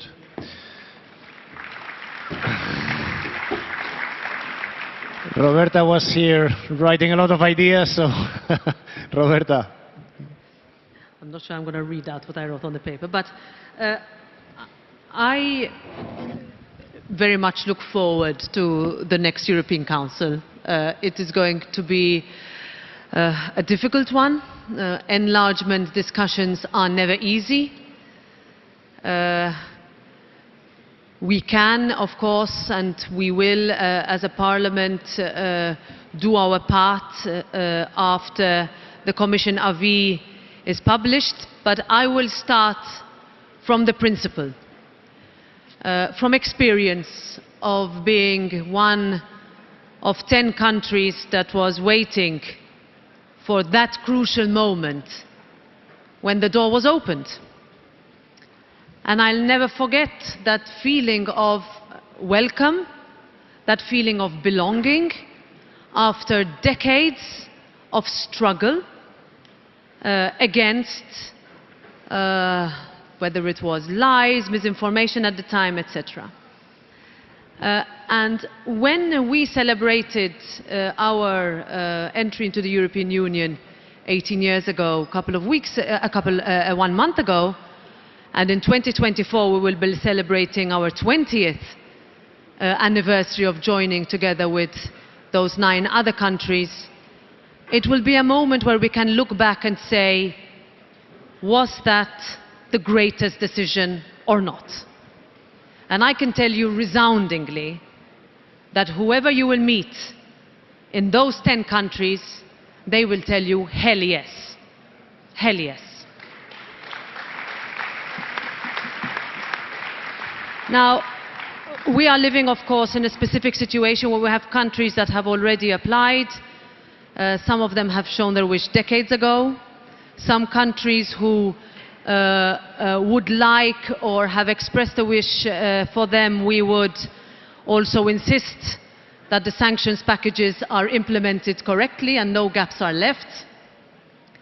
But also that there is a population and there are countries that would like that door to remain open and that hope to be kept alive because they are literally fighting for their lives for it. And if we can manage at the next European Council. Andrei used the word intelligent. I agree fully with those words that can continue to show that when we look at the European Union, it is not only economic decisions that define the territory or the external borders, but the fundamental principles which we all share, which our political family is founded on. I am convinced of this. The European Parliament has been already very clear with the largest majority we have ever seen, and this is not easy to get. Majorities all the way from the left to the right, with a resounding, if a country looks to Europe for protection, for peace, for liberty, for justice, let's not look away, let's not close that door.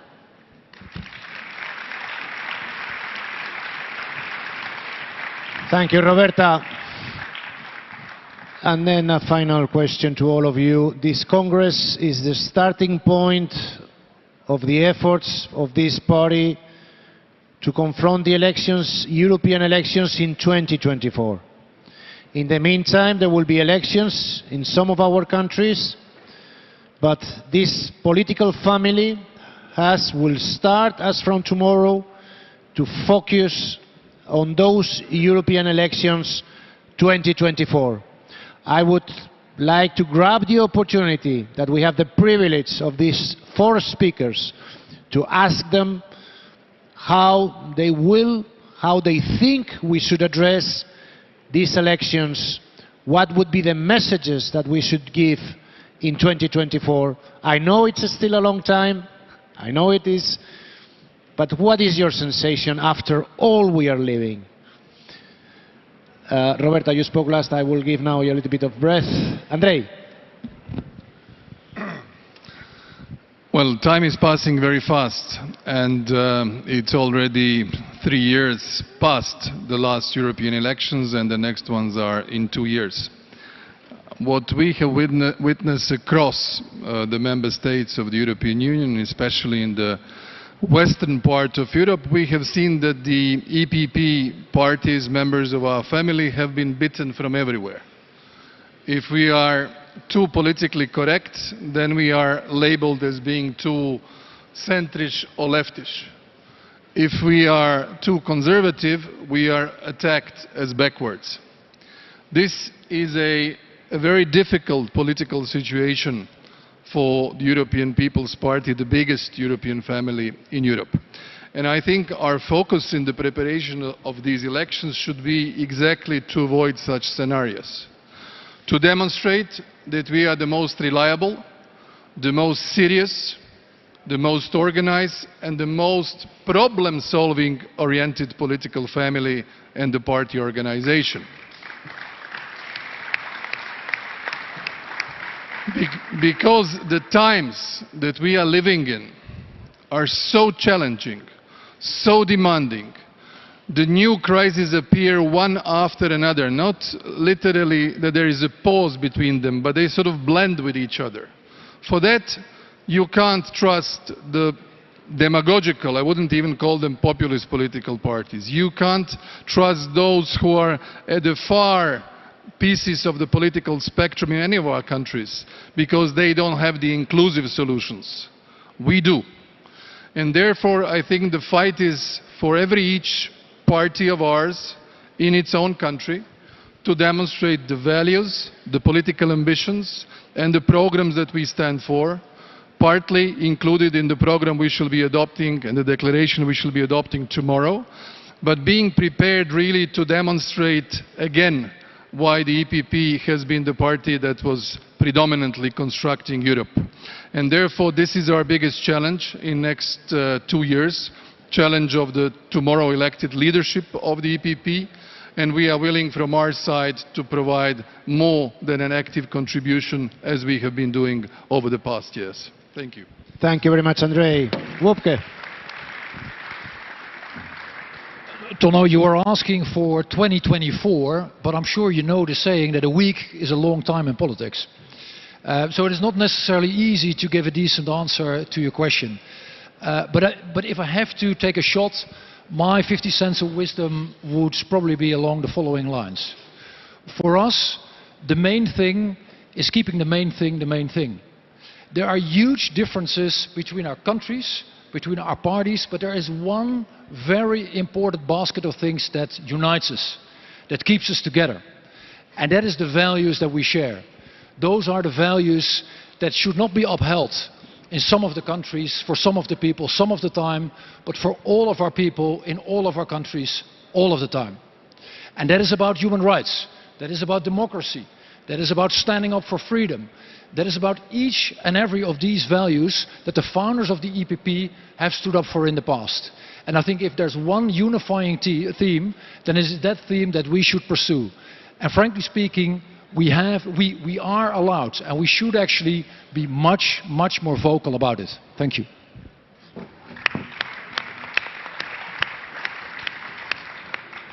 Kyriakos. Before thinking about the 2024 elections, I first have to win my re-election in Greece in 2023. It's one of the important elections that will come up in the electoral calendar, including Spain, Poland. It is an opportunity before the 2024 elections to make sure that we increase our presence at the European Council, because the last electoral cycle has not been very kind to us. My personal experience in Greece is very much aligned with what Andrei said. At the end of the day, our job is to solve problems, and I would encourage us, while preserving the fundamental values of our party, Bobke spoke very eloquently about them, to also focus on the practical concerns of people today. And these are jobs, growth, health, education, and income inequality. We need to reach out to all of those who are disgruntled and convince them that the populists offer very easy and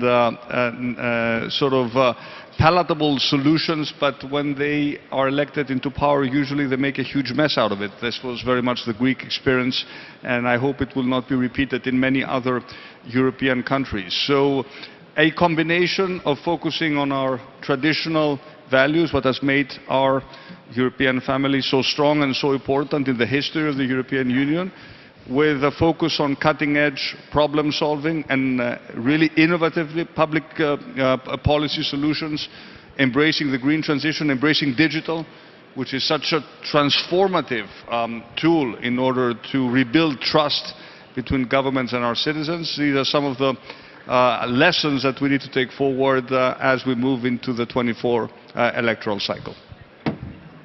Thank you very much, Kyriakos. Roberta, you and I, we have faced 4 European elections. What is your messages? What are you expecting of the next ones?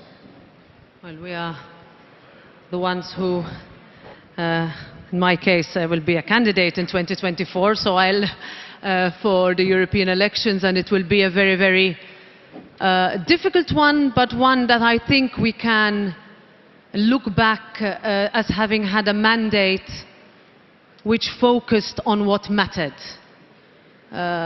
Sometimes I feel that we run elections with buzzwords that we don't even bother to translate. Big words, and then we question ourselves, but why didn't people vote for us? What happened?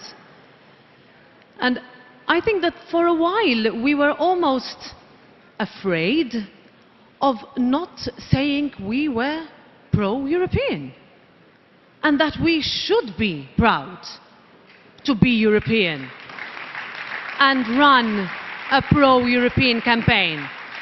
And by saying that we are pro-European means that we are addressing job inequalities. We are going to be addressing, we haven't mentioned mental health, a big, big, big consequence of the pandemic.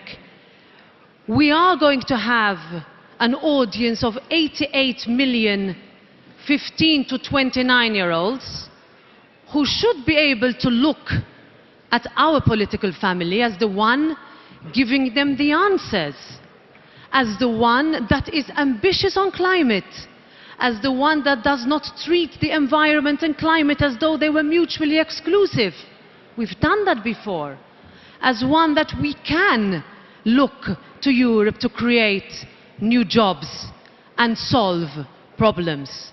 And ultimately, I think if we go into these elections with one message, that we can win. And I am convinced that we can win, and I'm convinced that the next European Parliament will be composed of an even larger European People's Party group membership in it.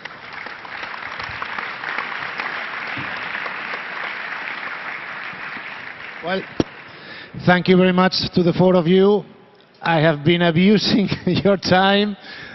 Thank you for your patience. Thank you for sharing with us here in our confidential meeting of the EPP. And hope to listen to you soon. Four of us, thank you very much on behalf of all of us. Thank you.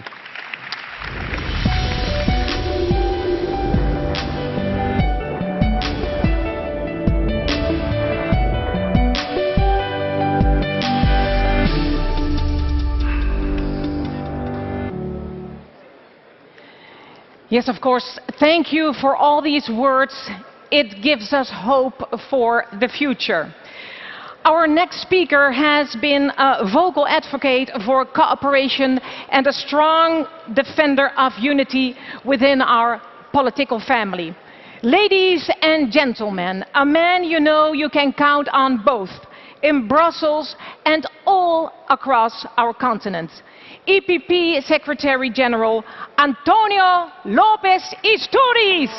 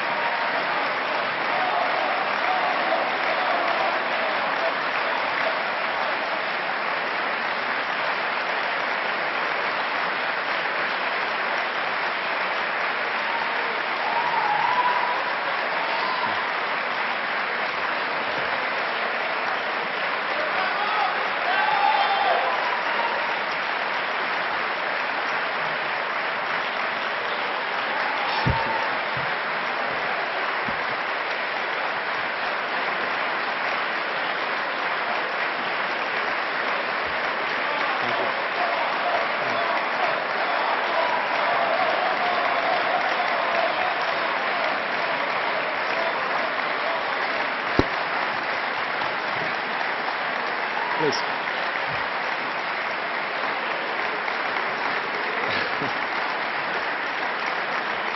Thank you. Please. Thank you.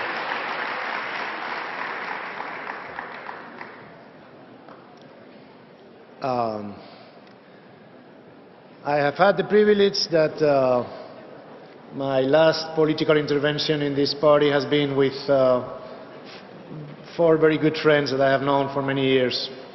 And I think that it was good to share with you these very interesting, thoughts from people that are in the decision making.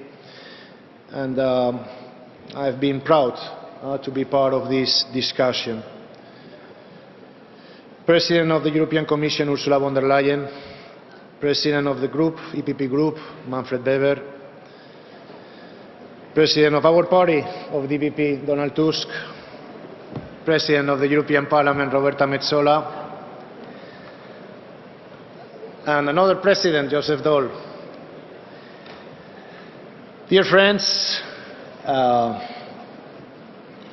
some people have asked me these days what I was going to say in this speech, my final speech after 20 years being your Secretary General, or as Elmar Brok always loves to call me, the General Secretary. Some people even asked me with fear in their eyes that what I was going to say today. Of course, this last group of people don't know me well. They will never understand that my respect and my love for the EPP, and most importantly, the privilege that I have felt for being part of this family for so many years is greater than anything else.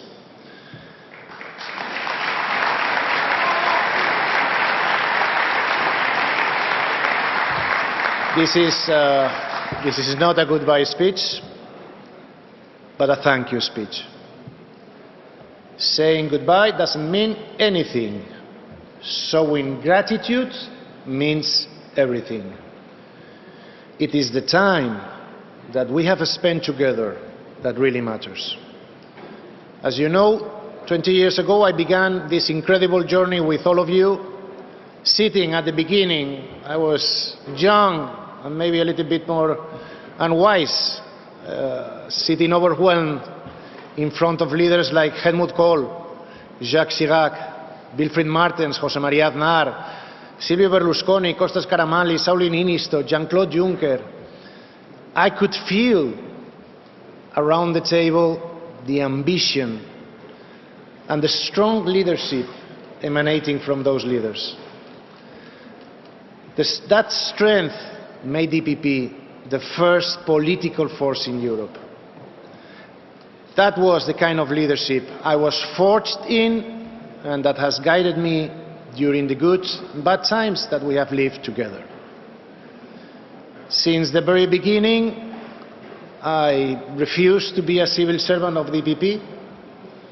I wanted to be a politician with ambition, not only for myself, but for all of you.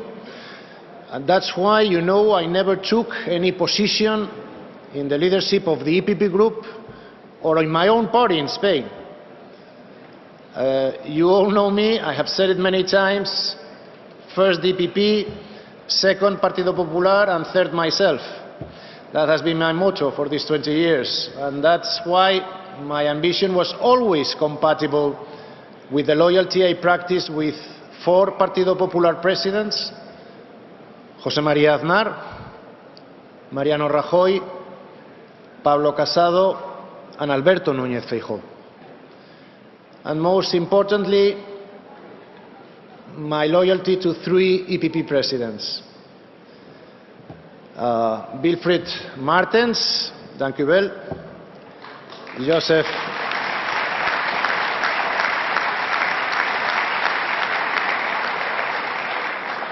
Joseph Daul, merci beaucoup.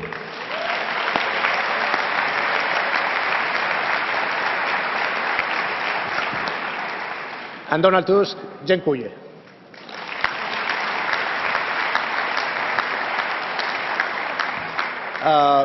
This loyalty of mine is based in 3 principles that have always guided me in the last 20 years at the management of this party: honesty, balance, and teamwork. Honesty, something you all know about me, is that I have always spoken the truth in matters concerning the EPP, no matter how hard it was. Maybe I was perceived as rude by some people sometimes when I told them the truth. But I am convinced that those who are smart, and there are many of you in this room, always understood that I did this out of loyalty and friendship.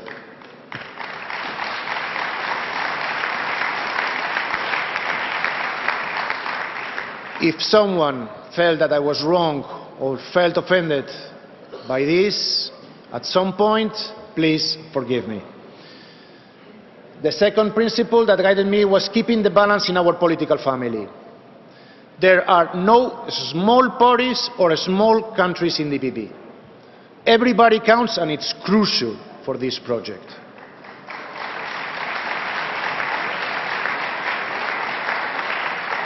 I understood this delicate equation from the beginning. For me, COCOMUS will always be as important as the CDU, PSD Portugal as Forza Italia, Moderaterna as Partido Popular. As our visionary founding fathers knew, Europe is a project built in this balance, and so is the EPP. Finally, the third principle that guided my work was teamwork. Even if I would love to, I cannot mention all the people that have helped me all these years in transforming the EPP from a humble group of friends in our headquarters, all headquarters in Rue d'Arlon, to this proud, internationally recognized now European political family. Many, many names in my head: Luis, Maite, Kostas, Giuseppina, Guy, Cortaut, Luke, Christian, so many. Sorry for the others, but there is many people that they have collaborated in this. Only by working together, side by side, we managed to create this formidable political machine that has given us incredible moments like today. Like the many of you cherish in your memories, our 2014 Congress in Dublin, 17 prime ministers, president of the European Parliament, of the Commission, of the European Council, all sitting at the same table. Jesus, we also had Bono from U2 giving us a speech, you remember. And he said, I invite you to watch it in YouTube, it's an incredible piece of European political art. And he said, Europe is a thought that needs to become a feeling. And only then we could see the fulfillment of the dream of our founding fathers, the election of the Spitzenkandidat, who later became President of the European Commission, our friend Jean-Claude Juncker, one of the best political commissions. Now, my friends, enough of these incredible 20 years. Let's talk about what really matters, the future of this European project and the future of the EPP. Because I believe, and I know that you also do, that one cannot survive the absence of the other. I will not hide from you, again, your outspoken Secretary General, that I'm worried. The successive economic crisis, the crisis of populism, COVID-19, or the atrocities committed by Putin's regime in Georgia, Ukraine, are the most visible challenges of many that we have been, unfortunately, facing with a certain, sometimes, sense of fatigue, lack of coordination, and a sense of lack of leadership. Only a sense. Fatigue, because this party has been taking the responsibility of the European project since our first European elections victory in 1999. Lack of coordination, because the renovation of our groups in many institutions in 2019 brought a fresh group of politicians to Brussels who, thanks to COVID-19, were soon condemned to be watching computer screens and about, WebEx, Zoom, Teams, but not allowing something crucial for the stability of the European architecture to take place. To have Italians, Germans, French, Swedish, Slovenians, you name it, sitting together at the same table. You know that my EPP team worked hard to overcome this. We were by far the most active political party during the COVID-19 pandemic, but it was not enough. And the important challenges about the growing sense of lack of leadership. I hear some people saying that we have to renew, that we need new leaderships, but it's okay. This is politics. We understand this. I have a different approach. I think that our past EPP leadership, the one of people like Wilfried Martens, like Enda Kenny, like Jean-Claude, Nicolas Sarkozy, was based on the principle that leadership is about transforming a vision, a dream, into a reality. And in that, I believe that we can all agree they succeeded.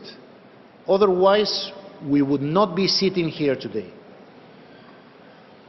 I firmly believe that for a politician, the biggest risk in life is not taking risks.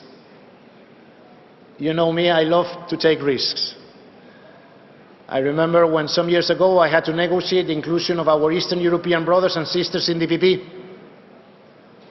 I remember when experts, think tanks and a legion of advisors told me not to take inside the EPP the Democratic Party of Romania, today PNL, or GERB of my good friend Boyko Borisov. They are not Christian democratic enough. They are not reliable enough, they told me. As a politician, of course, I didn't listen. I follow my senses, my instincts. And today I'm so happy that we have so friends like Siegfried Muresan, like Traian Basescu, Eva Maidel, Boyko Borisov, Emil Boc, and Klaus Johannis, and so many others sitting with us here today.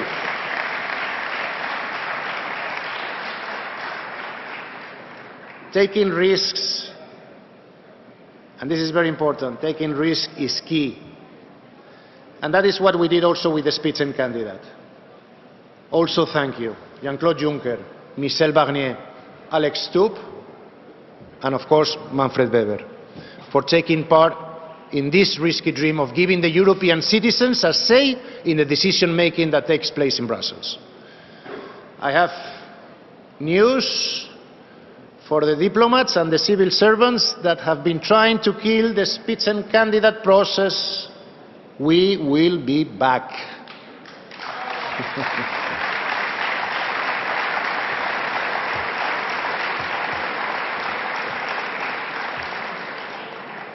My dear Manfred and friends, if you keep committed to this dream, I will always support you, whatever my new political adventures are. We have to take risks, also to invest in youth, youth in our societies and youth within our ranks. It was always a personal commitment of mine to support, to discover new young politicians, mostly from JEP, mostly from ADS, that now they have top positions.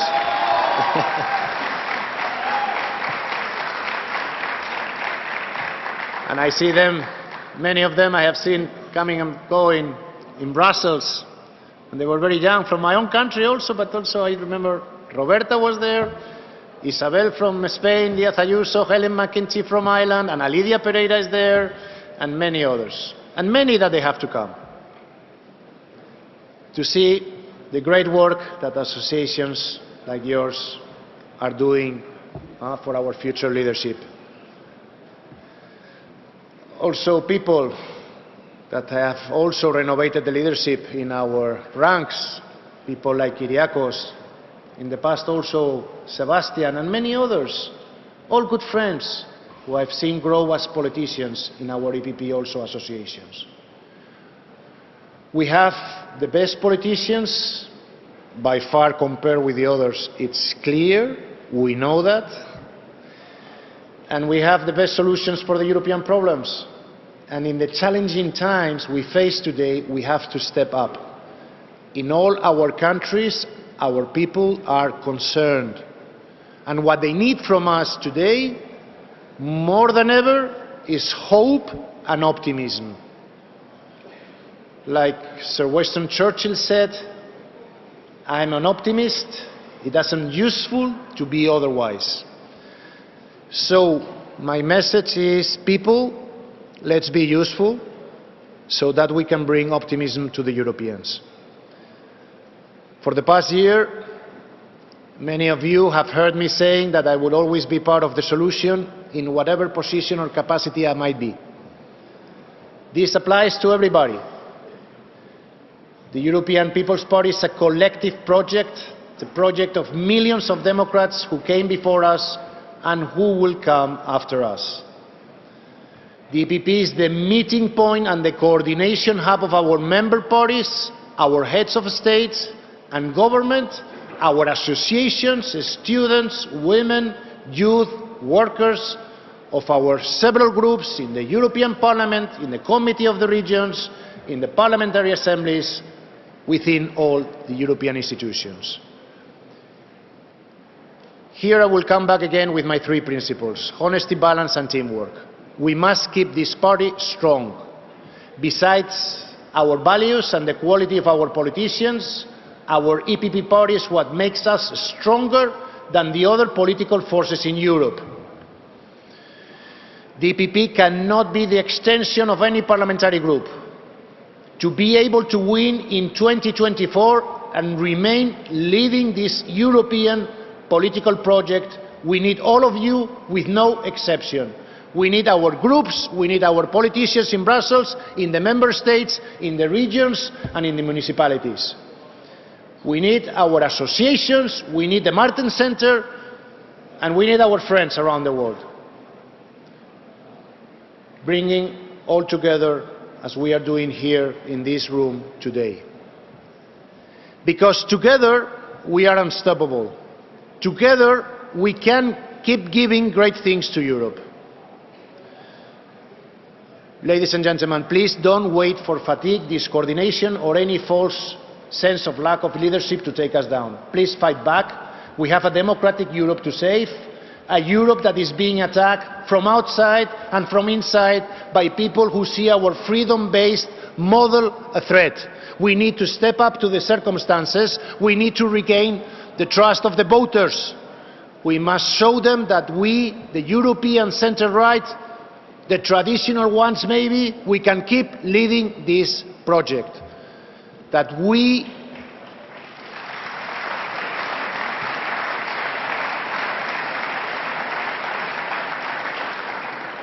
are the key for a stronger, more prosperous and democratic Europe. This should be our compass. And we have the best people to succeed. Let's embrace the energy, honesty and conviction to save our fragile, imperfect, sometimes but best political system, our democracy. Colleagues, friends,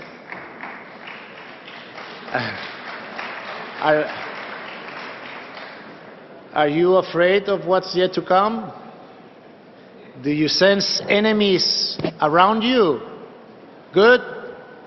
That means that you are fighting for something in your political life, and it's worth the fight.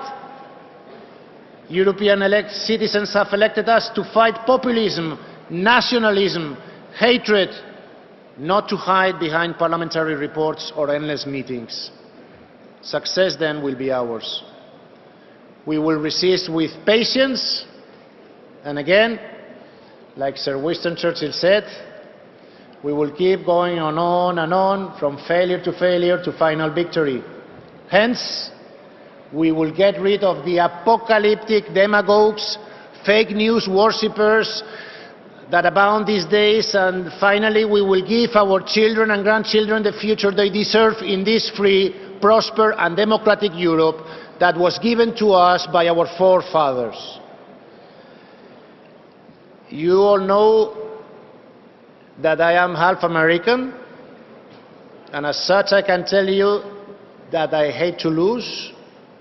I love to win. We have been winning elections since the beginning, since 1999.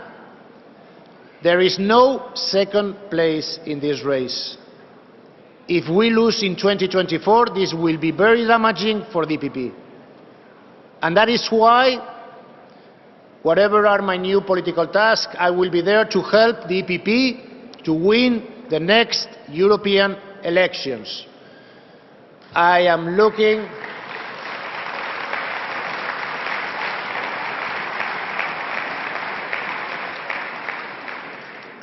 forward to seeing the sad faces of the left when this happens. The last elections, always love to go to Place Lux to see the left were preparing great parties to celebrate their victories. I would like I have always done, the next day to go around Place Lux and see the faces of the left when we win again these elections.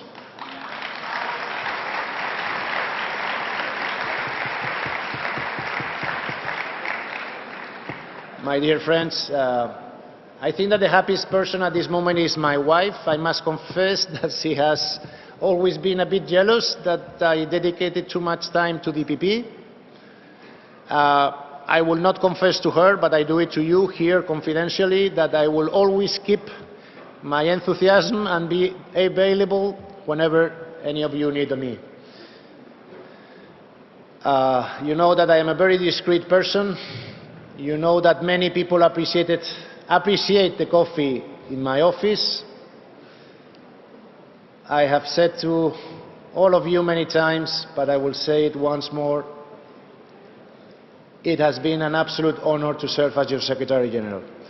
From the heart, thanks to all of you who have supported me these last 20 years. Thanks to my amazing EPP staff, people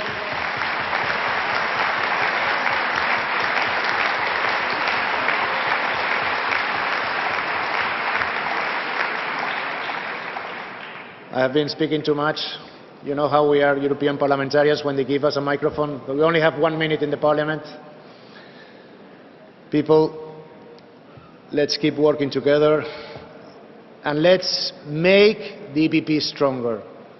Thank you very much. And I will see you now around. Thank you.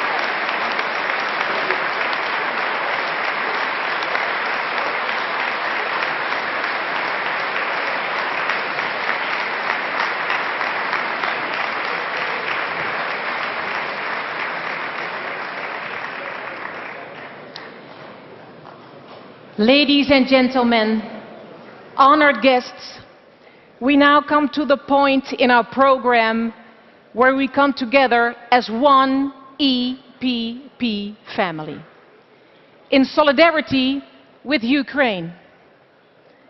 May I please ask you to stand up to observe 1 minute of silence for all the victims of unjust criminal war.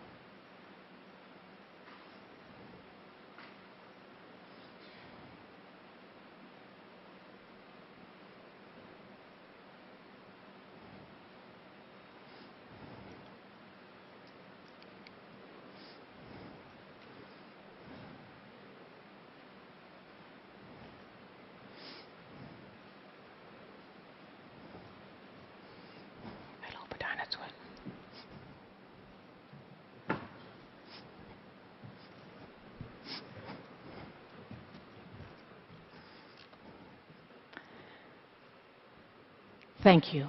Please be seated.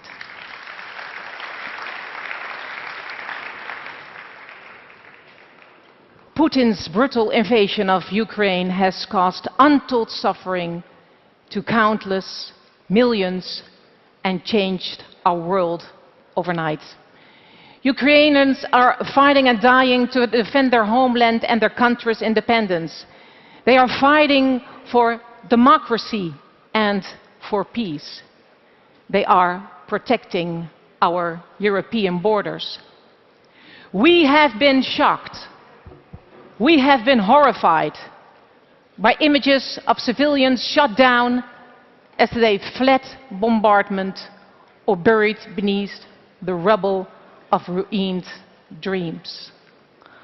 Or even worse, victimized by unspeakable atrocities. We will never accept Russia's unjustified war. We will never accept the slaughter of innocent girls and boys and women and men. We are inspired by the stories of courage and hope we have seen from ordinary Ukrainians standing shoulder to shoulder for a future of freedom. We all stand united with Ukraine. Slava Ukraini!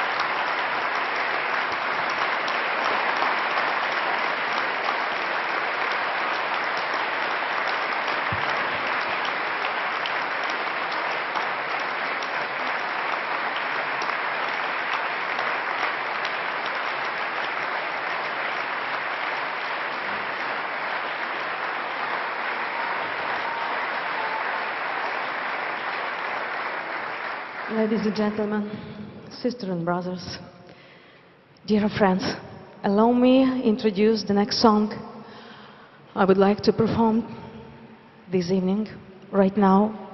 We call it Ой у лузі червона калина. The most authentic song we have. We call it Козацький march. It means military beat. It means our heartbeat. It means that we never give up. We would like to perform with authentic style, with this most authentic instrument from Ukraine, bandura, and the voice from Carpathian Mountains, my voice.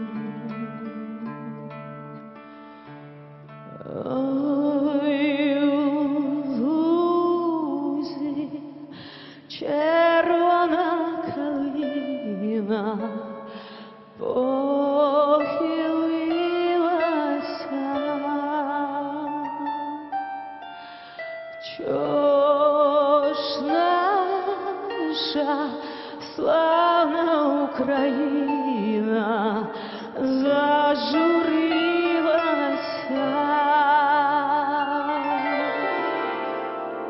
а ми тую червону калину підіймемо, а ми нашу славну Україну, гей, гей, розвеселимо.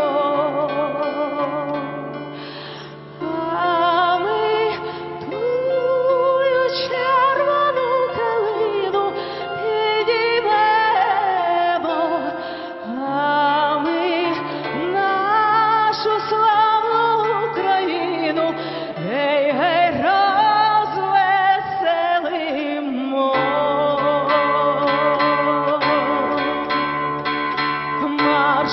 Марширують наші добровольці у кривавий там, визволяти братів українців з московських кайдан. А ми наших братів українців визволимо, а ми нашу славну Україну, гей, гей, розвеселимо. А ми наших братів українців визволимо, а ми нашу славну Україну, гей, гей, розвеселимо.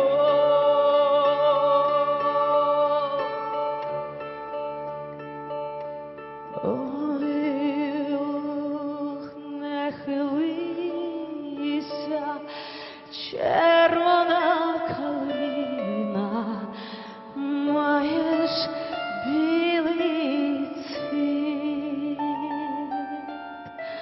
Не журися, славна Україна, маєш вільний рід. А ми тую червону калину підіймемо, а ми нашу славну Україну, гей, гей, розвеселимо. А ми тую червону калину підіймемо, а ми нашу славну Україну, гей, гей,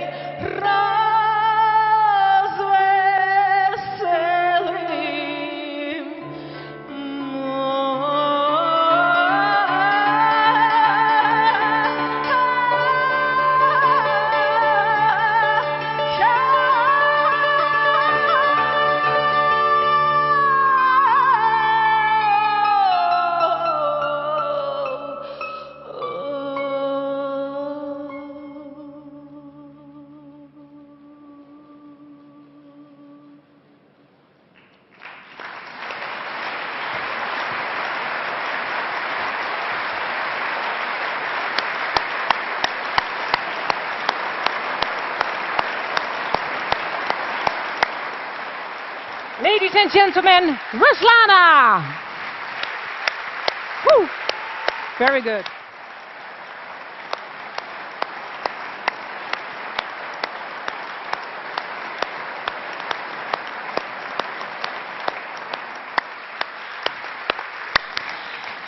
Yes, ladies and gentlemen, Ruslana, the 2004 World Music Award and Eurovision Song Contest winner. And we also thank our other musicians, Olga Dola from Patsikis Franeka and Christina Posentrup. Well, yes, of course. Also an applause for the musicians. Never forget, never forget. Ruslana is recognized internationally as the most successful Ukrainian female solo artist and was listed by Forbes magazine among the top 10 most influential women of 2013. She has been a UNICEF Goodwill Ambassador and an activist during the Orange Revolution and the Revolution of Dignity. The US Secretary of State honored her in March 2014 with the International Woman of Courage Award. And today, yes, you can give her an applause, of course. Of course, it's for you. And today she travels around the world and speaks about Ukraine and goes to the front line to support the troops. Ruslana has said she might leave her musical career and join the Ukraine army as a soldier. Let's give her another warm welcome.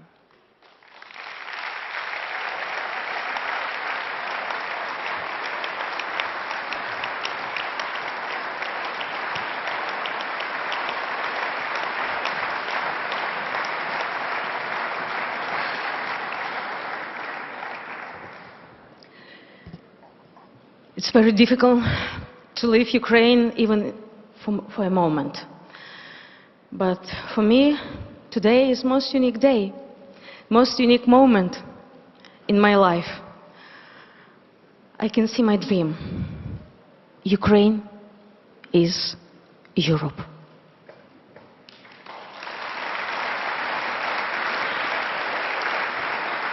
And I would like to say something more than just I can say with the words by my language, Ukrainian language.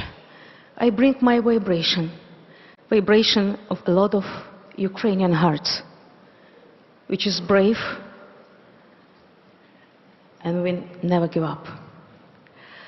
Я дуже хочу сказати важливі речі сьогодні. Ви знаєте, дуже багато українців загинуло. Серед них діти, жінки, молоді юнаки і дівчата. Але перед тим, як українців вбили, українців катували, знущались, принижували і гвалтували. Це війна, це гірше, ніж війна. Це окупація, це гірше, ніж окупація. Це злочин, це більше, ніж злочин. Поки зараз я з вами розмовляю, якщо подивитись на нашу прекрасну планету, прямо зараз летять ракети в нашу прекрасну планету. Летять ракети в Україну. І Марс сьогодні на Землі. Це злочин проти нашої прекрасної планети. Злочин Росії. Коли зараз я з вами розмовляю, прямо зараз, в цю хвилину, гинуть українці. Серед них непоховані діти в Маріуполі. Серед них непоховані герої у Маріуполі. Серед них люди, які зникли безвісті. І ми не знаємо, як ми їх знайдемо. Прямо в ці хвилини гинуть українці. Це злочин проти людяності. Злочин Росії проти людяності. Прямо зараз, коли ми розмовляємо, хтось пошепки в кулуарах, можливо, десь говорить: давайте за добрим Путіна залишимо вже те, що він забрав. Лишимо 5-ту частину України йому, може він стане добріший.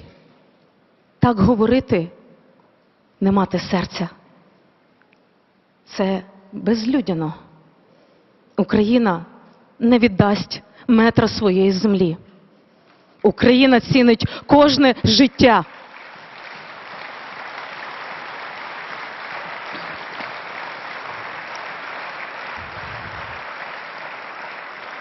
Сьогодні, без перебільшення, історичний момент. І він неможливий без вас. Коли вчора я зустріла пана Дональда Туска, я зустріла друга України, великого друга України, і я відчула впевненість. Коли вчора я зустрілася з паном Вебером, я зустріла нового друга, і я відчула надію. Сьогодні історичний момент, тому що Україна гідна бути частиною Європи. Україна гідна отримати статус європейської країни. І на мій роздум саме це зупинить війну. Саме те, що Україна стане повноправним членом Європейського Союзу. Давайте об'єднаємось. Давайте нас стане більше, ми станемо сильніші. Нас, європейців, стане більше на 40 мільйонів.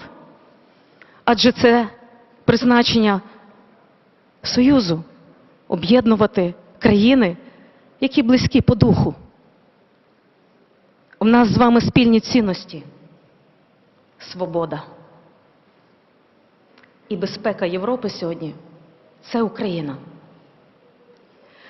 Сьогодні ми просимо зброю захищатись, захищати Україну, захищати цінності, захищати Європу заради свободи. Сьогодні ми просимо допомогти нам відбудувати інфраструктури, наші зруйновані міста, тому що наші люди хочуть додому. Українці мріють бути вдома. Сьогодні в Ірпені люди в зруйнованих абсолютно будинках, вони залишилися вдома, в наметах. Вони навіть не поїхали в Європу, вони залишились вдома. Сьогодні ми мріємо повернути наших хлопців, які потрапили в полон, які мужньо боронили Маріуполь, Азовсталь. Це сучасні герої нашого часу. Не голлівудські, а самі справжні. Сьогодні ми бачимо, що енергія стала вперше не лише тим, що забруднює нашу планету. Ми побачили, що енергія стала зброєю. І я за енергетичну свободу, за 100% чистої енергії і свободи. Сьогодні діти в Україні відчувають її не так, як ми. Вони весь час плачуть. Поки йде війна, діти в Україні плачуть. Багато з них залишились не лише без домів, але й без батьків. Вони сироти. За що? Ви спитаєте, за що Путін вбиває українців? За що він їх так ненавидить? За що він нас хоче стратити? Тому що ми вибрали свободу. І ми сказали, що Україна – це не Росія. Україна – це Європа.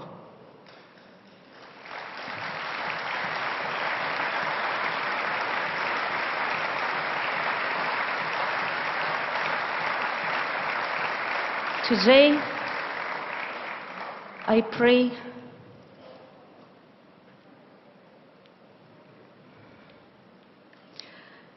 pray for stop this war, this terrible war, as soon as possible.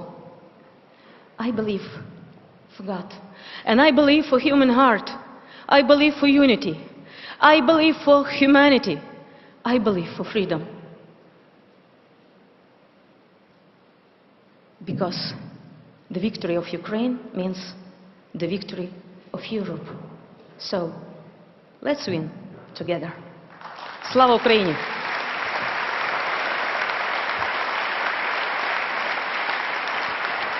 Thank you. Thank you.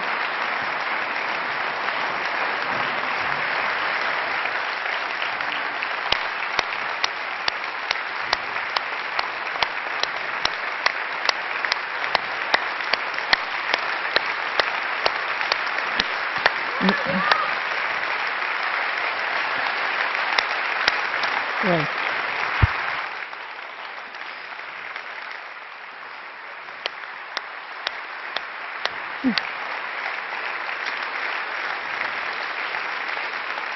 Amazing woman.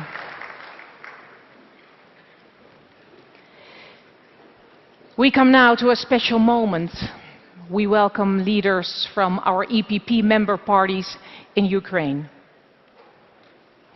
Two of them are joining us in person from a country ravaged by war.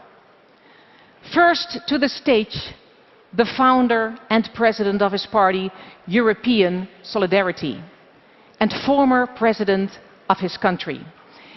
He was the first to repel Putin in 2014 until 2019 by building a modern NATO-like army in Ukraine. Ladies and gentlemen, give him a big round of applause for Petro Poroshenko!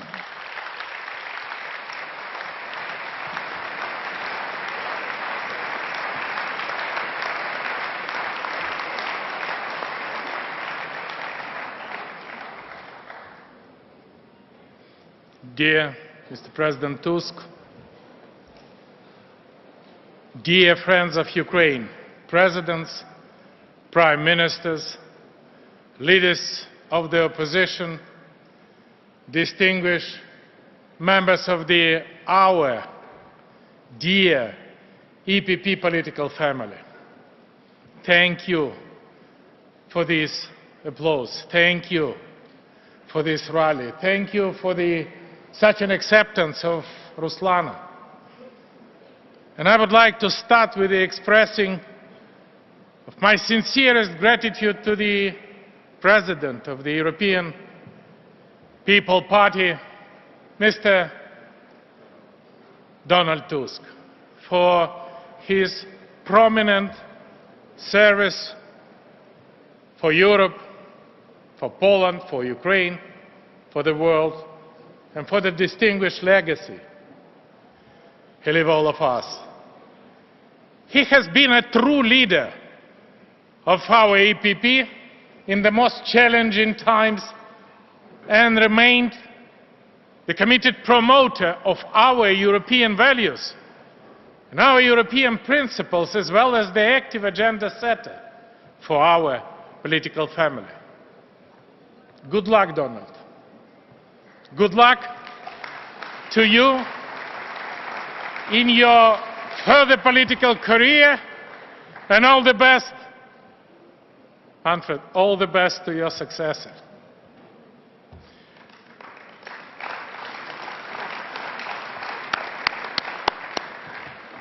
Donald, for the future political career, we keep him fingers crossed. My dear friends, it is 8 years and 98 days that Ukraine is fighting the large-scale war for its survival against Putin regime, against, as he said, second strongest army in the world.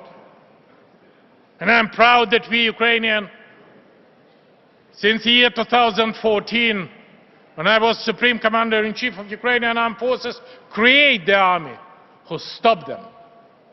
It has already become the bloodiest and fiercest war on the European continent since the end of the World War II. And as we speak, dozens and dozens, thousands of Ukrainian heroes are restraining the aggressive hordes of the Russian forces and their mercenaries in Donbas, on the south of Ukraine. And millions of Ukrainian civilians are seeking shelter from the Russian airstrikes and Russian cruise missiles all over the country. There is no any safe place throughout Ukraine. Putin's regime strives to conquer our lands, to eliminate Ukrainian statehood, and to erase Ukrainian nation. Ukrainian identity erased from the world map and the history of humanity. And those who say about the compromise, please, it is impossible to find out the compromise because the world is white and black. Putin want to kill all of us and we simply want to live. Putin want to destroy and wipe our country, and we want to live in our 1,000-year-long history country. And the world now can see the true goals of Putin campaign in the mass graveyards in Bucha, Irpень, Mariupol, Rubezhaya, Trostyanets. President Ursula von der Leyen was one of the first leaders who visited Bucha and see with her own eyes what does it mean. And this is not like in a Hollywood film of horror, this is much worse. And in the burned heaps of Ukrainian books in occupied towns, the plans of another illegal referendum in Kherson, in Zaporizhia, for one purpose is to annex Ukrainian sovereign territories to Russia. Ukrainian sovereignty, Ukrainian territorial integrity, and Ukrainian independence cannot be the subject of compromise. But Ukraine is the only part of the Putin geopolitical vision of new world Putin's order. Putin dreams has been and remains to revival of the Soviet Union and the defeat of the collective West. He is driven by a thirst for revenge, so-called Versailles complex of he hates the free world for its defeat during the Cold War and the collapse of the Soviet Union. Therefore, the ongoing war is our common war. Because from the first day, 24th of February, Putin said that he fight with a nationalistic battalion. After 1 week, he said that no, this is not nationalistic battalion, he fight with the Ukrainian armed forces. But with 1.5 months, he said that he fighting with NATO. And today he said that he fighting with the whole free world.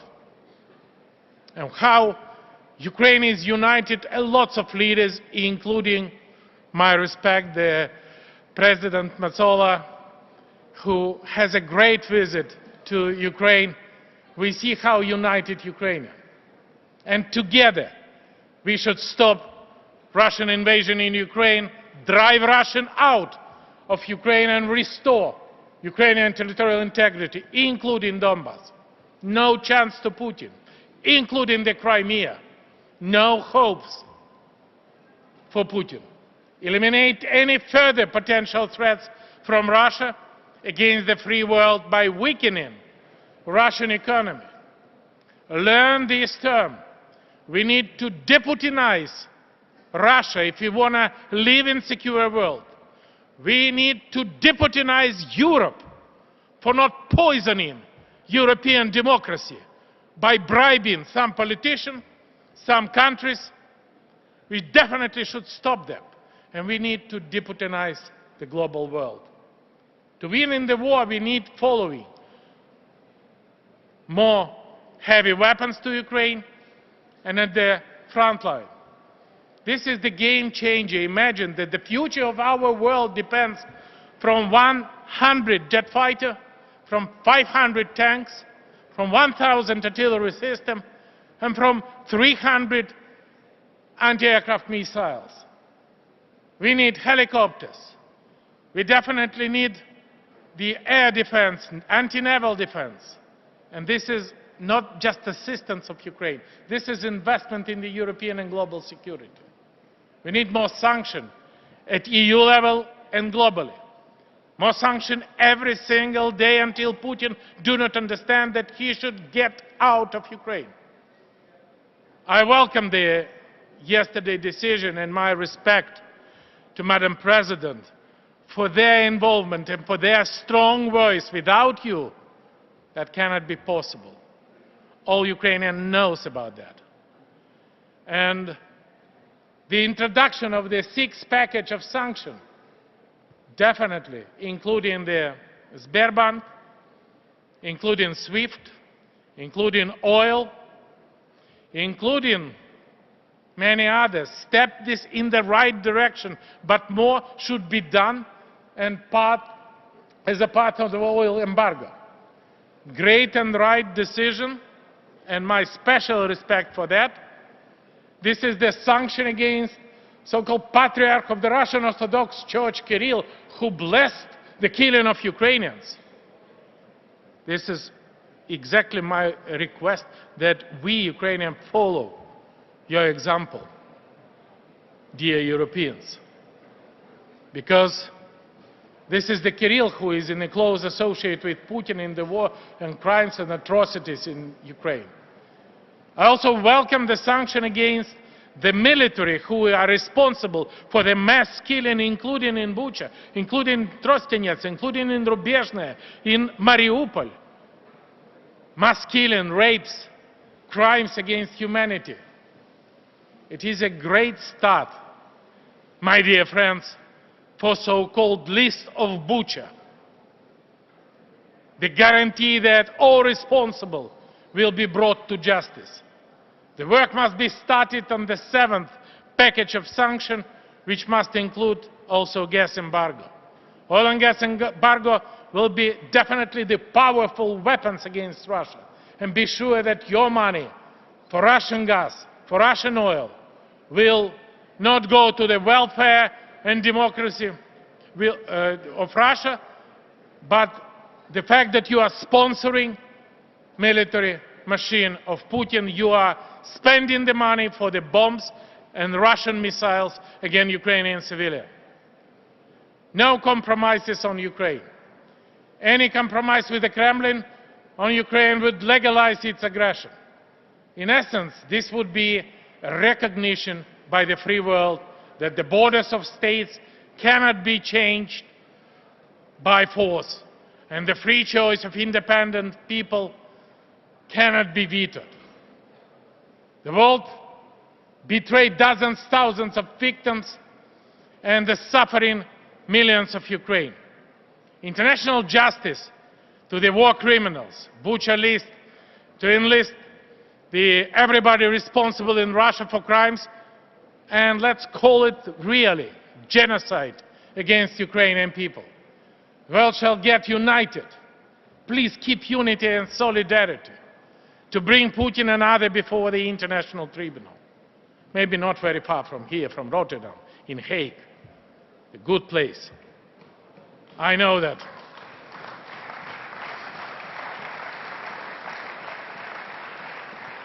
And other things, deblocate, including military deblocate of Ukrainian seaport, to help save the whole world from the Putin scenario of the global hunger. Stronger financial and economic support to Ukraine. Today we need more financial assistance than ever before. More grants than loans. Second edition of Marshall Plan for rebuilding Ukraine based on EU standard and principle of joint ownership, responsibility and conditionality. And that would be instrument to build up the rule of law in Ukraine, freedom and democracy in Ukraine. And I'm glad that following the initiative of EPP, the President of the European Council, Charles Michel, and the President of the European Commission, Ursula von der Leyen, pushed forward the idea and established Ukraine Solidarity Trust Fund.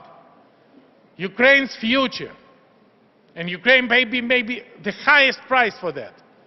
Our future is in EU, and our future is in NATO. Let's not accept Putin ultimatum or Putin blackmail. Ukrainian nation is looking forward to the positive decision of the June European Council to provide Ukraine with the European Union candidate status.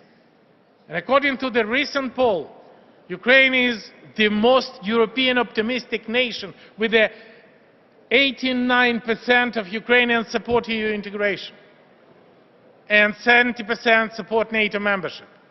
And I am grateful for the strong and absolutely clear EPP position in this issue. My respect.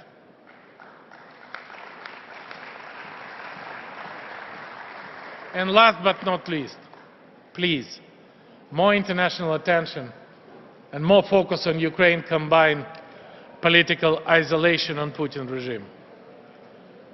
We would like to express my appreciation to the President of the European Parliament, again, Roberta Metsola, for her courageous decision to visit Ukraine.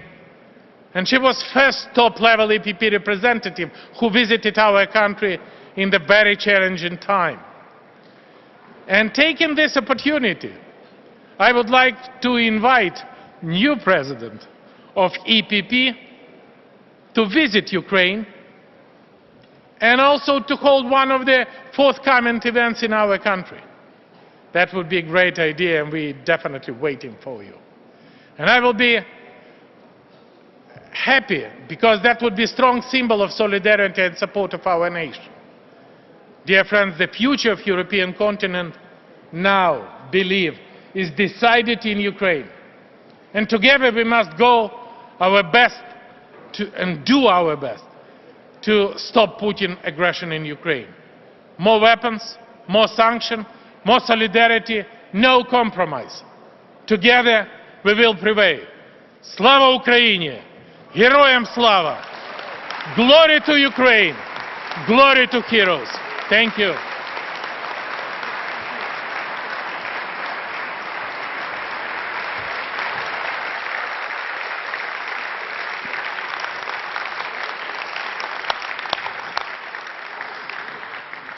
Yes, ladies and gentlemen, next we welcome the president of her party, Batshevchina, or Motherland Party, a two-time former prime minister of Ukraine and the only woman ever to hold this office. Since the start of the war, she has led her party's humanitarian efforts to evacuate small children, women and wounded civilians from war zones across Ukraine. Ladies and gentlemen, Yulia Tymoshenko.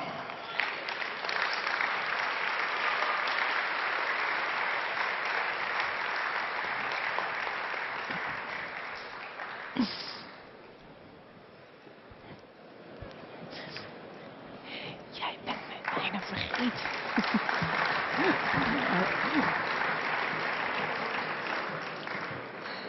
Дорогі мої друзі, справжні друзі України. І ось з чого хочу я розпочати. Давайте зробимо так, щоб наступний позачерговий конгрес Європейської народної партії проходив в Києві. В мирному Києві. Це дуже важливо. Тому що ви сьогодні наша армія. Така сама сильна, як наша армія, яка воює на фронті. Ми зараз з вами знаходимося в центрі чудового, мирного міста Роттердам, де є найбільший морський порт Європи, де мешкає більше 100 національностей. Але давайте згадаємо історію. Роттердам був повністю зруйнований бомбардуванням Люфтваффе під час Другої світової війни.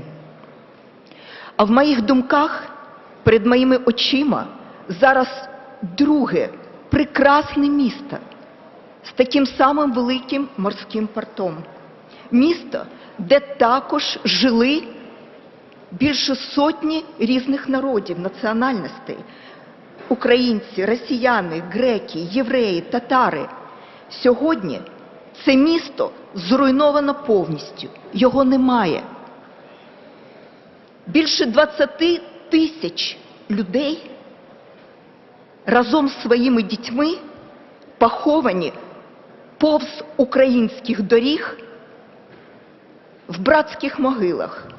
Ніхто не знає їх імен. І навіть точно ніхто не знає чисельності. Маріуполь пав. Це зруйноване місто Маріуполь. Тільки подумайте, Роттердам і Маріуполь – такі самі однакові трагедії з відстані 82 роки. Травень 1940 року і травень 2022 року.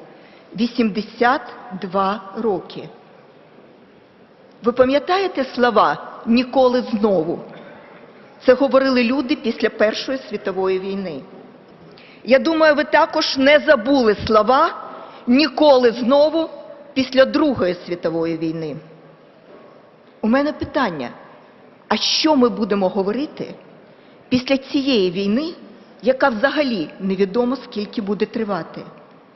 Невже ми всі разом ще раз скажемо «ніколи знову» та по суті нічого не змінимо? Ми просто з вами зобов'язані змінити все, щоб воїни більше не руйнували життя вільних народів. Ви дуже добре знаєте, що після великих воєн правила, архітектуру нового світового порядку завжди визначали переможці. Невже ми з вами віддамо право Кремлю визначати архітектуру нового світу? Ніколи. Невже замість світового порядку, заснованого на свободі, демократії, на міжнародному праві, ми дозволимо йому будувати життя людства по законам джунглів, де буде панувати лише право сили і кривавий диктат? Я переконана, що ніхто з нас, ніхто в світі вільному, демократичному, ніхто цього не допустить. Тоді я можу вам сказати, у нас є лише один шлях – перемагати. Так що ж вважати сьогодні перемогою або поразкою в Україні?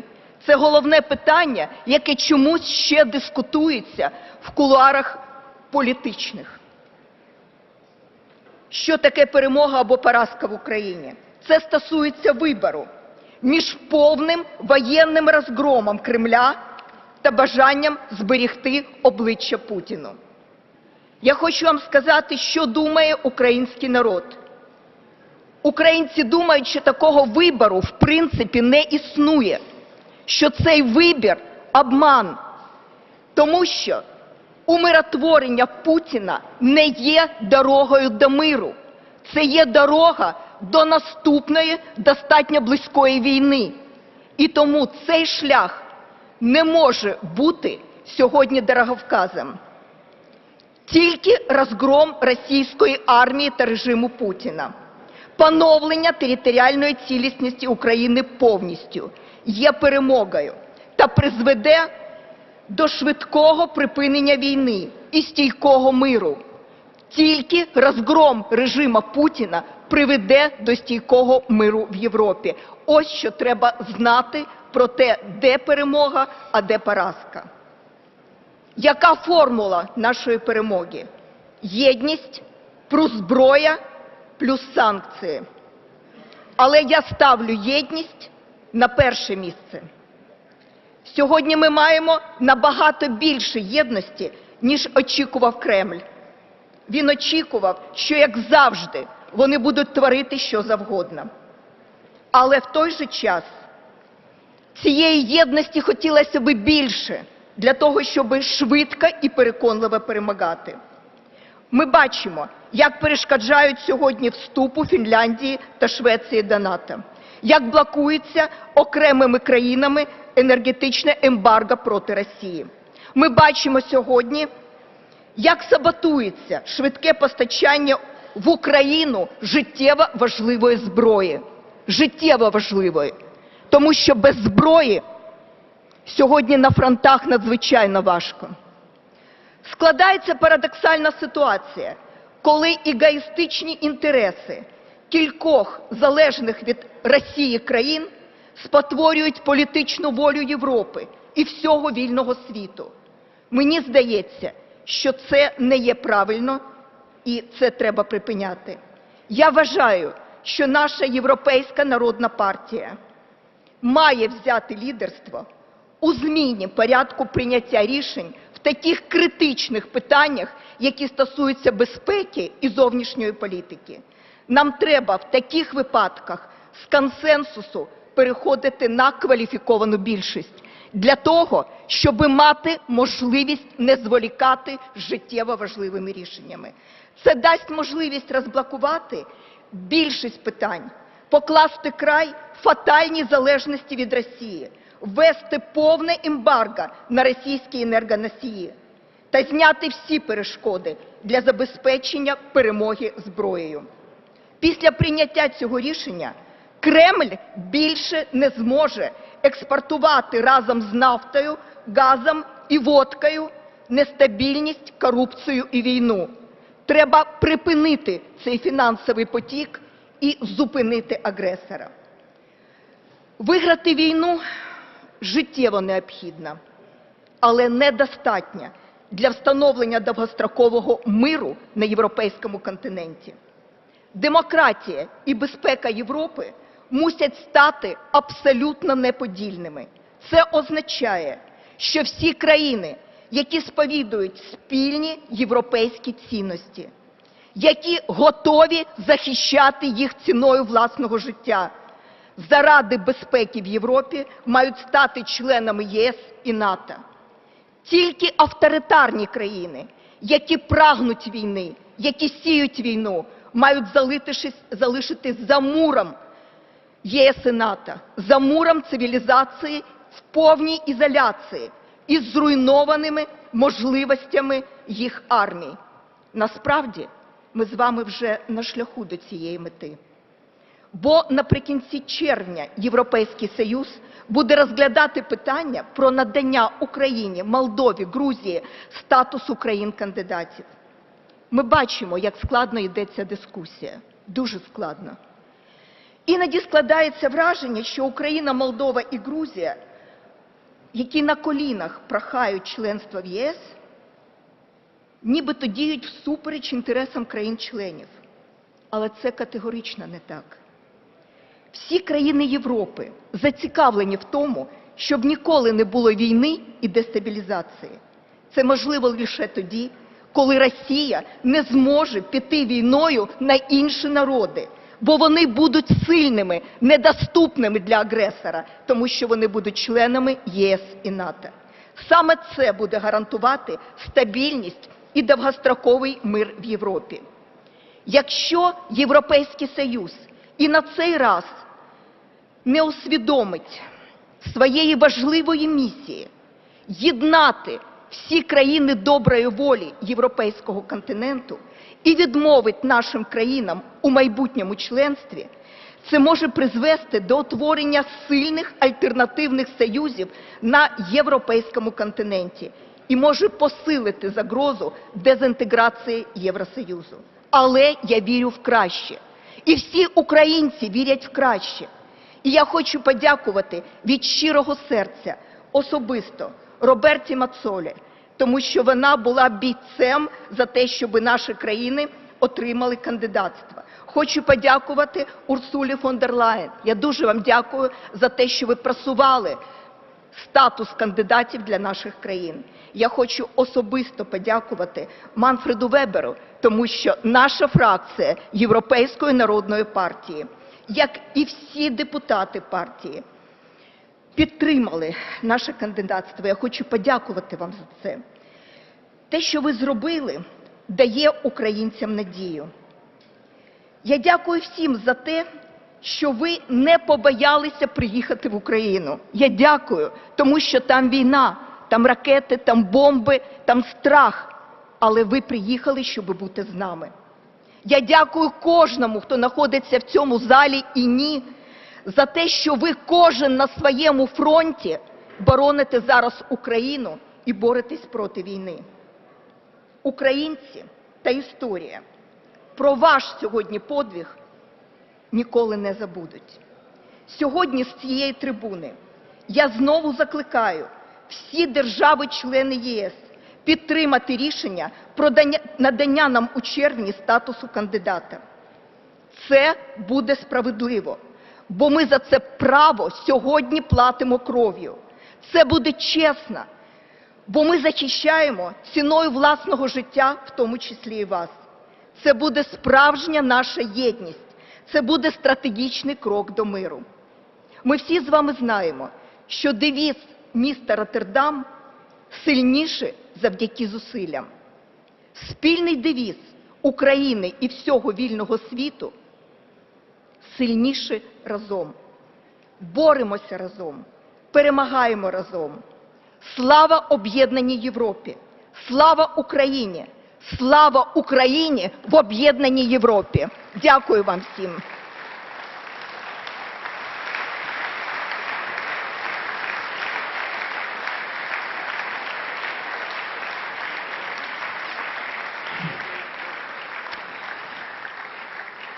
Yes, thank you. And we welcome back to the stage Donald Tusk.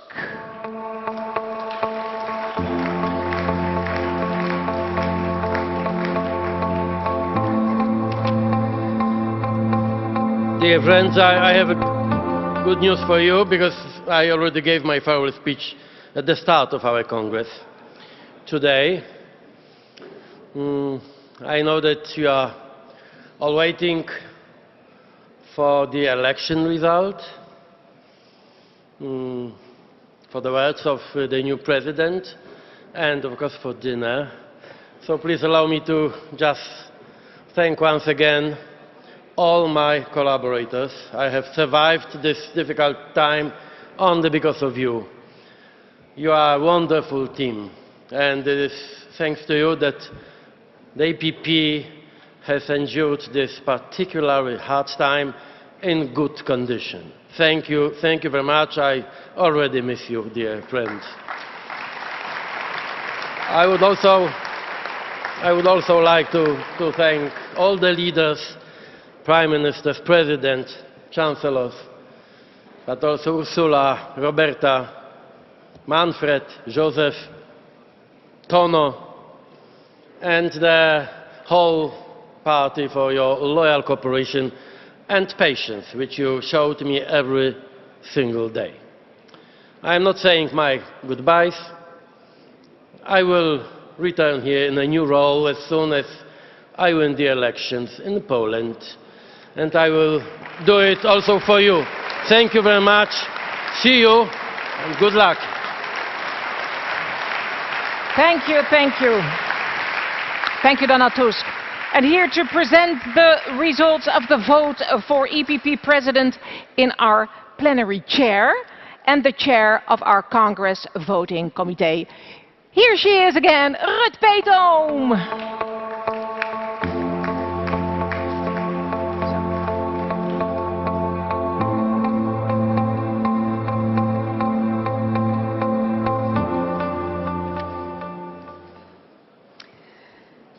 Ladies and gentlemen, it's my honor to announce the result of our Congress vote for EPP presidency. The results of the elections of the EPP presidents are: the vote cast is 515 votes. 7 of them are blanco, 5 of them are invalid. That makes the number of valid votes 502. From these votes, 55 are no. That means that 447 are yes. And that means that Manfred Weber is elected as president of the European People's Party with 89%. Manfred. Congratulations.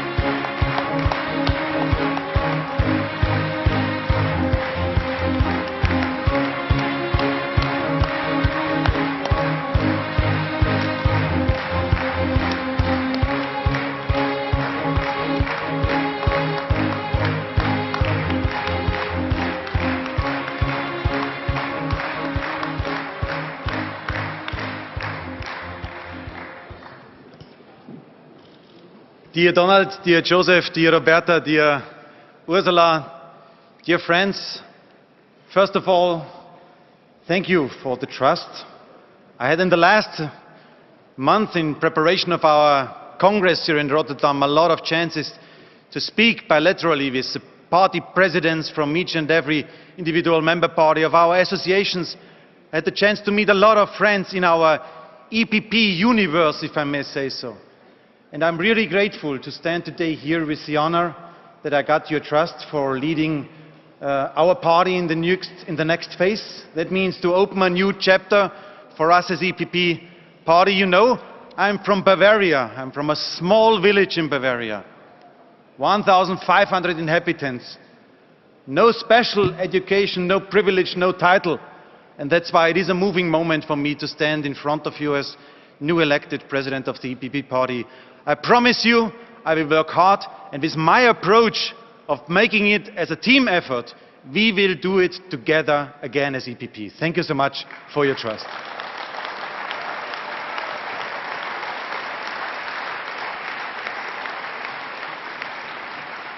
And I have to be honest, it's now not so easy to add a speech in this moment of our Congress. Donald said it's between the Ukraine moment and the dinner, so it is quite challenging to give now some ideas about what we have to do, but give me the chance to express some of the ideas, and again, in the next years we will have a lot of chances to further develop them. Before I do so, dear colleagues, it's for me an absolute need, personal need, to thank Donald Tusk. He's a freedom fighter in Poland. Dear friends, he was successful party leader in Poland, prime minister, council president. Then he was president of our party.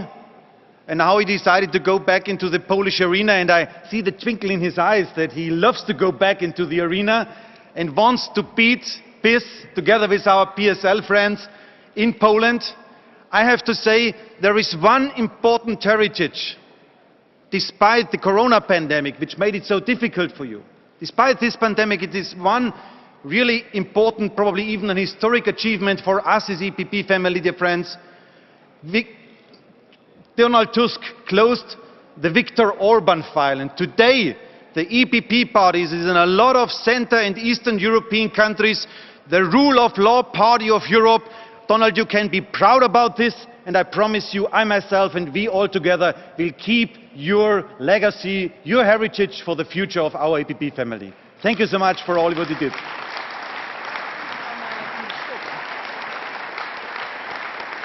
And I was asking myself when I was listening to our friends from Ukraine, when Ruslana spoke, when Pedro, when Julia spoke now to us, I was considering what is probably the first thing we have to learn when we here in Rotterdam consider what is now the method that we as EPP are coming back, because let's be honest, we are not in the best moment of our history.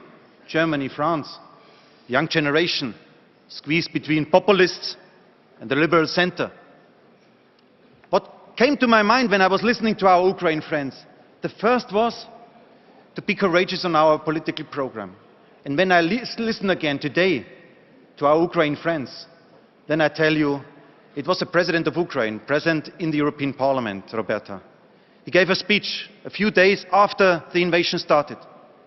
And he was asking us as members of the European Parliament, please be honest. Tell us, are we welcomed? Tell us, can we become member of the club? He asked us, is it worth to fight? And I tell you, the first message we have to give in this moment is that we as EPP family, we say, yes, you are welcomed. Yes, it's worth to fight. Yes, you can become member of the European Union. The European People's Party supports the candidate status for our Ukraine friends and also for the Republic of Moldova.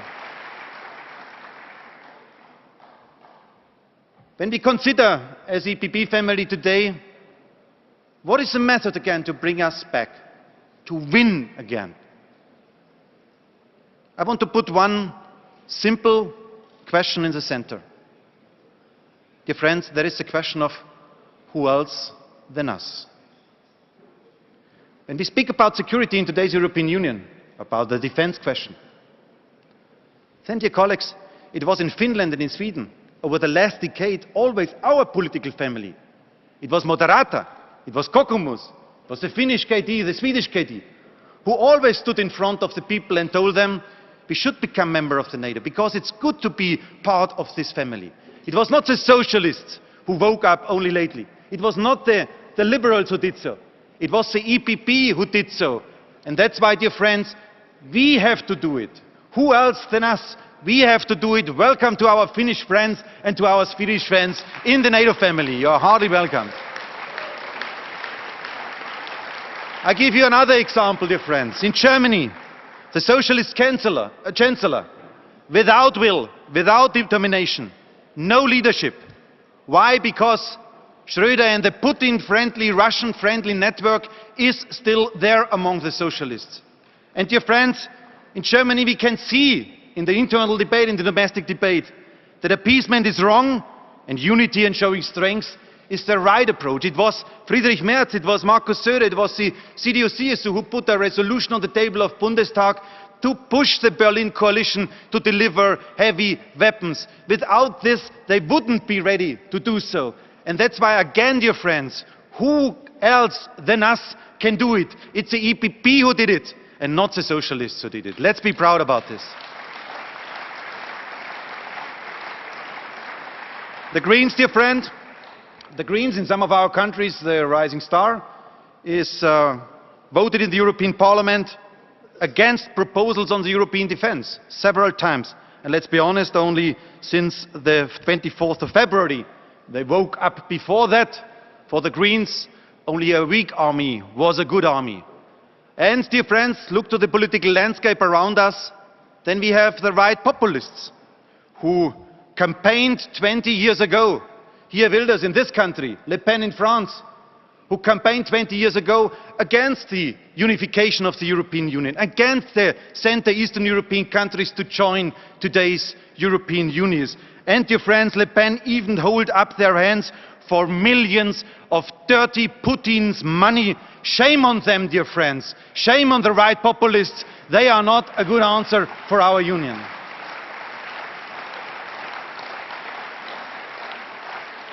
That is today's political landscape when we speak about the biggest challenge, about war in Europe.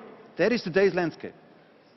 Dear friends, I want to add another example for this who else than us question. Who else than us is speaking about the transatlantic relationship in a positive way. I want to thank Joe Biden. I want to thank each and every American soldier on European soil for their service to defend our freedom, dear friends. That is what we have to do. I am fed up about socialists attacking the Americans. The left wants to weaken NATO. The left wants to limit transatlantic trade. The left, dear friends, wants to bring US soldiers to court. The US are our best friends we have in the world. Without safety, there is no freedom. And that's why we have to invest in this friendship. Who else than the EPP should do it? And let me allow to give you a second, further example, next to the war as the biggest challenge currently on the table. Because we know that recession is in front of us. The economic figures are not promising. Inflation is around 7%. The interest rates will go up this summer. People ask us, can I afford my next energy bill? Do I still have a job tomorrow? Dear friends, next week we will vote in the European Parliament.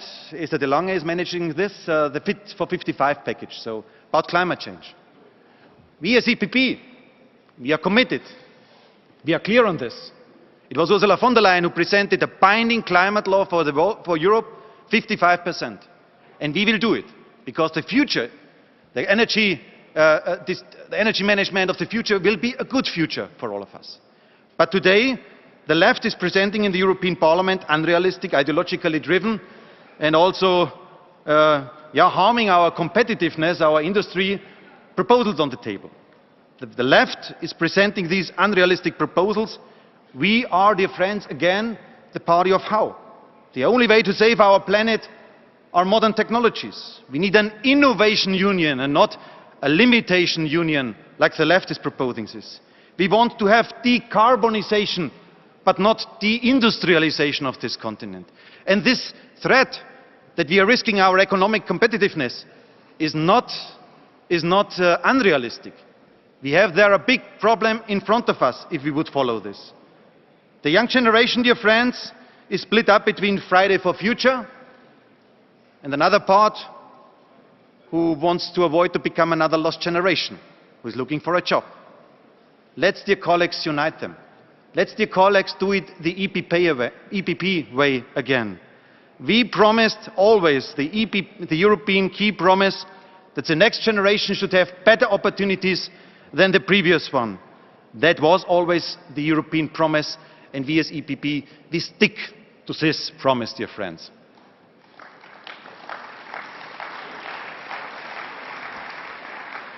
The list, dear friends, of these questions on who else than us is long. I can add, having Kyriakos Mitsotakis in front of me, the border protection question. You know, he was clear to Erdogan. He said, you cannot blackmail us anymore. We will protect our borders. Ingrida and Christianis did the same with Lukashenko. Who else than us, dear friends, should do the job? That should motivate us. We are needed in today's European Union. Our contribution is needed. And that's why let's be proud about our political approach. The only way, dear friends, to win support among citizens is to be strong, to be proud, and in times of crisis we are more needed than ever before.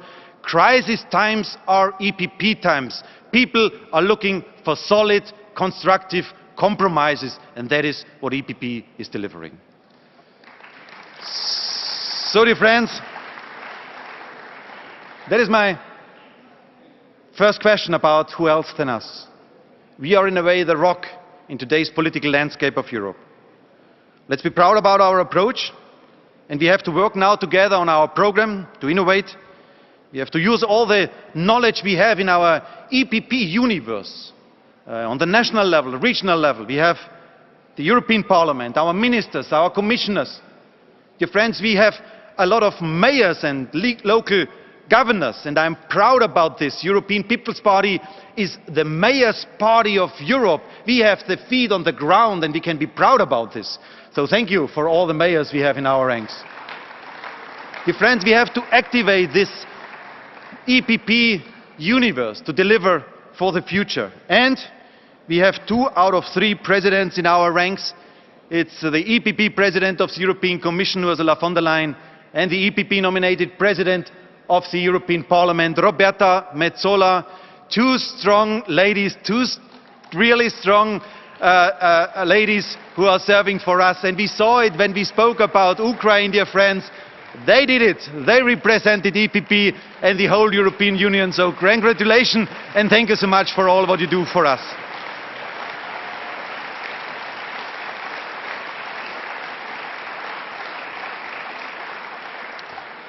We are strong. We are the rock, dear friends. Against the EPP today, nothing can be decided. We are leading Europe and we will deliver until 2024. Dear friends, that is the first part about policies. The second part I want to say, and don't be afraid, it's only 3 parts, so I've tried to be now brief, but the second part is about the operational things.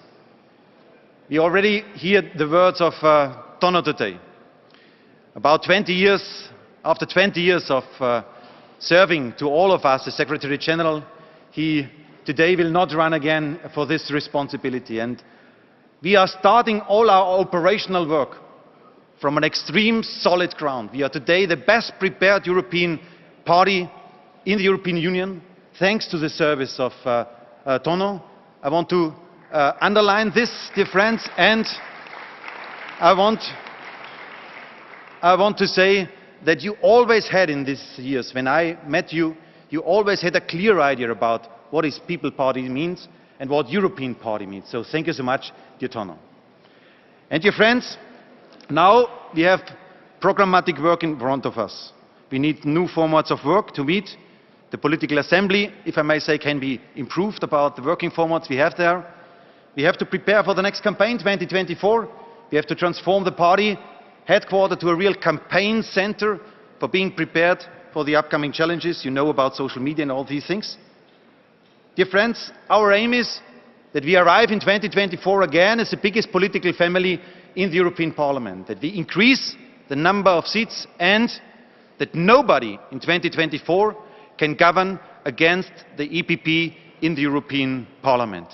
That is our aim. And for the national level, dear friends, my promise is that everyone can say at home on the national level, I am part of a strong and influential political family. even the smaller parties should say at home proudly, I am governing Europe. That is what everybody should say at home. And that has to be organized in the next upcoming months now. And who can do so? I am very grateful to present you today Thanasis Bakolas as our new Secretary General for the party. Thanasis.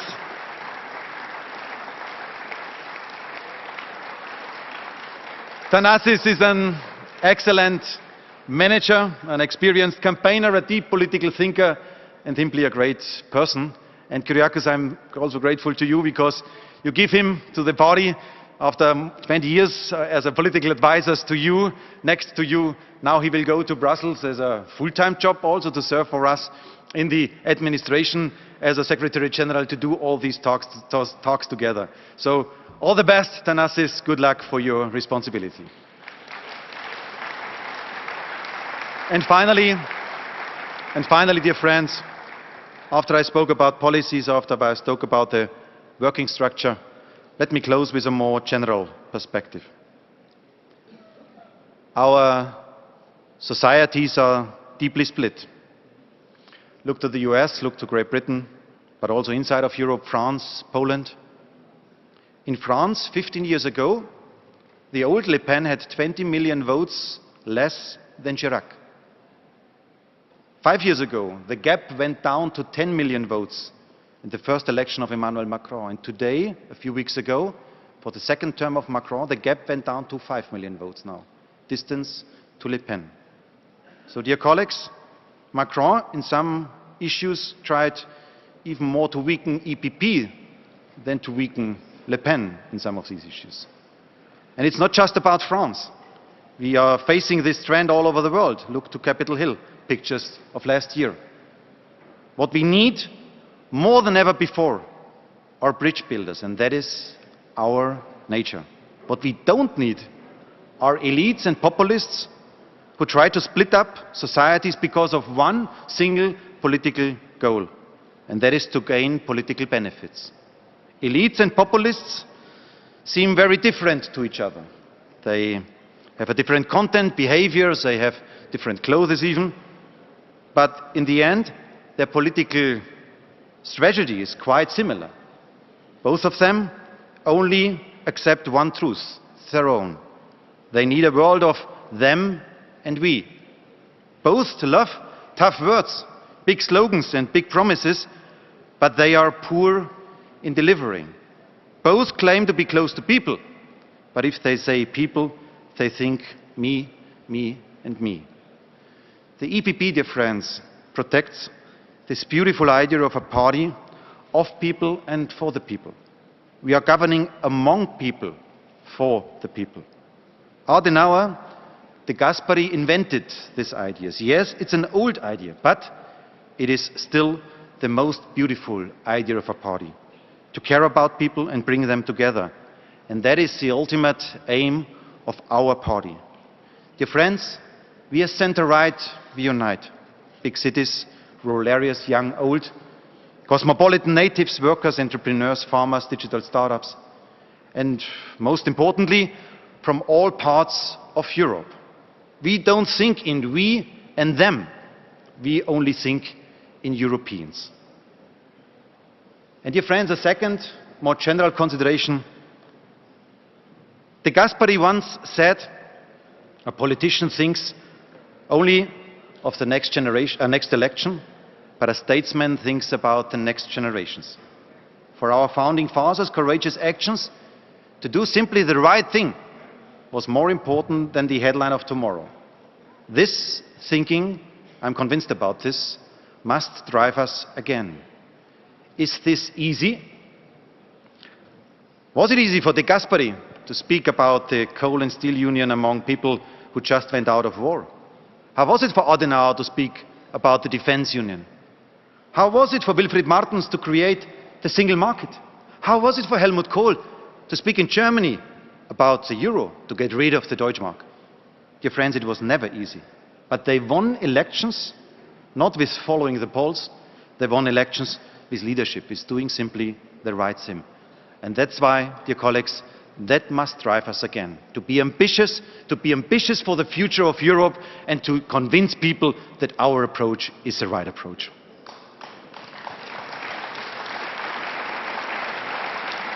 And this kind of leadership needs also clear values. We are Christian Democrats, dear friends. We have conservative, liberal and social roots. We will never give up the Christian identity. And as Christian Democrats, we also love Europe. I look to France, Christian Jacob. It's a shame that now the Greens and Socialists are supporting Mélenchon, when Mélenchon openly wants to break up today's European Union. Dear friends, if you give up Europe only to win some votes, then you give up your future. And that is what the Greens and Socialists are currently doing in France. So that is what is driving us. That are the fundamental principles for us. And in 2 years we will decide in the European elections in which European direction we will go. To hand it over to populists or to elites, a Europe of mistrust, a divided Europe, a weak Europe? No. Only a Europe that belongs to all Europeans is a strong Europe. Only a Europe with the spirit of Adenauer, De Gasperi, Václav Havel and Lech Walesa can protect our European way of life, and only a Europe that doesn't fear the future has a bright future. So let's start, dear colleagues, right here in Rotterdam. Let's open now a new chapter. Who else than us? We are the rock for protecting the security and the future of Europe. Let's start right here in Rotterdam. Thank you so much.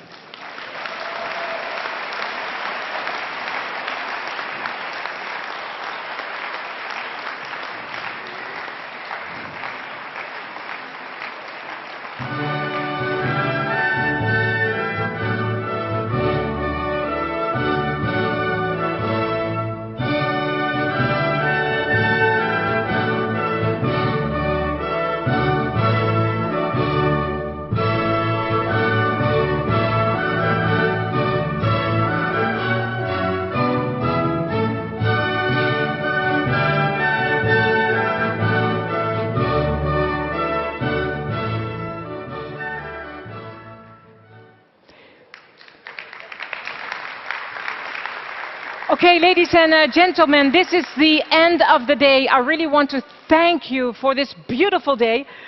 But before you go, just a few things. All delegates and guests are invited to the dinner hosted by the CDA, Eduardo Frei Foundation and the EPP. And the dinner will take place in hall number 4. Prime ministers, heads of state, opposition leaders, go to the 3rd floor because there you will have your dinner. And dear friends and guests, see you tomorrow at 9:45. Bye-bye. Okay. Huppakee.